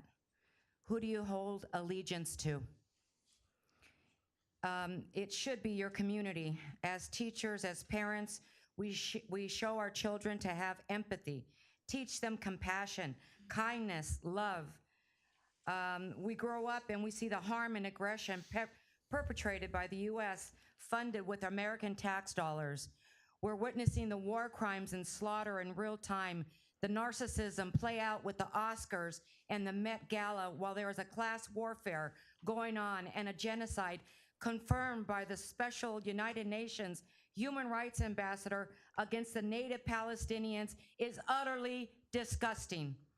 I was here once before in 2019, or was it 20? I'm not sure, but I'll play this audio so that you can hear. At that level with our elected officials regarding our support for Israel. A strong Israel means a strong America, making sure that that friendship, that enduring friendship continues, and also making sure that the embargo for Iran continues. There were 18,000 people in attendance, and we've definitely made headway in terms of lobbying our elected officials to continue to support our annual budget for that. And again, that trickles down to not just the country, but that trickles down to our city and making sure that our cities remain safe. How is that? How do our cities remain safe? How does the trickling down from Israel make us safe? Someone explain this to us. The mask is off. The people know. The world knows. It's evident. Free Palestine. Speaker number 14.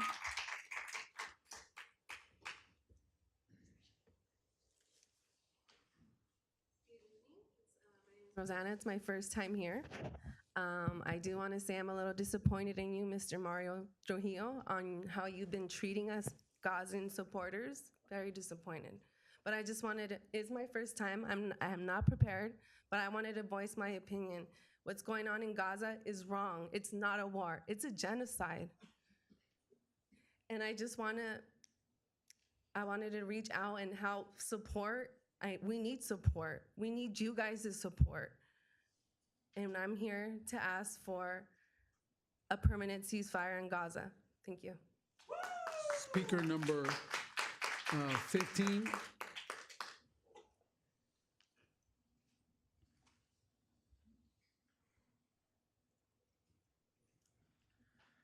I come to speak today to simply ask for a ceasefire resolution and for the city of Downey to condemn the genocide taking place in Palestine, as well as divestments, direct or indirect, from Israel and our police department.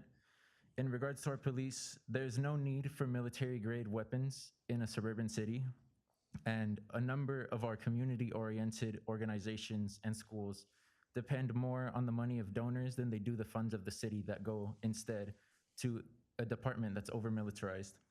Stauffer Middle School is an example of the city's lack of proper funding in education, because it wouldn't be what it is today if it weren't for the donation of Dr. Stauffer.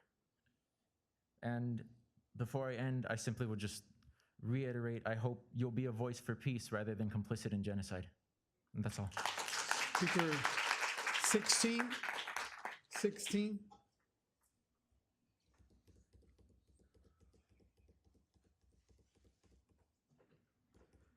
Shabbat Shalom Council. My name is Christopher Blumberg, and I'm the descendant of Ashkenazi Jews and Holocaust survivors. A great majority of my family died in places like Mauthausen and Auschwitz, and prior to the Holocaust, many participated in the Bund, an active group in the Warsaw Ghetto uprisings which also fought not only against anti-Semitism, but against Zionism under the belief that Jews can assimilate wherever they inhabit. I am proof of this. My family escaped the Holocaust, we survived the Holocaust, and we built a beautiful life here in California, here in Los Angeles, and now here in Downey. We have recently celebrated Yom HaShoah, something which only Councilwoman Pemberton brought up. Thank you. Under the imposition of a genocide of Palestinians done in our Jewish name, I call for a ceasefire. Never again means never again for anybody, Israeli, Palestinian, Jewish, and we cannot ignore the active genocide in Palestine. I urge for Downey City Council to call for a ceasefire. Thank you, and Laya Tov. I concede my remaining time. Speaker number 17.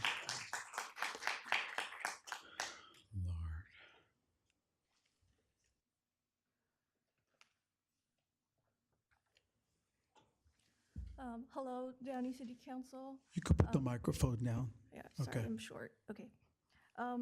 My name is Cheyenne, and I have been a resident at Downey for 28 years. Downey is my home, and I'm very, very proud to live here.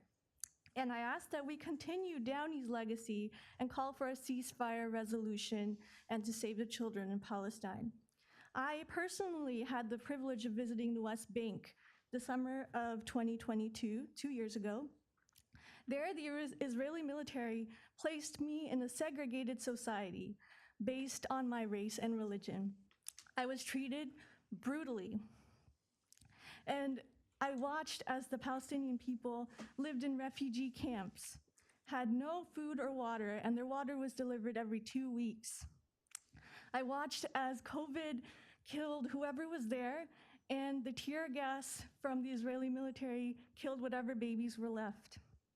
Despite all this, they were the kindest, most hospitable people I've ever met. This was before October 7th. Now at least 40,000 Palestinians have passed at the hands of Israel, with another 70,000 injured. Almost all of them are children. This is done with our tax money, and we are responsible for this. As a Downey citizen, we value the peace and prosperity of all people, including some of us who have friends and family there.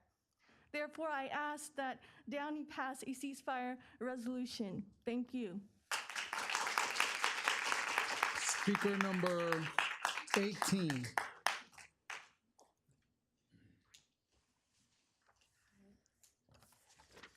Hi, my name is Michelle Farina. I'd like to start by thanking you all for your service to my city. When I see a new speed bump, mural, or more trees planted, I am grateful. I can understand if you think what's happening in Gaza is a foreign policy issue outside the scope of what Downey City Council focuses on. But many Downey residents that you represent and serve are deeply affected by what we are witnessing. We are outraged to know that it's our tax dollars being used to slaughter innocent people. You might suggest that we take this up with elected officials in higher office, and we are. We have been calling and writing them for months, but now we are calling on you to help your people and deliver our message. We are not asking for or wishing for harm to come to Israelis, to Jews, or to anyone. Ending the bloodshed and calling for a ceasefire is for everyone's safety, including the people of Israel.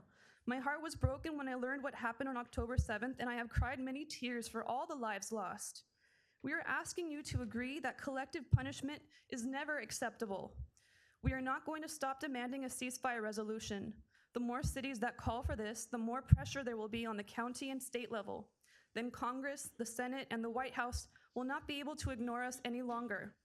We also demand that City of Downey disclose all financial partnerships and make moves to divest from any entities that profit from the illegal occupation of Palestinians in Gaza and the West Bank. It is my understanding that one of Downey's sister cities is an illegal Israeli settlement in the West Bank, occupied Palestine. Please get ready to review this and take action. I completely understand calls for nonviolence, I get that. And that is exactly what we're doing. Boycotts, divestments, and sanctions are a peaceful way to get the changes we need and was the only thing that worked in ending South African apartheid. Ceasefire, call for a ceasefire and divest now. Thank you. Thank you, Ms. Farina. At this time, the issue of a sister city in Israel has been brought up a couple of times. I'm going to ask our city manager to make a clarification on the status of our sister city program. Do we have any affiliations, any official sister cities in Israel?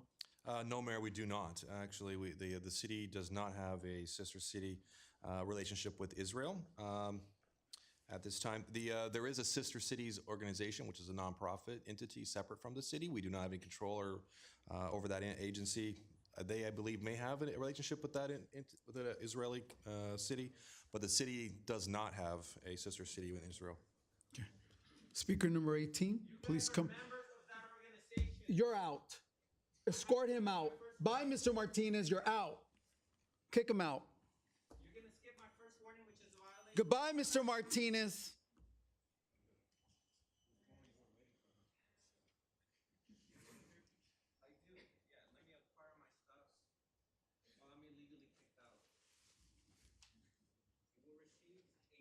Sue us, that's fine.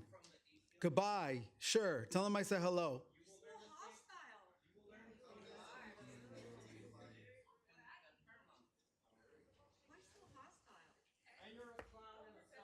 Bye, idiot. Okay, you are out. She's next. Let's go. Him, next. You're gone. Bye. Let's go. Get her out. No, I don't want to take a recess. I want her out.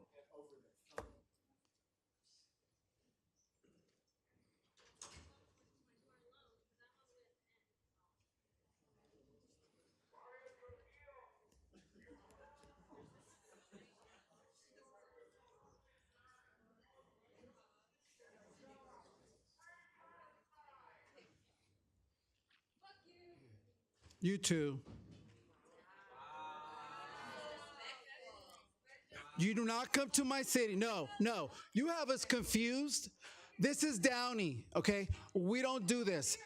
You're next. This is your warning. Because I got elected by the people. If you don't like it, you run for office. Number 18. 18, 19, 20.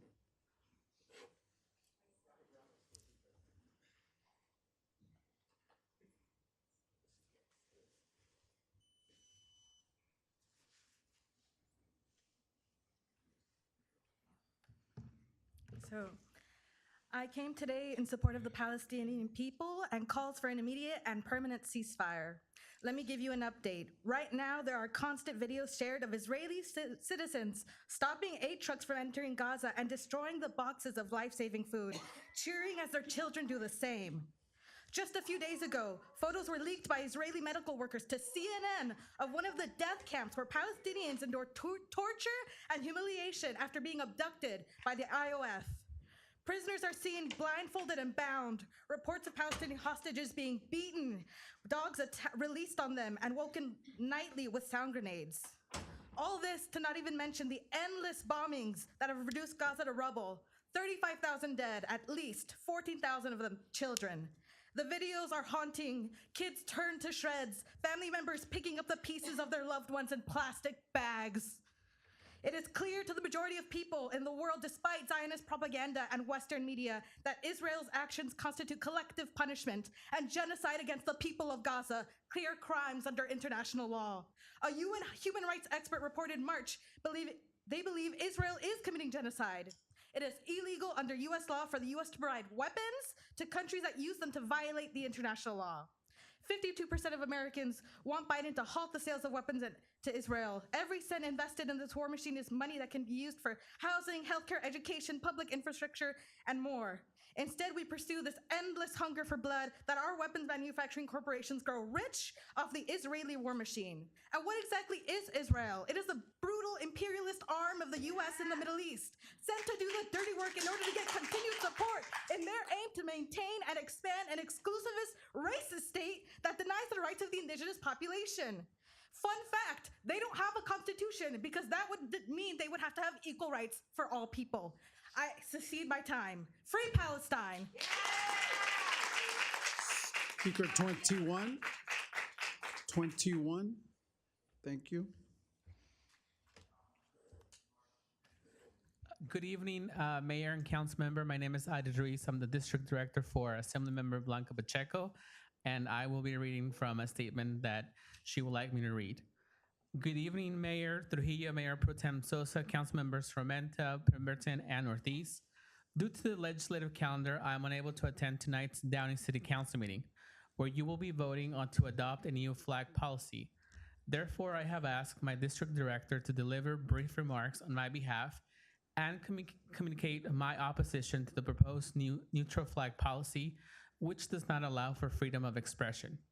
A pre-existing policy addresses this matter, affirming that if the City Council approves the display of a pride flag or any other flag designated as a commemorative flag, the flag is recognized as an official form of government speech, which is permitted.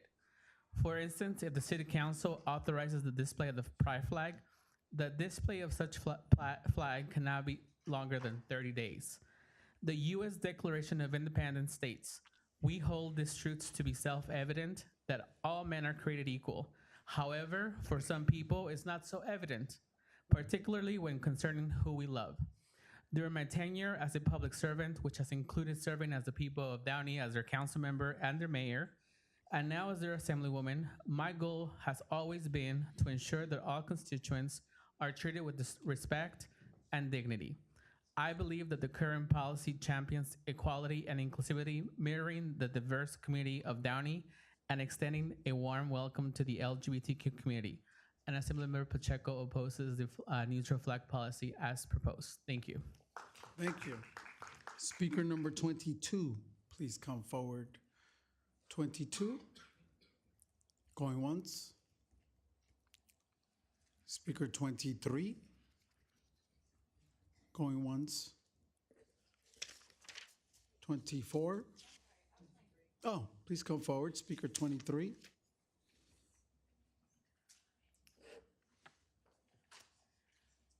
Hello, good evening, Council. My name is Selma Duwake. I went through the Downey High School system. I graduated class of 2022. I pride myself in being an educated individual. I've always engaged in my education very rigorously, and I have certainly served my community through multiple forms of extracurriculars. Varsity volleyball, ASB, book club, like seriously, you name it. And quite frankly, I'm extremely disappointed by the sheer vitriol displayed by specifically you, Mayor Trujillo, No wonder we're so agitated if we've waited 4 hours and then to continue and then face like so much hate from the crowd around us. Of course, you can't hear it if they're whispering in our ears that we should go back home to Gaza. No wonder we're agitated. No wonder we are. And honestly, I personally did not appreciate the generalization calling us Gaza people, you Gaza people, that we're disruptive. I'll have you know that is the same sort of dehumanizing language that has allowed that's allowed a mass majority of people to be dehumanized enough to allow this genocide to happen so far along. Councilmember Claudia Frometa spoke to me before this council meeting had begun, and honestly, like I really appreciate the feedback. That was the first time I'd ever heard feedback from this council, and she asked me, or she told me rather, that this is not a local issue. What can you guys do if the foreign policy is a federal issue? This genocide is a pyramid scheme. People at the top just don't, in a vacuum, just suddenly oppose genocide. Political dissent begins at a local level. It begins at a local level. I ask of you to please pass the ceasefire resolution. Thank you. Speaker number 25. Speaker 25. Did we do 24? I'm sorry, 24. My apologies.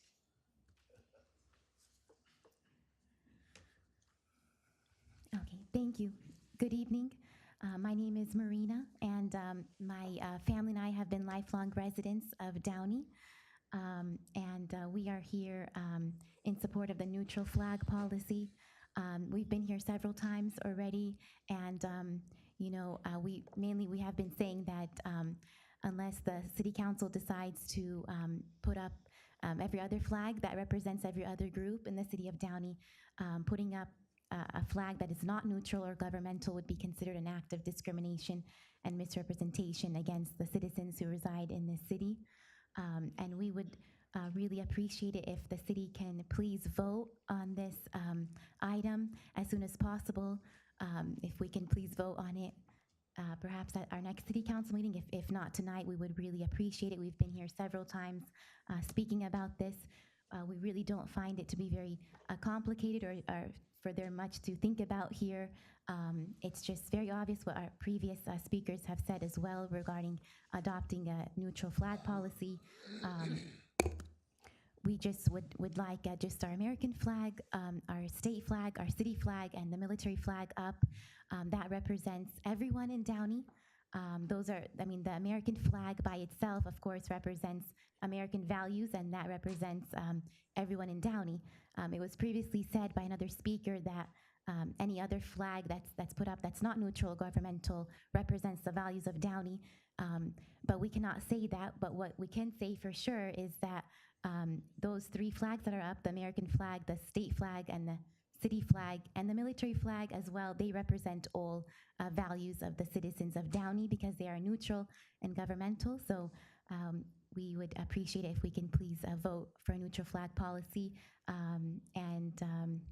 We pray that you all know the Lord Jesus Christ. Thank you. Speaker number 25. Thank you.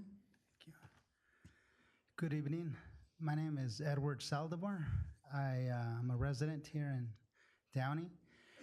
And well, first of all, I just want to congratulate you, Mario Trujillo. I've been in front of large crowds of people, and I've had to actually put the hammer down and not let people speak more than they should have, more than their time that was allotted to them. So congratulations on that. It keeps order, and order is good. The other thing I want to say is I'm in favor of the neutrality for the flag. I look at the U.S. flag. It represents the nation. I look at the California flag. It represents the state. And then I look at this LGBTQ flag, and it's like, It doesn't represent a state, a nation. It represents somebody's sexual orientation. It's like, what the hell? Has nothing to do with the theme of the flags already up there. I'm not asking for a straight flag to be put up there. It's like, what do I care? Like, what people are doing in their bedroom, in their home, why have it up there? And I know you want to keep your logic consistent. When the priest came at the end of his prayer, he didn't say in the name of Jesus Christ. And I'm sure there's a policy here probably, I'm not sure, that you can't, name a god or anything like that. Why not keep consistent? Why choose some sort of sexual lifestyle to promote it? Just keep it neutral. I think that's the best policy. Good night, and I'll pray for you guys. Speaker 26.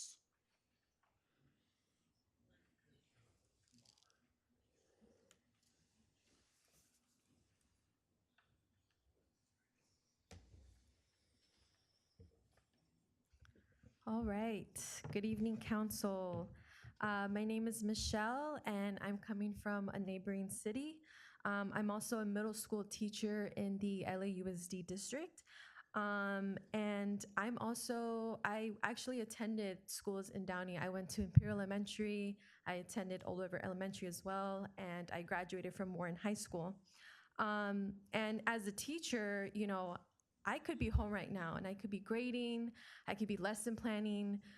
It's really late to school night, but I'm here because I know that a lot of us here hold a moral responsibility to propose and pass an immediate and permanent ceasefire resolution.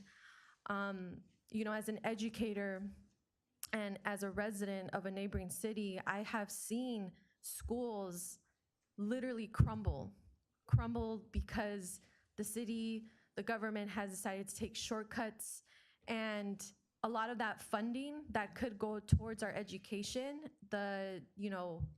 it's not going to that.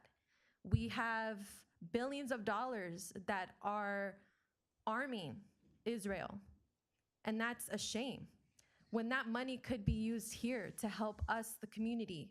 And so our struggles here in Downey or what other city is neighboring is it's definitely connected with the struggles of the Palestinian people. And it's incredibly unfair that our government is sending billions of dollars in military aid to Israel.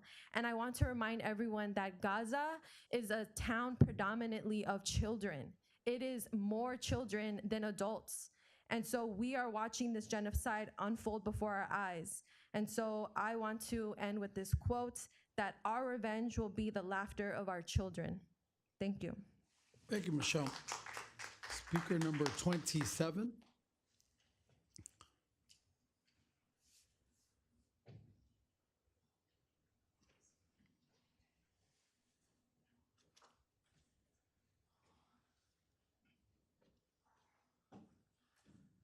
Good evening, Mayor, City Council. My name is Andrew Anguiano. I work for CIACA Animal Control. I also want to just make a statement. I do want to say I wish for world peace among all peoples. Among all the many issues that we face, I'm here for one topic, and that's animal control. Mayor, City Council, I'm here to request your help. There are so many issues that we're dealing with right now. First and foremost, let me tell you that we at times have one animal control officer to service 14 cities. We have 200 plus pending service requests. We have a whole lot of dog attacks and injured animals that we have to care for, protect, and serve. CIACA was founded by Downey, Norwalk, Peak Rivera, 3 founding cities back in 1975. We're coming up to a 50-year anniversary. But our motto, right? Dedicated to quality animal care and control. I believe we're falling short of that, Mayor and City Council. I believe we can do a lot better. And that's why I'm here tonight. You know, I'm going on an 18, 19-hour day. I'm so tired. My legs are shaking. Haven't eaten dinner. I'm sure we're all tired. We all have many issues to talk about, but you know, I feel it's my responsibility to come here. You know, as somebody who's been serving this community for 16 years now, also lives in the community. It's my responsibility to tell you that we are falling short and that we do need help. We do need further resources that we can provide, you know, the best animal care and control for the city. We deserve it. City of Downey and SEACA's full jurisdiction. You have somebody like myself who's committed. Give me the resources and we'll make the best of it. We deserve the best. Thank you for your time. I appreciate it. You know, God bless our community, state of California, and the United States of America. Thank you, Mr. Anguiano. Thank you. Speaker number 20. She needs to go. Kick her out. No. You've been rude and disrespectful. You've been warned. Kick her out. She's been disruptive. We're working on it, ma'am. We're working on it. I know, but thank you, ma'am. Okay. Thank you. Appreciate that. Number 28. Speaker 28 here. Thank you, sir. Good evening, Mayor and members of the City Council. My name is Aldo Macias Arellano. I am a resident of the city of Pico Rivera, where I'm a commissioner in the Sister Cities Commission. Today, I represent Equality California, the nation's largest statewide LGBTQ+ rights organization. As the executive manager and board liaison, I'm here to express my opposition to the proposed resolution limiting flag policy display. I must express my deep disappointment in this regressive policy because the pride flag represents not a sexual lifestyle like the gentleman before me said. It represents unity, inclusion, acceptance, and love. I recall attending the first Pride flag raising ceremony here in Downey a few years ago. I was drawn to the ceremony because my own city, the city of Pico Rivera, had yet to recognize Pride Month at the time. At the time, Downey was setting the example in the region, signaling to individuals like myself that we are valued and respected here in this city. That is why I often come and shop and dine here, but don't tell that to my city. Anyways, I digress. Members of the City Council, I implore you to vote against this proposed neutral flag policy. Let us not regress. As a member of this community, I've witnessed the Downey Pride celebration grow from a modest oriented picnic to a significant festival, offering resources and fostering economic development. This growth underscores the transformative power of the LGBTQ+ community. Equality California opposes the limitations proposed by this policy, and I am disheartened by the attempt to silence and erase our community. Together, let us continue working towards a world that's healthy, just, and fully equal for all LGBTQ+ individuals. I thank you so much for your time. Thank you. Thank you, Mr. Macias. Number 29. Speaker 29.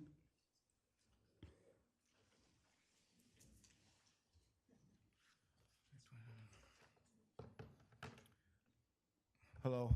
I am sorry, it's late. You all know that. I'm a resident of Downey, specifically the 2nd District, and I would like to thank the councilman that represents my district for moving this policy forward. The policy I'm talking about is a neutral flag policy. We've been coming here for months, asking for this to get done. I think it's time that we vote for it, that you vote for it tonight. Let's not push it off for one more meeting, 2 more meetings, 3 more meetings. It needs to be done tonight. There's a lot of talk of discrimination tonight, and I agree. I have to disagree with some of the people who have said we have a neutral flag policy tonight. Excuse me. We don't yet have that policy. The current policy is discriminatory in the fact that it carves out it gives a carve out for one specific group, which is the LGBT group. It does not allow for any other flags to be flown. So in my point of view, that is discriminatory. Let's go with the neutral flag policy, which is fair to everyone. There's been a lot of mention of other flags being flown. It's either a neutral flag policy or, there's some cities that they've had people propose the Nazi flag, the Confederate flag, Why not, let's fly the Israeli flag? You know, again, let's go with a neutral flag policy. That way we avoid all this controversy. Okay, I didn't know what my time was. I didn't see it there. And I wish the representative from Janice Hahn's office was still here. I think that they need to focus on the business of LA County, which is a disgrace right now, instead of coming into our city and telling us how we should run it. And then we have the representative, we have someone here from Blanca Pacheco. The state needs a lot of help too. We are in a big deficit, but you want to spend your time coming here to tell us how to run our city? No, thank you. So again, let's vote on this policy. Let's vote on it tonight. Let's quit pushing it down the road. Speaker number 30, 30.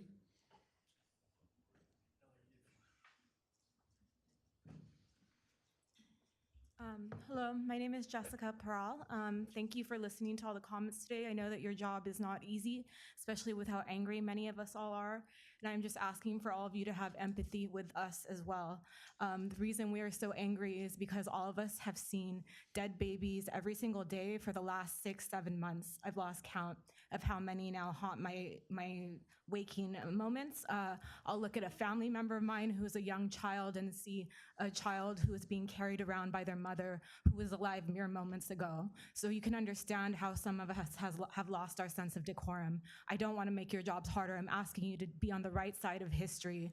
You're asking, why is this a foreign policy issue? Why is this a Downey issue? Well, it was an issue for El Monte, for La Puente, for many other cities in Southern California, that as somebody who grew up in West Covina, it's beyond my wildest dreams. I grew up in West Covina during the height of the Iraq War, by the way. It's beyond my wildest dreams to see solidarity from these communities with people in the Middle East who are suffering. And it is not beyond the scope of the people in Downey to extend that empathy and solidarity across the globe, especially as many of us are Latinos. You know, I see a lot of you on the council and myself as well. One thing that I always remember when it comes to this issue is that what we are seeing play out in real time is what happened to our ancestors. So please sit with that thought for a second. Colonization is horrific, and we are seeing it happen right now. What happened to every single one of your ancestors? Maybe not, you, but every one of us has a stake in this and owes the solidarity to the people of Gaza. And also, I'd like to say this neutral flag policy, I absolutely oppose it. I'm a member of the LGBT community. We know that the reasons for people pushing for this is to spite LGBT people like myself and many of us here and show that they are not welcome in Downey. So I hope you oppose that policy. Thank you. Speaker 31, 31.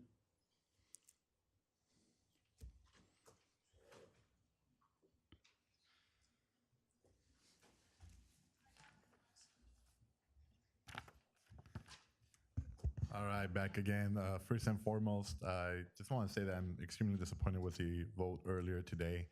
I apologize. I'm gonna call someone by name.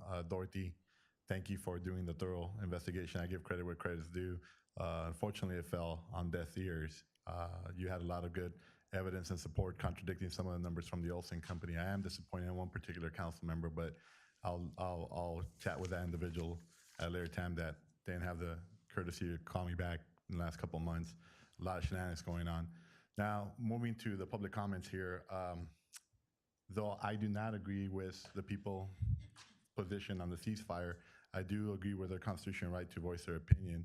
The only thing that I would ask is that they stand up for the flag. You call for the rights that you wish, the Brown Act, all these rights are given to you because of our Constitution and our laws, but you don't have the decency to get up and respect our laws and our flag. That's disrespectful. Some of the shenanigans. There's been a couple of you that have been very articulate.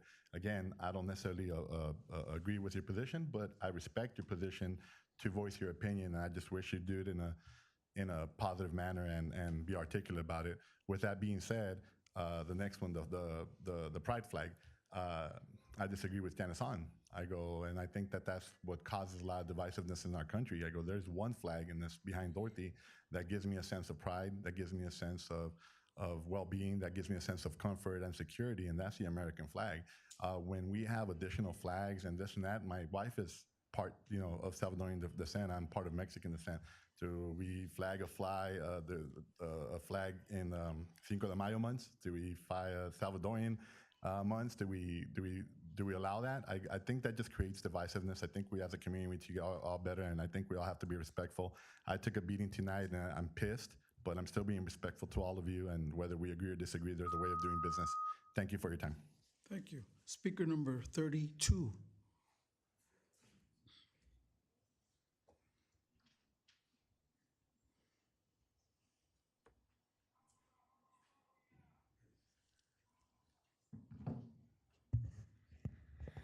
My name is Janelle, and I'm here to ask the City Council to strengthen our voices and agendize a ceasefire resolution for Gaza, as well as a call to divest all U.S. tax dollars from Israel. We've sent almost $30 billion this year alone. There are 1.9 million people right now still starving, half of which are children, and they are being attacked with weapons that say made in the USA. Rafah, which was supposed to be the safe place in Gaza, is now being attacked as well. This has not been a proportionate response to an attack, and this is not a war between combatants. This is a genocide. Israel is not supposed to be bombing functioning hospitals, functioning schools, or using phosphorus gas, amongst other things. Before October 7th, Israel had killed over 200 Palestinians in 2023, and they have had thousands of people with no charges held indefinitely, no convictions and no charges, and they are called hostages. Just because they want to call it administrative detention does not mean that they are not hostages. And this was also all before October 7th for decades. If you think Hamas taking hostages is wrong, then why do you not think Israel taking hostages is wrong? We must stop sending our tax dollars, and that is why it is a local issue, to a country that offers universal health care and subsidized higher education, things even we don't have, so they can kill families and destroy neighborhoods. These are dollars that we could be investing in our own communities. Israel is not a friend to Christians either, because I keep hearing God bless Israel. The Christian population in Gaza is diminishing dramatically. This Easter, Christian Palestinians from the West Bank weren't even allowed to go to the old city Jerusalem to celebrate. Israel is a fascist country that oppresses Christian and Muslim people. That's why I'm not surprised that Mayor Mario Trujillo, the mayor, is complicit with this genocide as well, because you seem to have fascist tendencies. Even our country is restricting our rights. 3 states have now abolished our right to protest, not just pro-Palestinian protests, all protests. This is a U.S. issue. Thank you, Janelle. Speaker 33.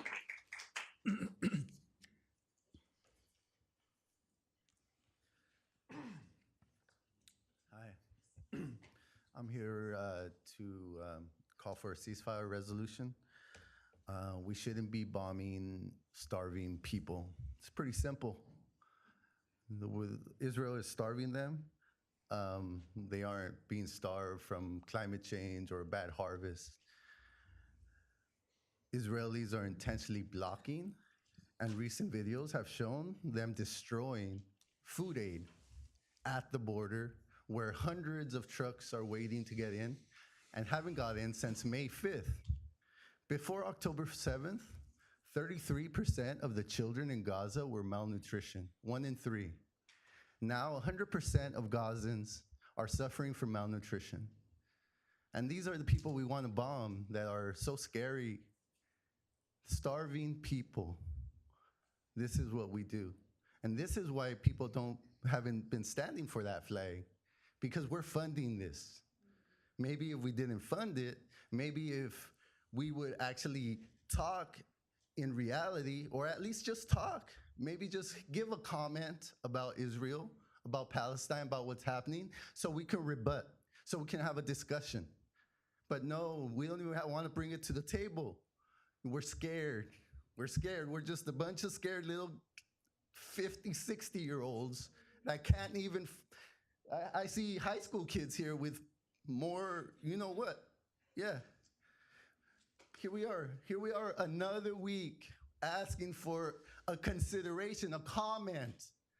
But no, you can't even, what you get mad at? You get mad at like people giving comments, but 35,000 people dead? Oh, let's let's liven up the atmosphere. That's what someone said the other day after we all gave comments like it's a trend or something. These are people's lives. Ceasefire now. 34. Speaker 34.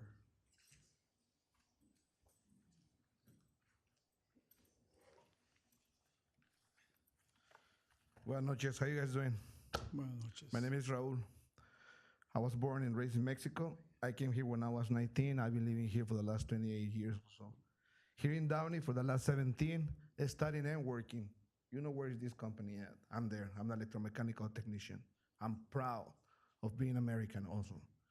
Now, I like my flag. I went to LA Trade Tech. I got an associate. I went to Faculty of Theology. I got an associate and a bachelor. I went to Light Pacific University. I'm doing my master's. I went to Israel. I went to Palestine last June. A lot of people that I met, the nicest people that I met on June, they are dead. In Palestine and in Israel. The nicest people that I met in my life on June, and they are dead.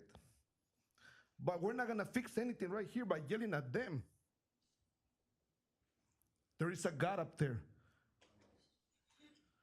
And that God put all of you up there because every authority here in earth is because he put you there. That's in Romans 13, 1 through 6. Now, about that flag, I mentioned all these schools that I went to, my Mexican flag. I don't need my Mexican flag up there. I'm in America. The only two flags that should be up there is that one and that one right there, the American and the California Republic. Those are the only flags that should be up there.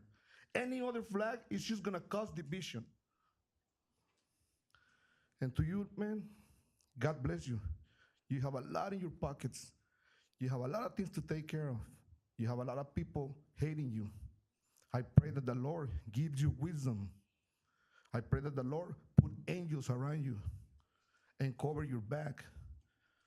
I pray that the Lord gives you wisdom, health, and a lot of strength. Keep it up. You're a head, not a tail. Thank you, sir. Speaker number 35.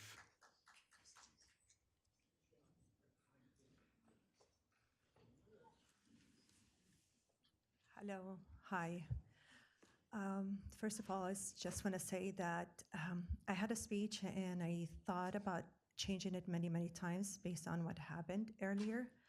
But I want to start with one thing that I didn't, I wasn't planning on saying, that I'm an educator. And as an educator, we hold ourselves to a higher standard. And we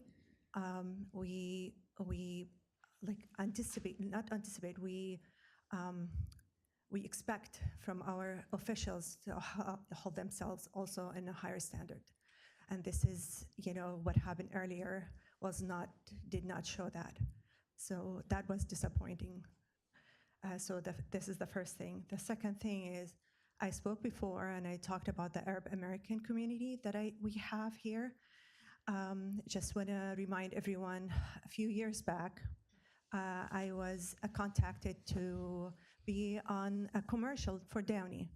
The commercial was Discover Downey. They want to reach out to all kind of people with different backgrounds and ethnicity. And I was with the spokeswoman for Arab community. I said, discover Downey, اكتشف Downey. And now all I'm gonna say is discover your humanity. We're asking for your ceasefire. Other cities adopted the ceasefire resolution and we need to do so. There's so many of us here, Arab communities, and more of us coming to the meetings, and you'll see more of us coming and asking you for one thing: be on the right side of humanity, be on the right side of history. We need action. We're frustrated. I said that before. We're in pain. We're frustrated, and we need some action. And we are reaching out to you guys. You are our elected officials. Who do we go to? Thank you. I understand that Speaker 36 left and 37. Are you here? 36, 37? Okay, we will go to 38. Speaker 38.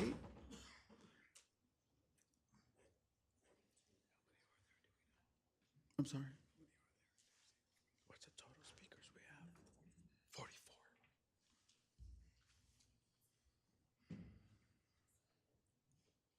Thank you. Hello, City Council. First, I'd like to support the others in supporting a ceasefire resolution be put on the agenda. Israel rejected a ceasefire offer in exchange for full release of the hostages. If this isn't about hostages, then what's it for? Mass torture of millions is literally not justifiable for any reason.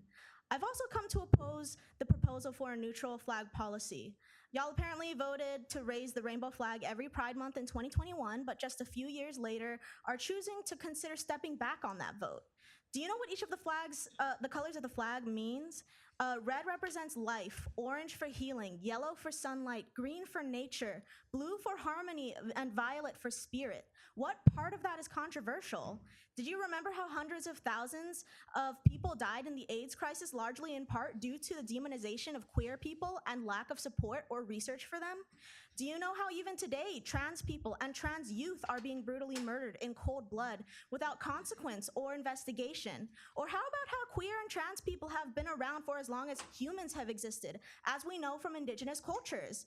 The flag is more than just our sexual orientation. It represents safety, family, people you can trust whose beliefs align with yours, a guarantee that you won't be discriminated against. It is a symbol that in spite of all of the states that have stripped our rights and families who disown our community members for being queer, in spite of all of that, this city is a safe space that supports us. Maybe you've generalized your own citizens, assuming our queer community is small and nobody would care, but you'd be ostracizing so many more people than you know.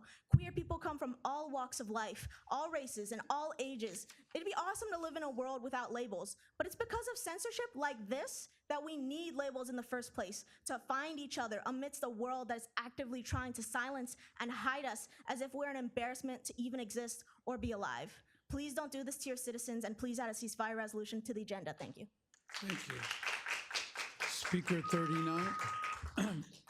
Speaker 39. Good evening, Ian Jameson. I just want to say we do not stand with Hamas. Hamas is an Islamo-fascist, anti-LGBT atrocity. We stand with Palestinian civilians who are being slaughtered in a genocide and with the rule of international law. On the subject of not saluting the flag, I don't salute the flag because of the genocides my government committed in Vietnam, Laos, Cambodia, Guatemala, Honduras, El Salvador, Syria, Afghanistan, Iraq, and so many other countries. I'm ashamed of my government, and I'm not ashamed of being ashamed.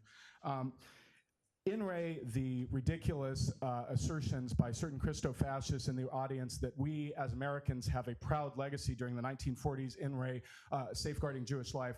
In 1924, the United States passed the Johnson-Reed Act, which severely restricted immigration from Eastern Europe because of systemic, murderous anti-Semitism in this country. Through the 1930s and the 1940s, the United States did not once, under FDR, increase the immigration quotas for Jews. All 6 million Jews who were slaughtered in the Holocaust could have been saved if this country had opened its borders to them, but it did not because of genocidal anti-Semitism, the exact same genocidal intent that is now characterizing most of this country and keeping silent whilst Gazans are slaughtered in a genocide. So I don't want to hear any Christians talking about how fucking wonderful this country's record is in re Jewish life. We have a lot to be ashamed of. In re, the Holocaust was preventable. We chose not to prevent it. I will close by just quoting Jonathan Glazer, a Jewish filmmaker who this year won the Academy Award for Best International Film for a film about the Holocaust called The Zone of Interest. He said, quote, "All of our choices were made to reflect and confront us in the present, not to say, look what they did then, but look what we do now. Our film shows where dehumanization leads at its worst. It shaped all of our past and present. Right now we stand here as men who refute their Jewishness and the Holocaust being hijacked by an occupation which has led to conflict for so many innocent people, whether the victims of October 7th in Israel or the ongoing attack in Gaza, all the victims of this dehumanization. How do we resist? That guy is not an anti-Semite. We are not anti-Semites. We're humanists. Ceasefire now. Free Palestine." Speaker number 40, 40.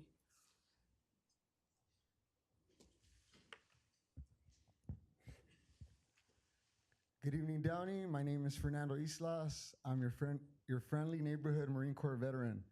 I served this country from 2006 to 2010 to include a 7-month deployment to Fallujah, Iraq.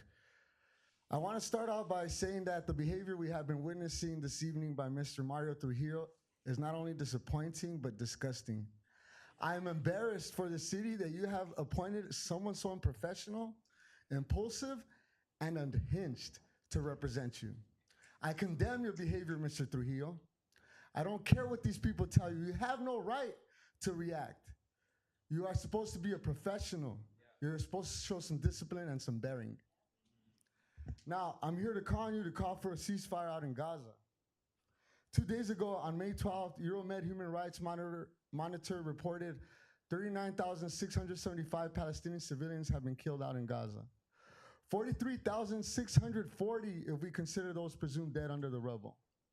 81,560 injured, some of them with missing limbs, 2 million displaced, without a home, being starved and besieged, all in 7 months at the hands of the terrorist state of Israel.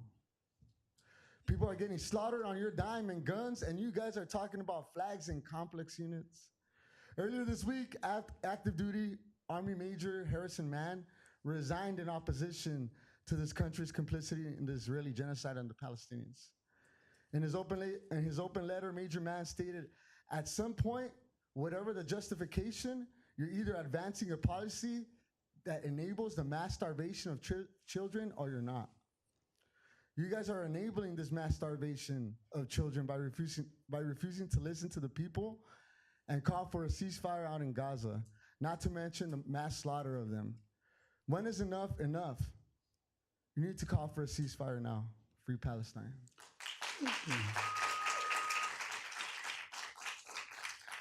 Thank you, Mr. Islas.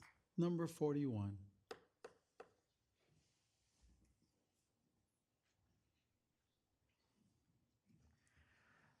So there is no such thing as a neutral flag. You know, we can tell from some of the descriptions that people say about the US flag, a lot of other people will say it's a flag of genocide, flag of slavery, flag of imperialism, a flag of capitalism, oppression of all its kinds.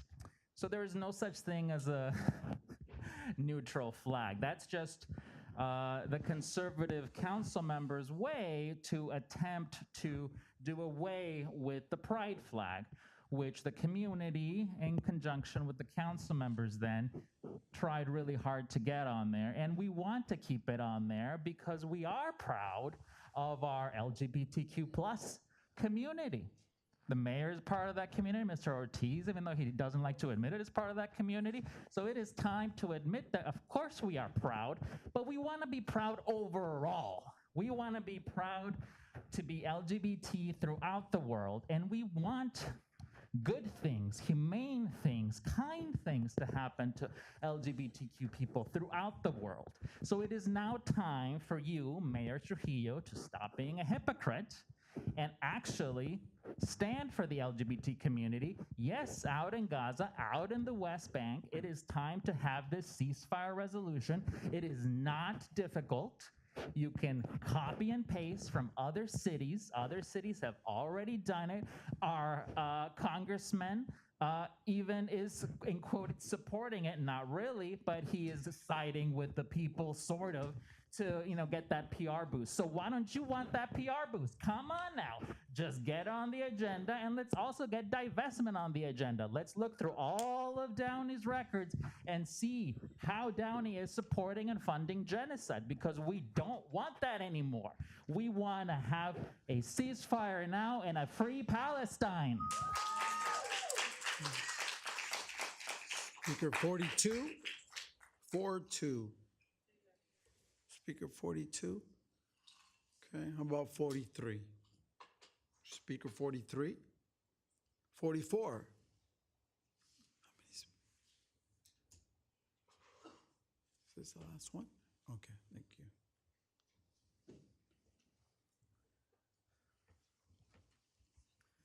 Hello, my name's Joaquin Beltran. Just been reflecting a lot. I'm glad you guys appreciate the flags. think they're nice flags. I can imagine when you wake up, you're like, the flag, so important. Meanwhile, I wish that my council members were actually thinking about the murdered children that are being carpet bombed, that are being starved in Gaza. I would love as much attention as has been put on the flag on these murdered children, but I guess you guys choose your own priorities. I am so taken aback by what happened earlier.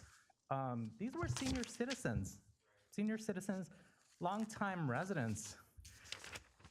Never, never, never would I speak to an elderly person the way that you spoke to that kind, big-hearted woman who was standing up for murdered children. Are you okay?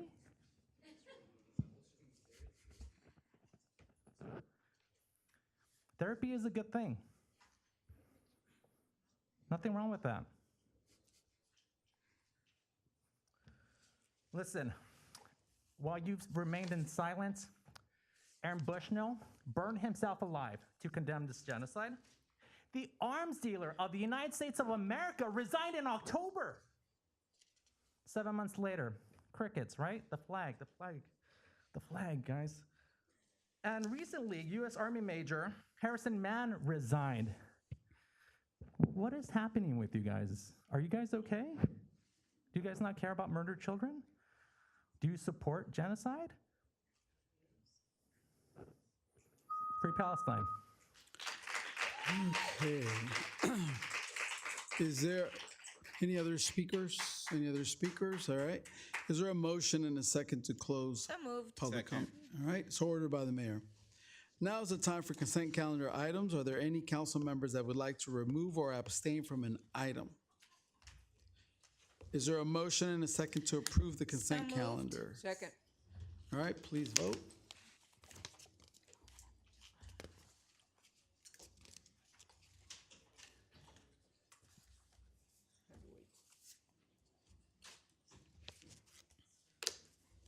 Motion is approved unanimously. Okay, moving on to administrative reports. There are 2 administrative reports this evening. Number 10 is consideration of a neutral flag policy, that the city council discuss the subject of a neutral flag policy and flags to be displayed on city-owned and city-maintained flag poles as those designated by the council. City Manager Bradley, will you, are there any comments prior to council discussion? Just quickly, Mayor, this is a request from the City Council from the April 9th meeting to put a discussion on the agenda to talk about a neutral flag policy. Staff is available if there are any questions about it, and we'll turn it over to the City Council for conversation. Okay. Do any council members have any questions or comments?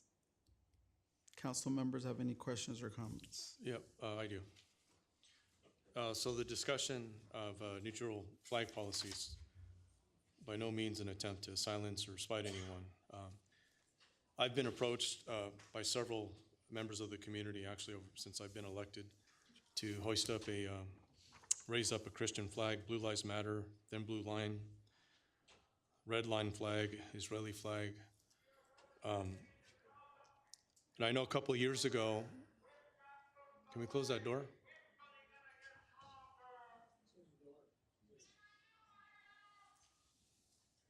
I know a couple years ago, we have a large Greek community, and they hold a pretty large annual Greek food festival, which is coming up in a few weeks. And I know that a couple years ago they attempted to set up Greek flags to promote the Greek food festival, and they received a call the same day. They received a call from the city the same day that they put them up to take them down immediately. So I don't think it's our role as elected officials to pick and choose which groups get to fly their flags. Our role is to simply govern and govern for the residents of Downey. It is my opinion that the only flags that should be displayed are the American flag, the state flag, the city flag, and the POW MIA flags. If anybody, unless anybody else has comments, I'd like to make a motion. I do have a question. When would this policy take into effect? City Attorney or City Manager, do we know?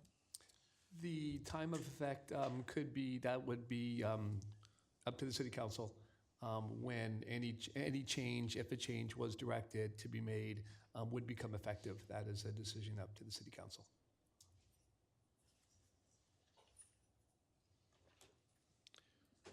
I'll comment as well with having residents say that what we've had in the past, the display of the current flags for the United States, the California state, the POW, and our city flag are the policies of most municipalities.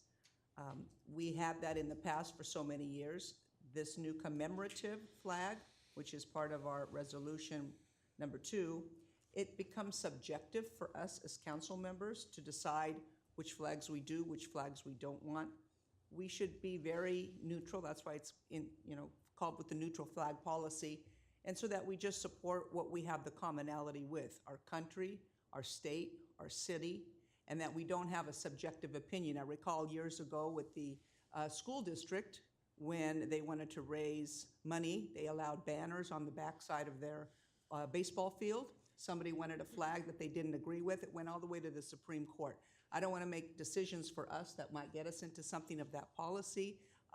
Just keep what we have on the standing, that we have neutrality, that we have agreement with the flags that are behind us. And so I'm in favor of having that policy number 1, but taking out the commemorative flags that we currently have. So there's no decision making on our part that we need to do ever. And if I can say some comments, I want to begin by saying that I completely understand my fellow colleagues' arguments and their statements, and I wish to not discredit their points of view. Honestly, I respect everything you guys are saying. Because I do agree, because conflicts that are happening outside our city's limits, we're not here to make ideological statements, but rather we're here to serve our constituents and their what they ask of us, our streets, our lights, businesses.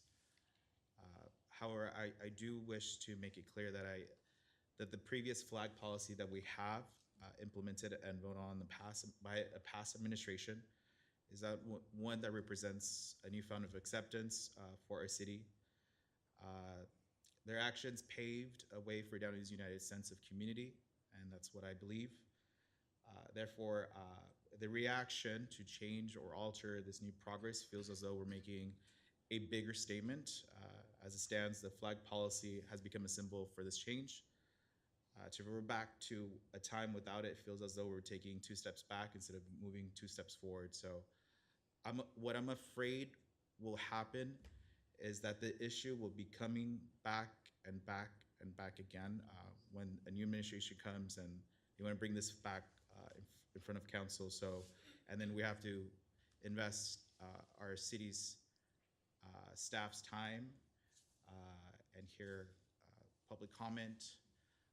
I still strongly believe that we should allow our community to make a decision if we should fly or we should have this policy, so it doesn't come back again and it's a recurring issue every time we have a new administration. So I don't know if any of my colleagues agree or disagree with that, but that's my point of view. Well,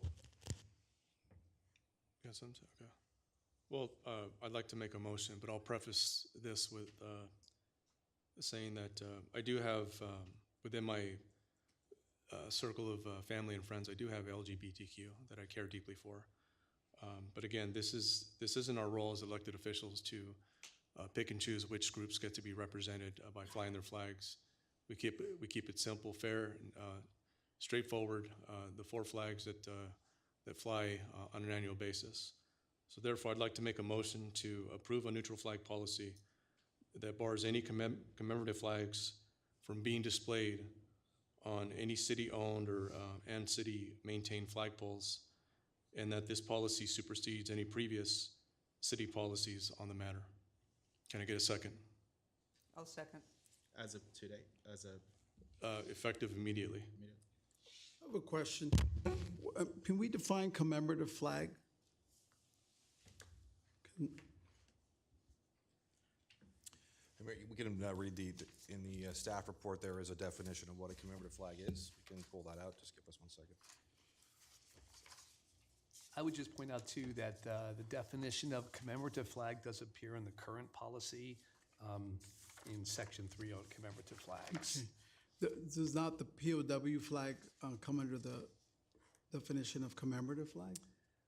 Commemorative flag in the policy means, to quote from the policy, a flag that symbolizes a historical event, cause, nation, or group of people that the city council chooses to honor or commemorate. And that's section 3G of the current policy. So then the POW is a commemorative flag under that definition. Yeah, the policy designates the United States flag, the California flag, the prisoner of war flag, and the City of Downey flag as city facilities, so that it can be flown. Then it goes into to talk about what are commemorative flags. So it's not technically clear if it's a commemorative or not, but it is defined as the initial set of flags that should be flown. It just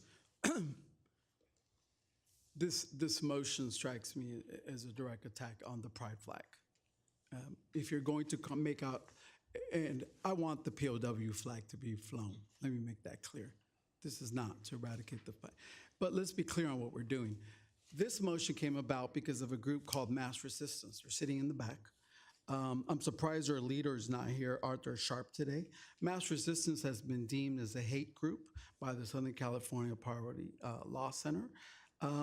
Their two goals are basically anti-immigration and anti-pride flag. Let's just be clear. And it's unfortunate that it was brought about through this hate group who hides behind religious. You have religious people coming forward, you know, talking about the Bible, and these are the same families and parents that are prone to kicking out their child who comes out to them. It strikes me as hypocritical when you come here and you quote the Bible to try to eradicate this flag. That's why they kept talking about we've been coming here, because it is an organized group. That's clear to me. This is a step backwards for our city. Downey is a leader in the region, and when Downey chose to raise that flag, it talked about inclusivity. It talked about an openness. And I think that message of all the people in Downey really resonates with our youth. I remember when the flag went up, receiving emails from one high school student in particular who was thanking me because he had just been kicked out of his parents' home and was living with his aunt in Downey. And he said, I plan on staying in Downey because I know that this is a safe space for him. The pride flag did not come about out of a need or necessity to celebrate the LGBT community, but rather a right to exist without prosecution. The statistics are clear. The suicide rate is higher among LGBT youth who have to deal with the shame and the being ostracized by their families. I thought the city was an ally to a group of people who have been persecuted. I mean, look at the dialogue that's going across the country about removing rights of the LGBT community. So again, the pride flag did not come about to celebrate it, but rather a right to exist without persecution. So to the straight people, instead of wondering why an LGBT flag is flying, be thankful that you don't need a straight flag because you haven't been persecuted. It's disappointing that this council is considering removing the pride flag. And while you may have LGBT members in your family, you can rest assured that after tonight, they will not consider you an ally allies are individuals that speak up for the constitutional values of equality and fairness, rights that the LGBT community still doesn't have at the federal level. But interestingly enough, the White House flies the flag. The supervisors unanimously have chosen to fly the flags. Our Assemblywoman is asking that we continue to fly the flag. I think it's a step backwards. I agree with Councilmember Ortiz, and it is unfortunate. I mean, we pride ourselves on being Downey community that's now 75% Latino, but we have this certain conservative edge to our city, which I understand. But that flag represents so much more than just colors. And some people are offended by the flag. Yeah, it's unfortunate, but I do believe it represents safety, a sense of belonging for everyone, especially for those who have been mistreated or marginalized, discriminated against, attacked for being different. So I just want everyone to be clear. This is an eradication of the pride flag. If you're carving out an exception for the POW flag, this is a direct attack on the pride flag. And it is an unfortunate message that we will send to the community that, at least here in Downey, don't look to us as allies for your community, at least not current composition of this council. But with that said, let's take a vote. I have a final comment. This is not an attack on any one community. We stand united under the flag of this country that flies whether it's war or the Olympics, it unites all of us, regardless of race, color, religion. And I firmly disagree with that statement. I believe, as I believed years ago, that we are one nation and we salute our flag, and our flag represents all of us. That's it. I don't want this message to be misconstrued, and for the mayor's comments that this decision is a direct attack to the LGBTQ community. That is untrue. We are called to represent all of our residents. The same way we have had a group of individuals, Arabs, Latinos, that are here calling on a ceasefire resolution. There are many in our community that are Israelis or Jewish descent that would want us to fly their flag or want us to be in opposition to other things. We are here to represent every single one in the city of Downey. And by us taking positions that have nothing to do with our neighborhoods, our economic well-being as a city of Downey, then we are not doing our jobs.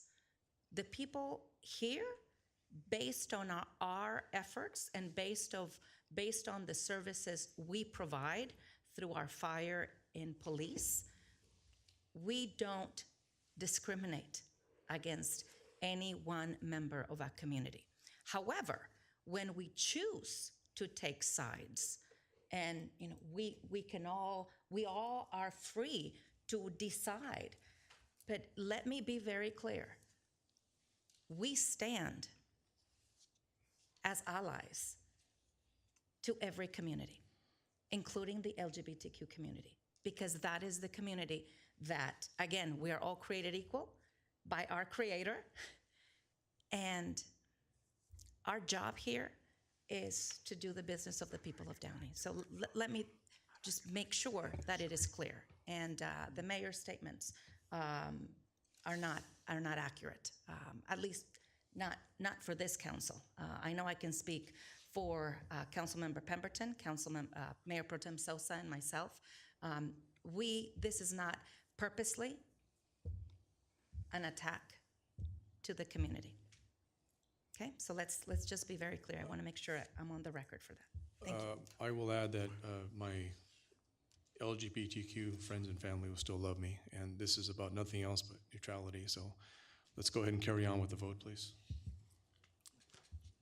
Just if I may add, so that staff is clear on any resulting direction from the vote, is this intended to affect an amendment to the current policy by the motion? Well, the intent was to have this supersede any previous city policies on flags. What is this?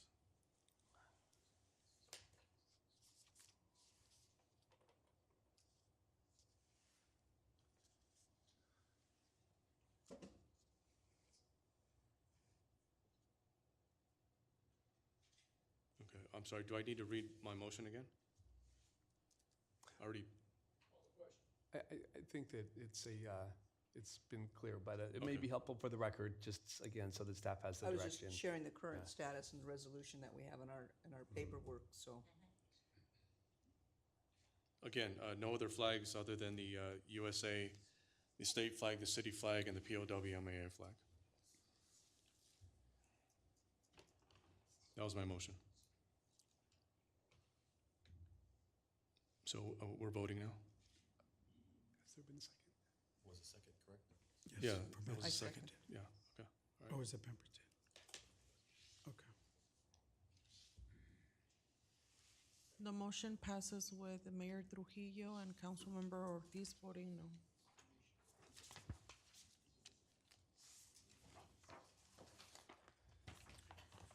Okay, now moving on to the last item of the night.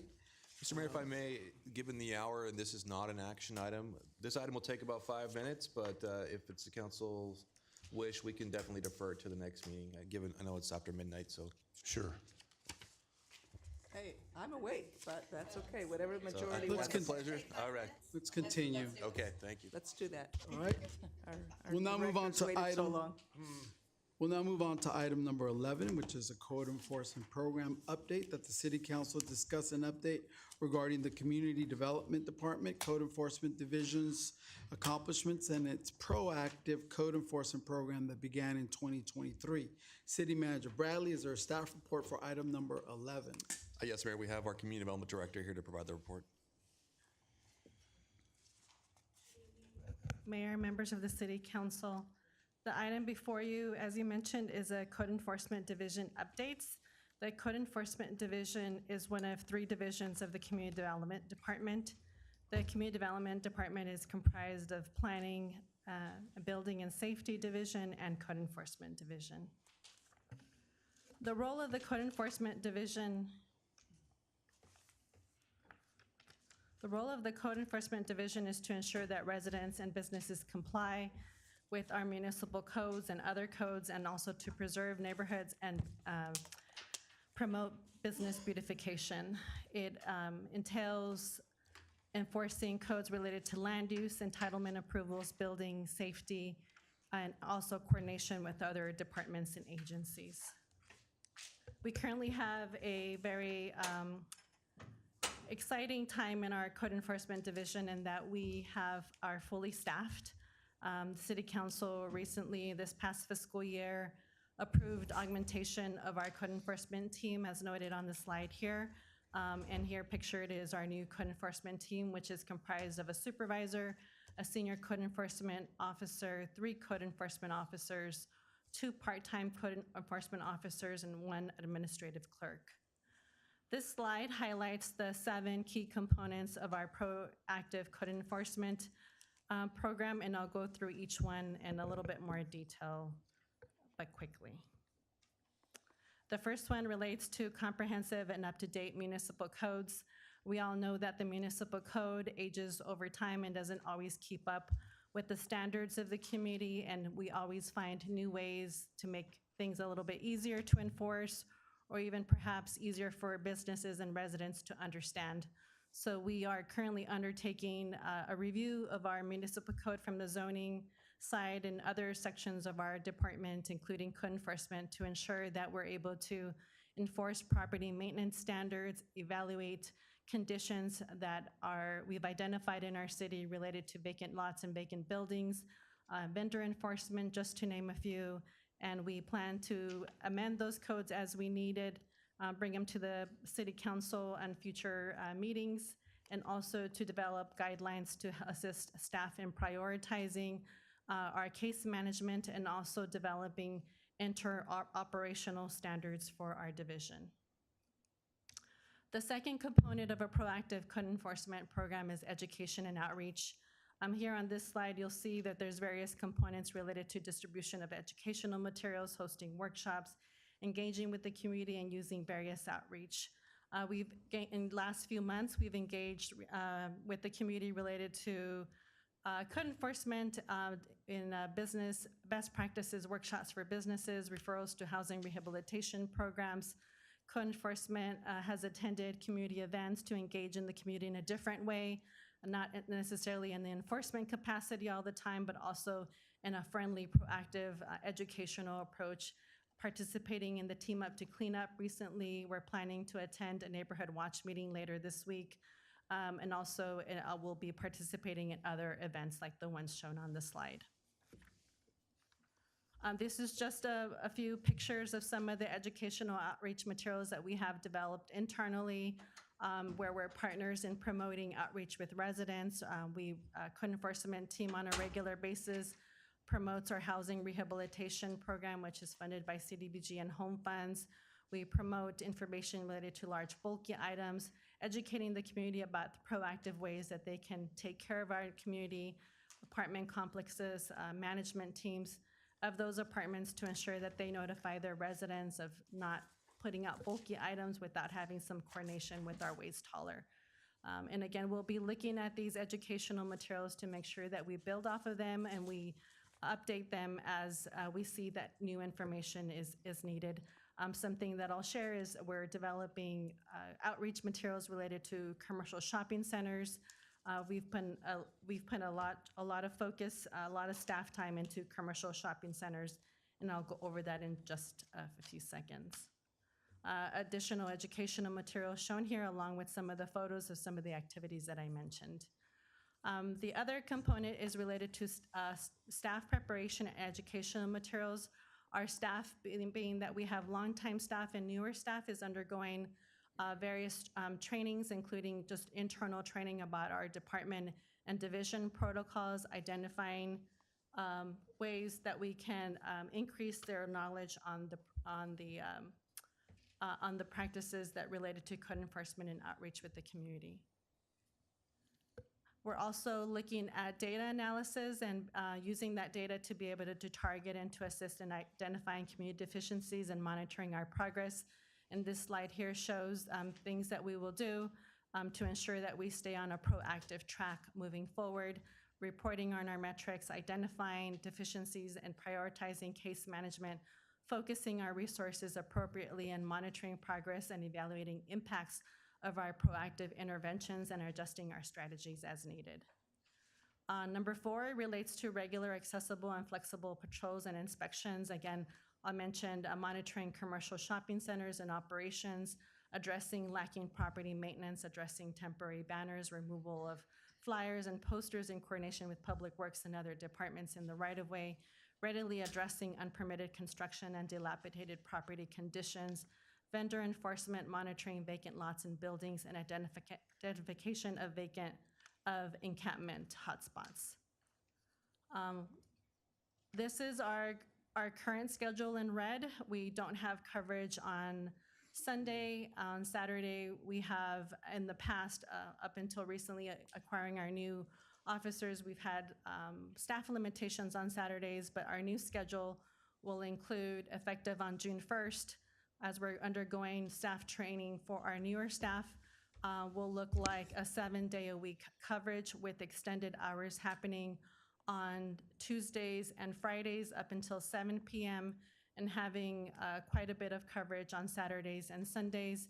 And I'll say that Tuesdays and Saturdays are up until 7 p.m., but we do have ability to provide extended hours for special enforcement cases, addressing hotspot or addressing current issues related to business operations that may be identified through our conversations with police or just through our code enforcement knowledge. So we'll be able to adjust those hours as needed.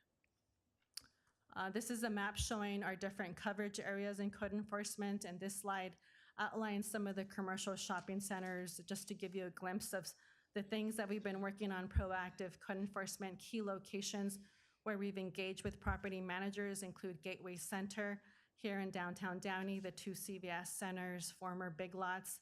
We're on a constant communication with them. We've also met with Walmart representatives, made some progress there. Also, we have an ongoing relationship with the management team of the Promenade Downey Landing. I have met with the Southeast Corner Shopping Center, Smallwood and Imperial, Petco Center, Hyundai dealership, and again, this is just to give you a glimpse of some of the progress that we've made. We have more centers beyond that. Other locations, just to give you a glimpse of meetings that are in progress, are 7-Eleven, the Tristan Florence location, the shops that have been recently mentioned at Rose and Imperial, and again, other locations are in progress. And the section on the right just gives you a glimpse of some of the items we talked to the property management teams about, developing property maintenance plan that addresses security, lighting, parking lot resurfacing, slurry seals, restriping, trash pickups, increasing trash pickups as needed, pressure washing of areas, including trash enclosures, providing a 24-hour point of contact for emergency services so code enforcement and PD can respond appropriately, and developing a timeline for compliance, because we all know that we can have a plan, but if we don't have a timeline, then we don't see change. Irma, can I ask you, in the report here, I see, of course, the information that you're providing us, but there's a couple of slides, the one that we just looked at, that are not included in this report. Will there be can we get a copy of Yes, the we can provide presentation? a PDF of the PowerPoint. Perfect, thank you. You're welcome. Number 5 relates to proactive code enforcement actions, and this just gives you a glimpse of the different steps related to the code enforcement, identifying a proactive case through the code enforcement staff or responding to a reported complaint. Through the step 2 is what we generally call a courtesy notice, but in the code enforcement process, it's called a notice of violation, and that's when we do establish a timeline for correcting the violation. And then after that, if there is no compliance, it moves on to step 3 for issuing of citations, and fines are then applied to the case if needed, and it proceeds there from that to steps 4 or 5. Proactive enforcement actions relate to city parks, monitoring city parks. Irma, let me interrupt you for a minute. I know it's late, but I do have a question. Can you go back? There is for the issuance of administrative citations. Correct me if I'm wrong, but I was under the understanding we had revised the citations to be higher. Did we not include code enforcement citations? Because it seems There may be some cases where we have revised. There are a couple of different ones that may have a different amount, but this is the standard for all Property basic. maintenance standards. Okay. Yeah, I can't think of anything off the top of my head that might be a different amount. Is RV I parking? can look into it and I can report back. I'm Yeah. sorry, I don't remember off the top of my head right yes, now. because if we want to, again, I hate to be punitive, but when we look at the administrative citations, if people are not incentivized, or if the citation is $100, well, what's $100, right? I'll say for that the amount, perhaps we may want to increase those amounts to really bolster compliance. Yeah, as Emma indicated, the council has discretion to set the penalties for violation at different amounts for specific matters. And I think that may be the case, Irma, in the code with respect to some violations. Right. But Step this is the general one as you relating to updating our municipal codes would be pointed out. looking at citation as amounts. The next few slides will provide some pictures of some cleanups, different code enforcement actions that we take related to parks. Here we have befores on the top, afters at the bottom.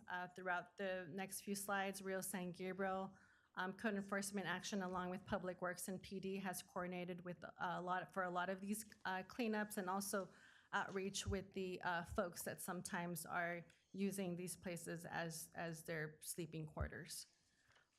We've also, to help with the enforcement, we've installed signage throughout the Civic Center and various parks, some that are pictured here, to assist with swift removal of unattended belongings. These are some of the encampment cleanups in riverbeds. San Gabriel Riverbed on this slide. And these are all fairly recent. Rio Hondo Riverbed, and just as a reminder, we conduct weekly cleanups of the riverbeds, and there's quite amount of code enforcement time that goes into coordinating these cleanups along with our police department and also our environmental cleanup contractor. These are more pictures of some of the recent cleanups. Union Pacific Railroad is one of the targeted areas for cleanups along with their riverbeds. And then we've also been focusing on vendor enforcement. That's an area where we have dedicated quite a bit of staff time to ensure that we don't lose sight of that. If we do it once and don't do it for a few weeks, then folks just kind of go back. So we've been really focusing on that on the weekdays and on the weekends, especially in the evenings during the weekdays. These are some photos of the commercial property improvements. Again, just a few pictures related to graffiti abatement, removal of excessive window signage, addressing trash enclosures, landscaping, and property maintenance. And then other coordination that happens with code enforcement is often also with Public Works and PD, which is removal of different items in public right-of-way. And last but not least, we have collaboration and partnerships and use of technology to assist the code enforcement team. And with that, I conclude my presentation. More than 5 minutes, Roger. Can I ask real quick, on Union Pacific, do they respond quickly? Do they take 2 to 3 weeks, or how does that work in the right of way for them to clean up? No, they don't take 2 to 3 weeks. We actually have direct phone numbers now that we're able to readily when it's a life and safety immediate, you've seen behind Aldi, that's something we've been able to address almost immediately. And behind Downey Nissan, I noticed a lot, and then it gets cleaned up off of Firestone. That was also done pretty quickly, Yes, within thank you. 24 hours. Okay.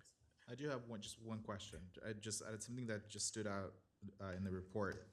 Monday, Wednesday, and Thursday from 7:30 to 5:30, but the Tuesday from 7:30 to 7. Is there a particular reason why Tuesday we skip Tuesday 5:30? That is a particular day. We wanted to make sure that we're able to address vendor enforcement. We've seen it during the week. Oddly, I thought it was odd at the beginning, but it happens during the week.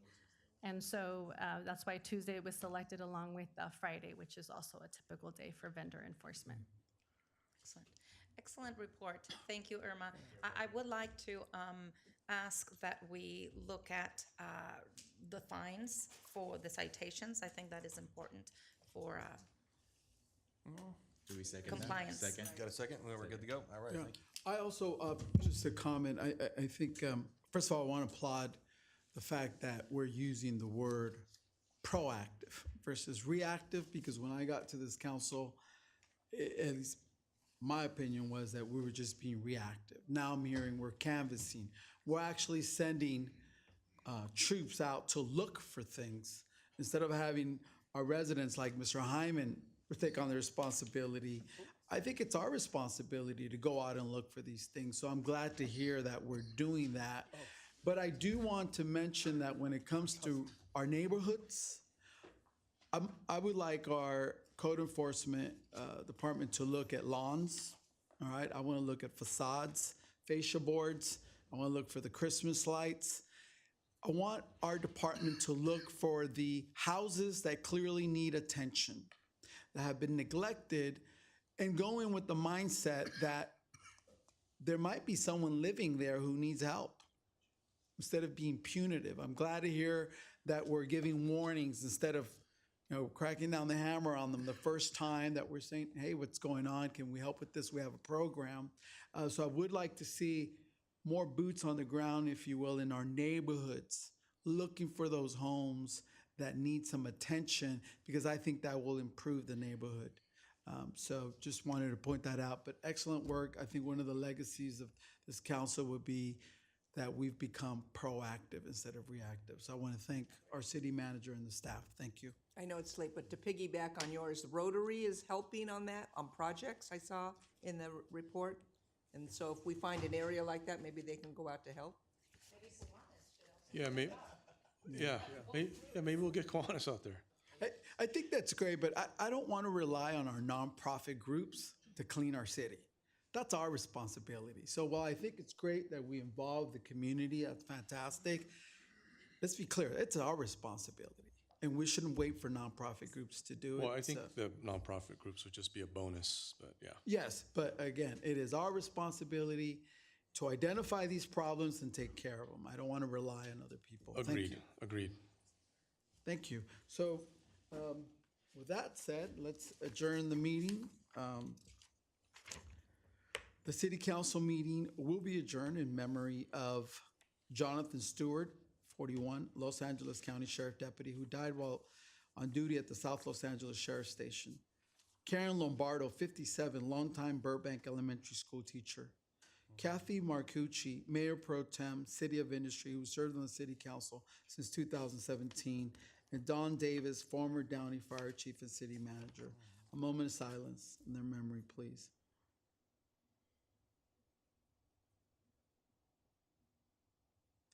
The time is 12:34. The City Council meeting is now adjourned. Thank you.